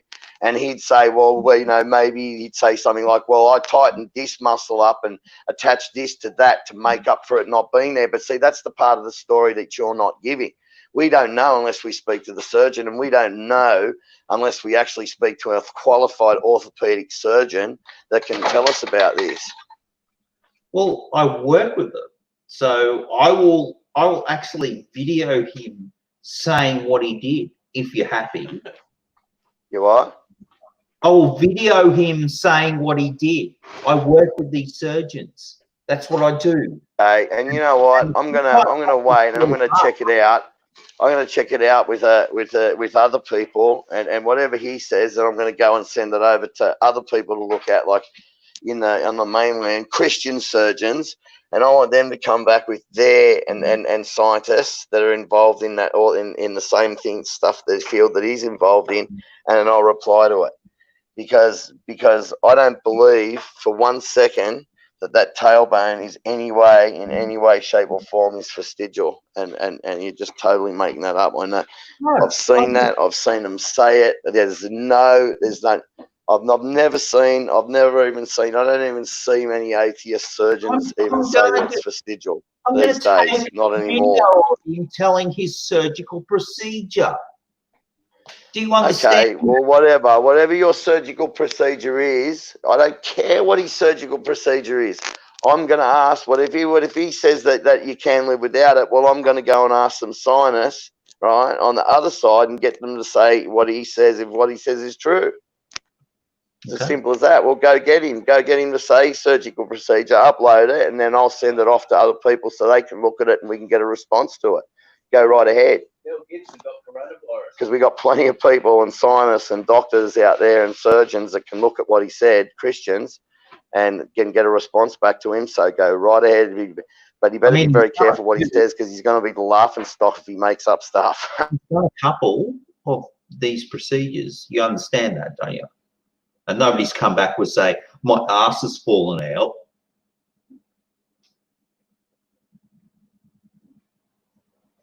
But he survived. Oh, Mel Gibson got coronavirus, but he survived. Now he'll be even more crazy. They say people who survive the coronavirus, you can have even worse mental issues than what you started with. It gives you mental illnesses. Like say, oh no. Mel will go even more nutso now. Yeah, that's it. Oh no, it's not funny though. The coronavirus, it's very bad. Sorry, my friend was just telling me about it. We were just laughing. Oh, poor old Mel. He's got it bad enough, and now he's got the coronavirus, and if it drives you even more nutso, then oh well. It'll be even more fun for all of us to watch. I love Mel Gibson anyway. Jesus. He's run up to the election speech. Yeah, well, go and get your video of your scientists saying all the stuff about how the tailbone is, how his operation procedure, and how the tailbone's vestigial. You get him saying that, and we'll get a response to it. All right, you go and get him to all upload it to your channel and get the video up there and get him to put his name to it, and then we'll make him look like an idiot. It'll be the actual surgeon who does this procedure.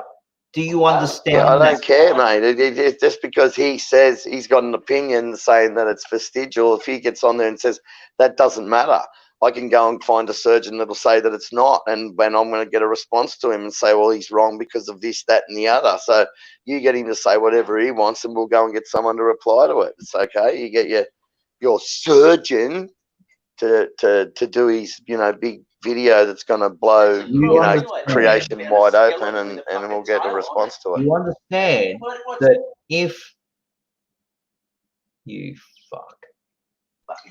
Go on, just go and do it. Go and get your big response video, up, and I'll do a response to it, and we'll just destroy it. Fucks this surgery up, and your ass falls out. Go and get it. Listen. I didn't say that it would fall out straight away. This thing has got muscles that holds in there, that holds your freaking stomach in, and it bloody well does. You go and get your surgeon to go put his money where his mouth is. Don't sit there and be full of garbage. Go and get your surgeon to put his money where his mouth is, put his name to it, go and say it on a video, and you upload it, and then we'll go and get him, we'll go and make him look like the idiot that he is. You go right ahead and do it. Stop making big claims and come up and do it. Put up or shut up. Don't tell us you're some orthopedic this and that, like some great big authority, and then later on not come up with anything. We want you to come up with the video, and then we'll believe you, and then we'll debunk it. You big dildo. I put up. I said I work in that industry, and these. Yeah, I know. No, you didn't put up. You go get the video of the surgeon saying that it's vestigial. I want you to do that. Go on. Is this because what I'm saying is like ratty?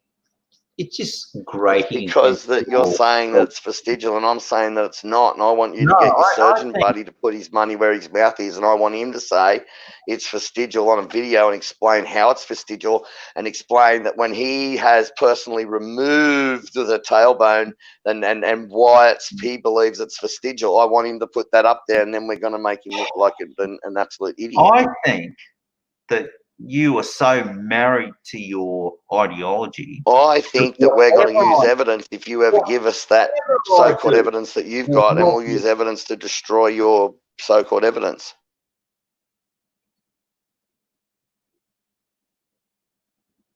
Jesus. Really? Okay. I wish Matt was here, actually. Just go get your surgeon friend to put up his video. Go on. That's my beard. That's it. It's still daylight. Get your surgeon friend to put up a video, and showing that how it explaining all about how it's not vestigial and any surgical procedure, and we'll show that to some people we know in America, some scientists and surgeons and people we know in America, and we'll get their response to him, and we'll get a response, and we'll refute him. You can live without it with any dysfunction. Yeah, you can live without a lot of things, man. I can cut all my arms and legs off, and I can live without them. You know, but it's still not beneficial, mate. You know, it's not like it's not a beneficial thing. It's not a net beneficial gain to get rid of it. Would you have dysfunction? Huh?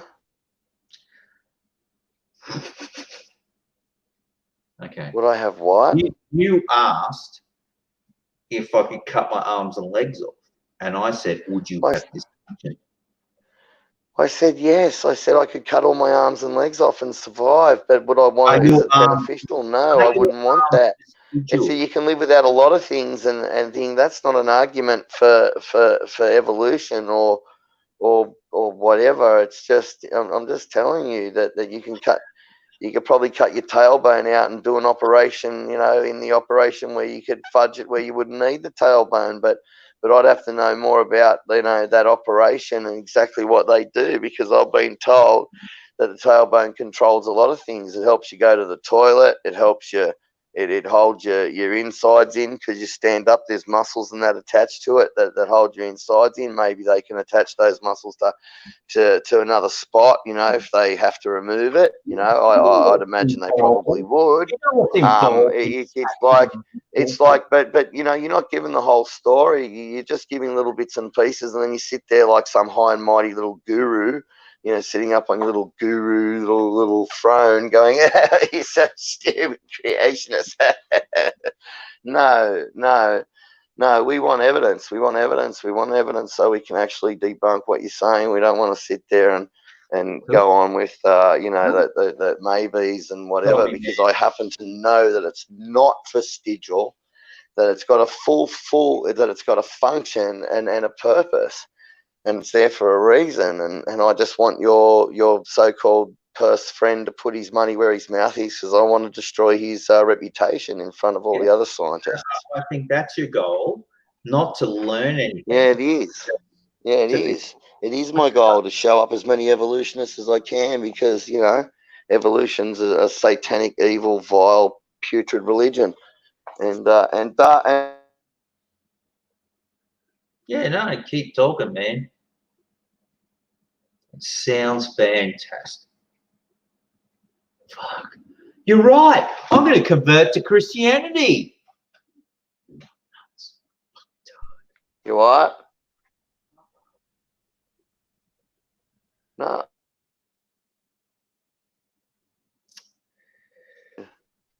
You what? Hello.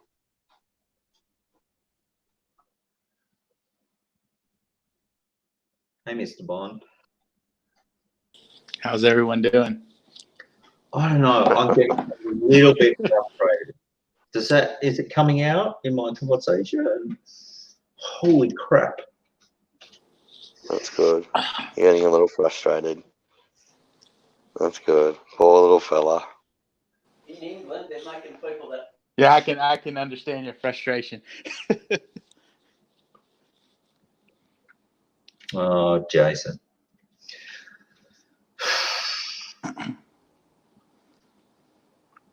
So, Mr. Bond, what's your story? What's my story? Yeah. Are you asking? What exactly are you asking?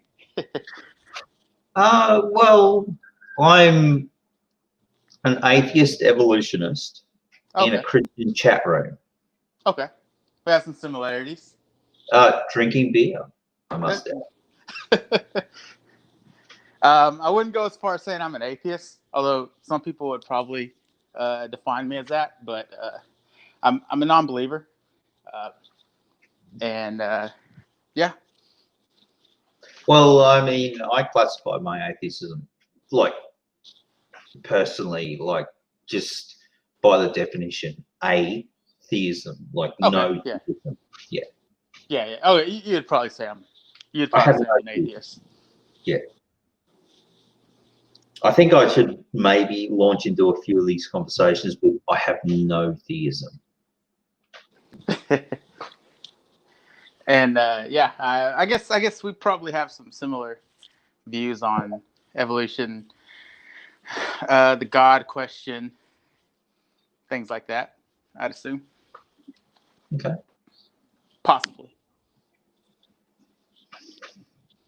And I've talked to Jason before in the past. Were you as frustrated as I was? No, I enjoyed the conversation. Really? Jesus. Oh, he has to say that because he'll know I'll send people out to beat him up if he doesn't. Jesus, Jason. But yeah, no, I would agree with you.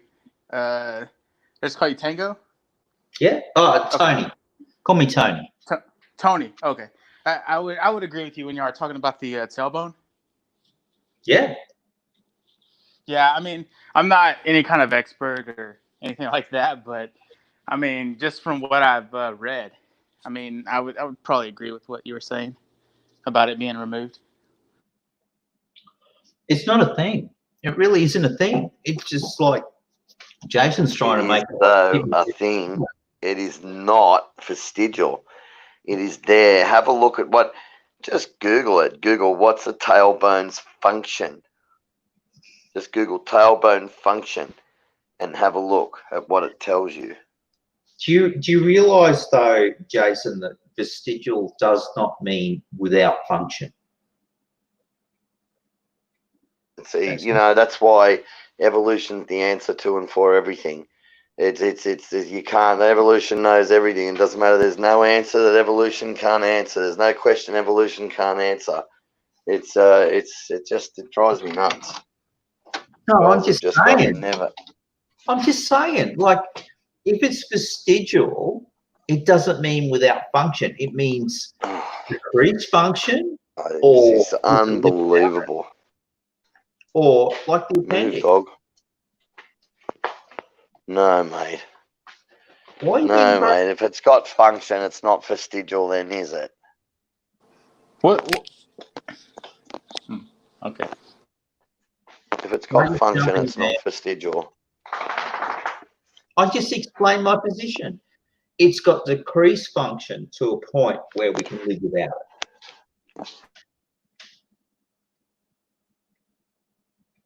We can live without our arms and we can live without our legs, but that doesn't mean it's they've decreased to the point where we don't need them. Do you have decreased You know what I function? mean? It's just a stupid argument. So you're equating losing an arm or just a thumb. Just try that for a second. Try picking something up without your thumb to not having a tailbone. Are you serious? What? Are you kidding me? The tailbone? Oh, I don't know exactly the details of what the function is, but I know the tailbone has a function. And it has important functions. What you're doing is misrepresenting stuff. You're not saying, you know, like, what did that surgeon have to do? Look, there would have been muscles and tendons attached to that tailbone that if he removed them, he would have had to attach those muscles and tendons or whatever somewhere else. So where did he attach them? Where else did he attach them? You tell me he just removed it and just left all the muscles and tendons just that was attached to it all just hanging loose? I don't believe you. I think that you're lying. I think that you're misrepresenting, and I think that you don't have a problem lying. And even if you knew, which I don't think you do know, that you would lie about it anyway. And that's what I believe about you. Do you understand the complexity of reattaching tendons and muscles? And the complexity of how people like you lie. Really? You're going to be like that? All right, fair enough. I'm just telling you, man, this is the reality of the situation. Your tailbone is residual, and if you think we take it out and then reattach shit to other shit, you're delusional. I work there. Yeah, poor fella. Getting me so angry at God. Makes him feel good to get up there and here is angry at people. Now you're going to start preaching. Yeah, that's it. Get up on the what do they call it? The soapbox. That's it. Hang on, I got to get the soapbox. Hey, Pa, could you go get the soapbox? I'll stand up there and I'll preach to you for half an hour. Yeah. I bet you. Oh, fuck, I won't say that.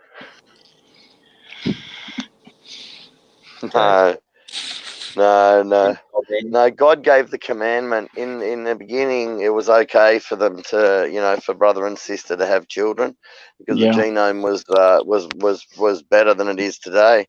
It wasn't until Moses where God said that you can't marry close relatives anymore because the genome had broken down so much by then. Excellent.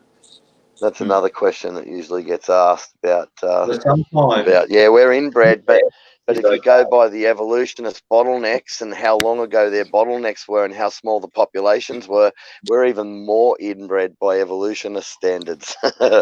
Okay, so what you're saying is that you saying you can fuck your sister is not as bad as me saying that. Well, what do you think happened with the evolutionists? They say that there was only 1,000 to 2,000 people left, you know, however many, 70,000, 100,000 years ago, or 200 or whatever it was.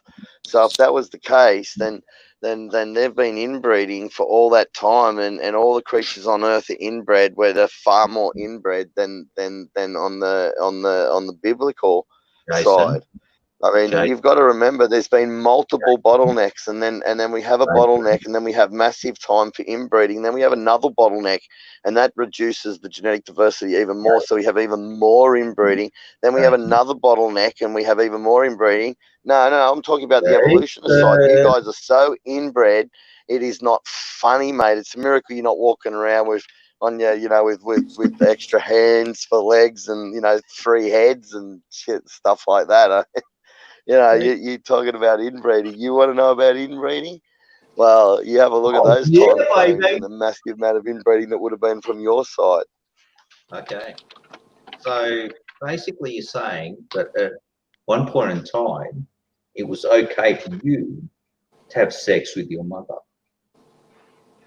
Well, no, I don't think that ever was the case. It was okay for brother and sister to have children, but not with the mother. I mean, it would have had to have been, wouldn't it? I mean, if Adam and Eve were the first two, and that we all came from them, then it would have had to have been. And it wasn't until Moses did God give the order not to marry close relatives anymore, because the genome was obviously breaking down to the point where it couldn't handle it anymore. But in the beginning, as we know, there was no mutations and sicknesses, so the genome was a lot stronger. And it wasn't till after the flood when lifespans start to decelerate and mutations started to really kick in. And by the time that Moses came around, that it got to the point where we were commanded not to inbreed anymore. But if you want to go on for the inbreeding thing, then the evolutionist side is much more heavily inbred if you go by all their bottlenecks right up until modern man.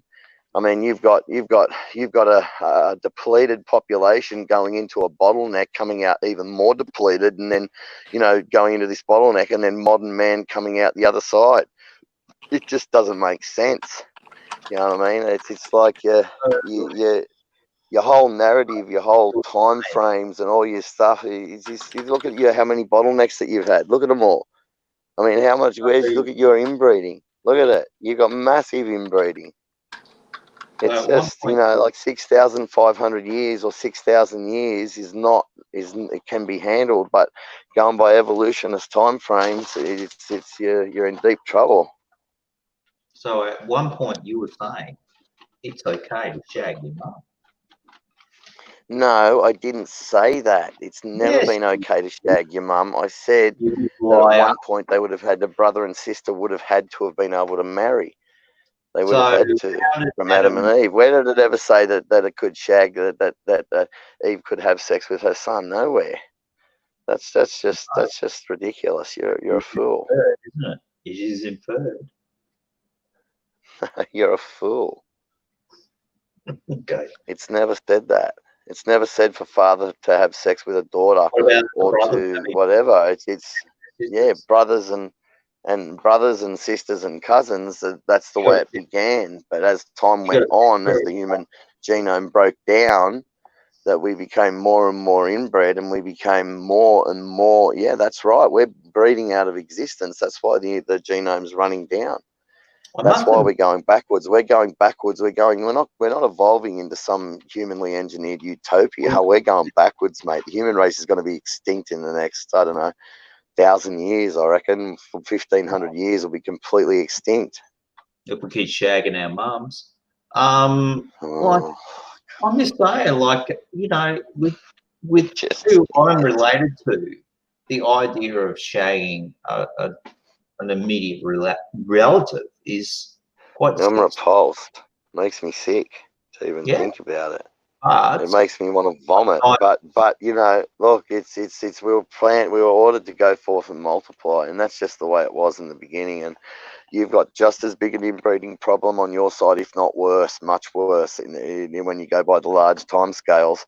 So don't go on about your inbreeding, because inbreeding, if the genome was created, with massive diversity like it was, and as perfect as it was in the beginning, yes, it could support all life on Earth, and it just shows that we're all breaking down, and we're all breaking down at exactly the same rate, and it just shows that all life on Earth at the moment has only got about 1,000 1,500 years left before we're all extinct. Even support that?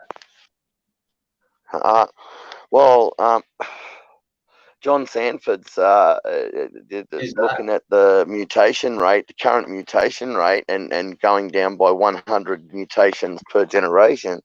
It works out that he's worked out, and this is just like a very crude explanation. I can show you write-ups and things that we've got on this, but it shows that we've only got about 100, about 1,000 years left. Going in generations of about 20 to 25 years or something like that. We've only got about 1,000 or 1,500 years or less left at the current rate of degradation of the genome. our genomes are running down. We're going backwards, just like it says since Adam's fall, and we're actually experiencing that. Even some evolutionists will admit it because they know they can't get out of it, but they say, "Oh well, we know we're evolving in the past, but something happened, and for some reason we're going backwards, and we don't know exactly why we're not evolving." Yes, they do. We are going backwards. We are not going forwards. We are going backwards, and they damn well know it, but they can't admit it, because if they admit it, they admit the Bible's 100% spot on. Bullshit. Well, you can say that all you like, but the facts are we are going backwards. You look at the D loop on the Neanderthal. The D loop on the Neanderthal has 10 mutations on the same area on the mitochondria. Today on the D loop we've got 270 mutations. You love them. You love them. No, we don't love them. Mutations mean death. Mutations, cancer, asthma, like the cerebral palsy, all that, Down syndrome. They're all mutations. They're not. They're nothing good comes from mutations. And how do we get the diversity between now and the 6,000 years from Noah's Ark?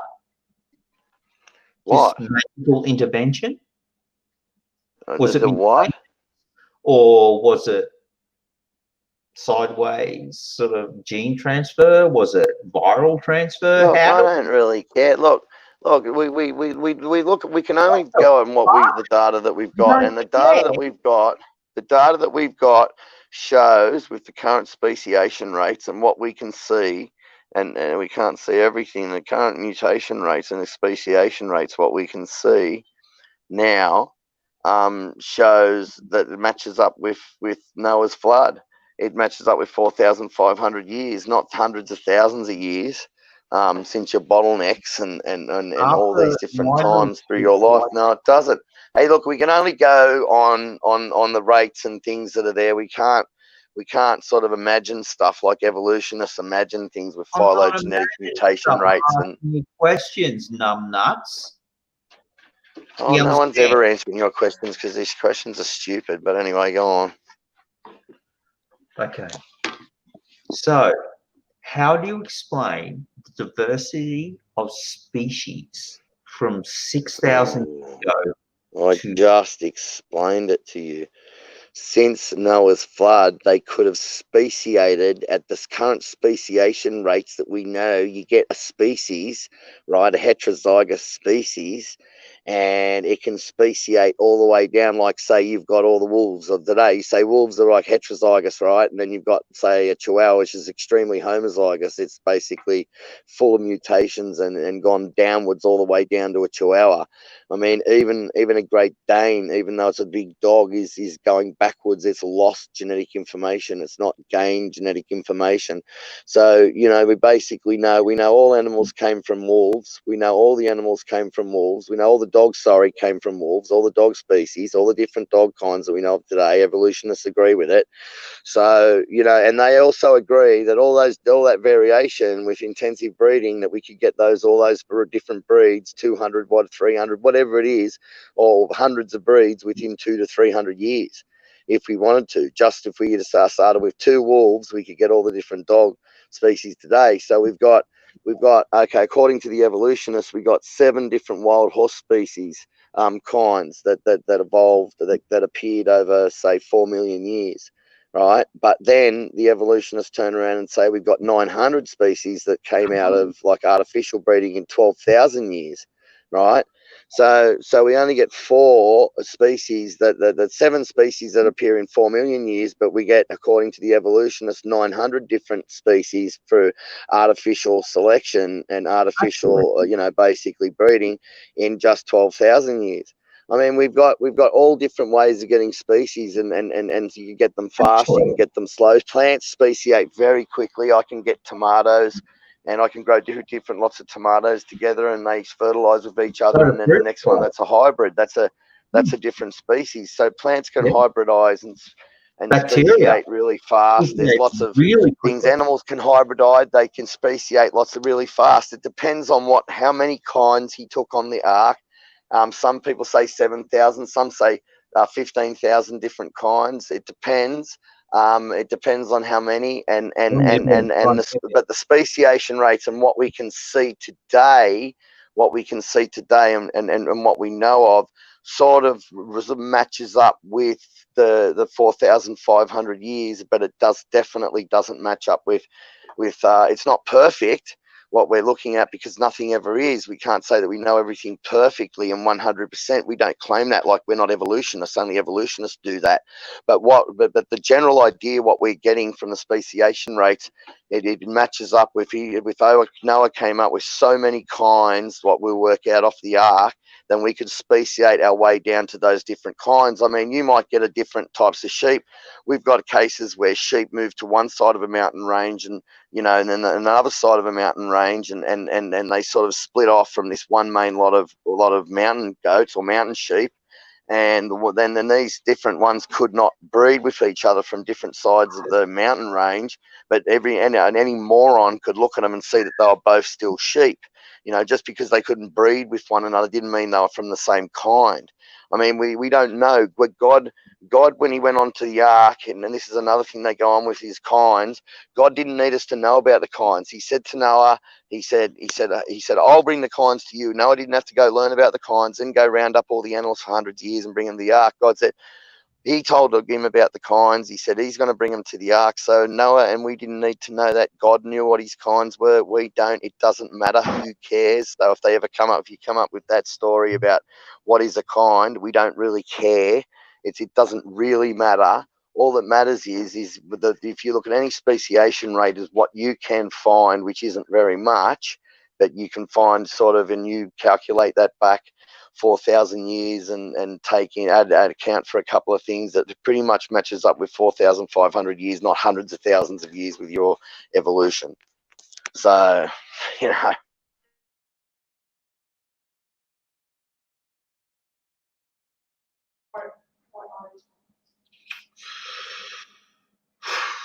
Well, that's cool.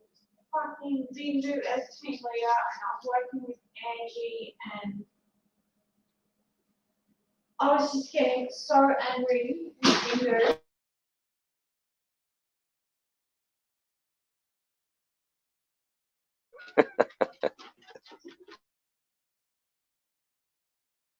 She's having a hissy fit. She's having a hissy fit. Poor little thing. That's all right, sweetheart. You'll change your nap for you, poor little darling. He's going to have a hissy fit. Oh, there.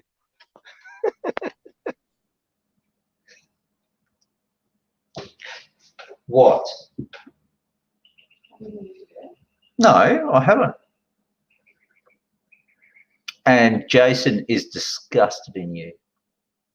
Aren't you, Jason? If he wants to believe in creation, he can.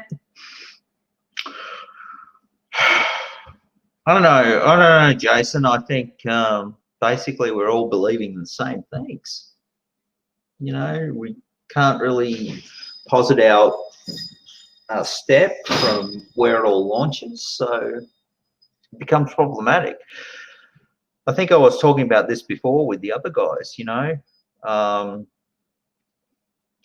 5 hours ago. Oh my God, look at that time.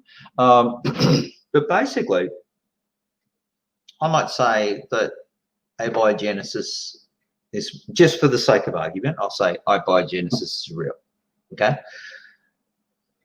Enzymes, proteins, up chain happened by this happening. While you say, well, dust of the earth, man coming out of it by this happening. We have no steps. It just is us running around in circles. That's all it is. You're not even listening, are you? You bastard. Yeah, I'm listening, unfortunately. No, not. It's like torture, but I got no choice. So, so it's like being locked in hell, and then I have to listen to you. But so yeah. What? Seriously? You'd say that to me? Yeah.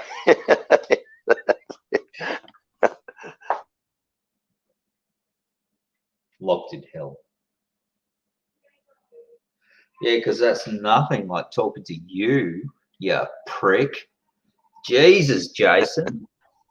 Yeah. I know, man. You're a prick. Just saying.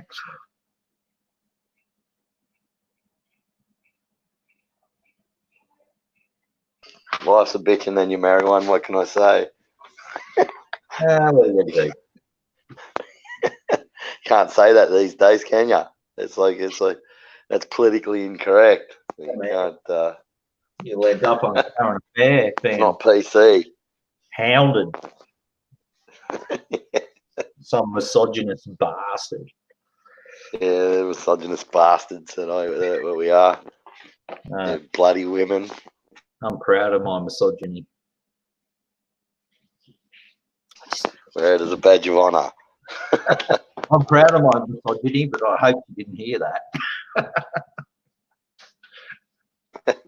Yeah, you'll be in trouble when you sober up in the morning.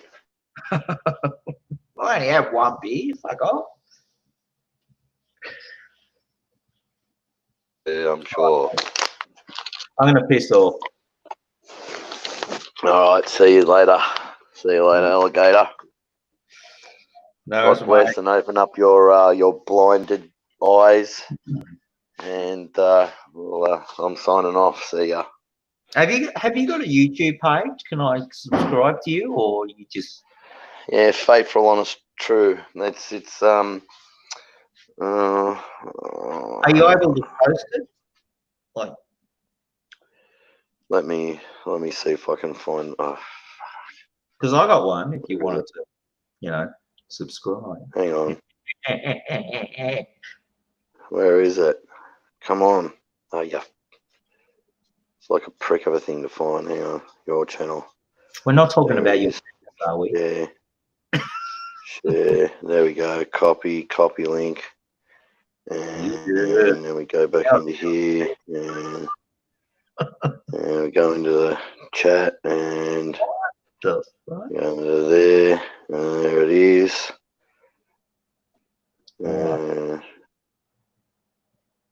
That'll be it. Hang on. Do you want mine? Or you bastard.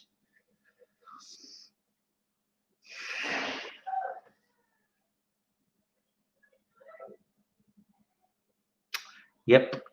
That's how it is with you Christians. I don't think Raw Matt's even listening to me.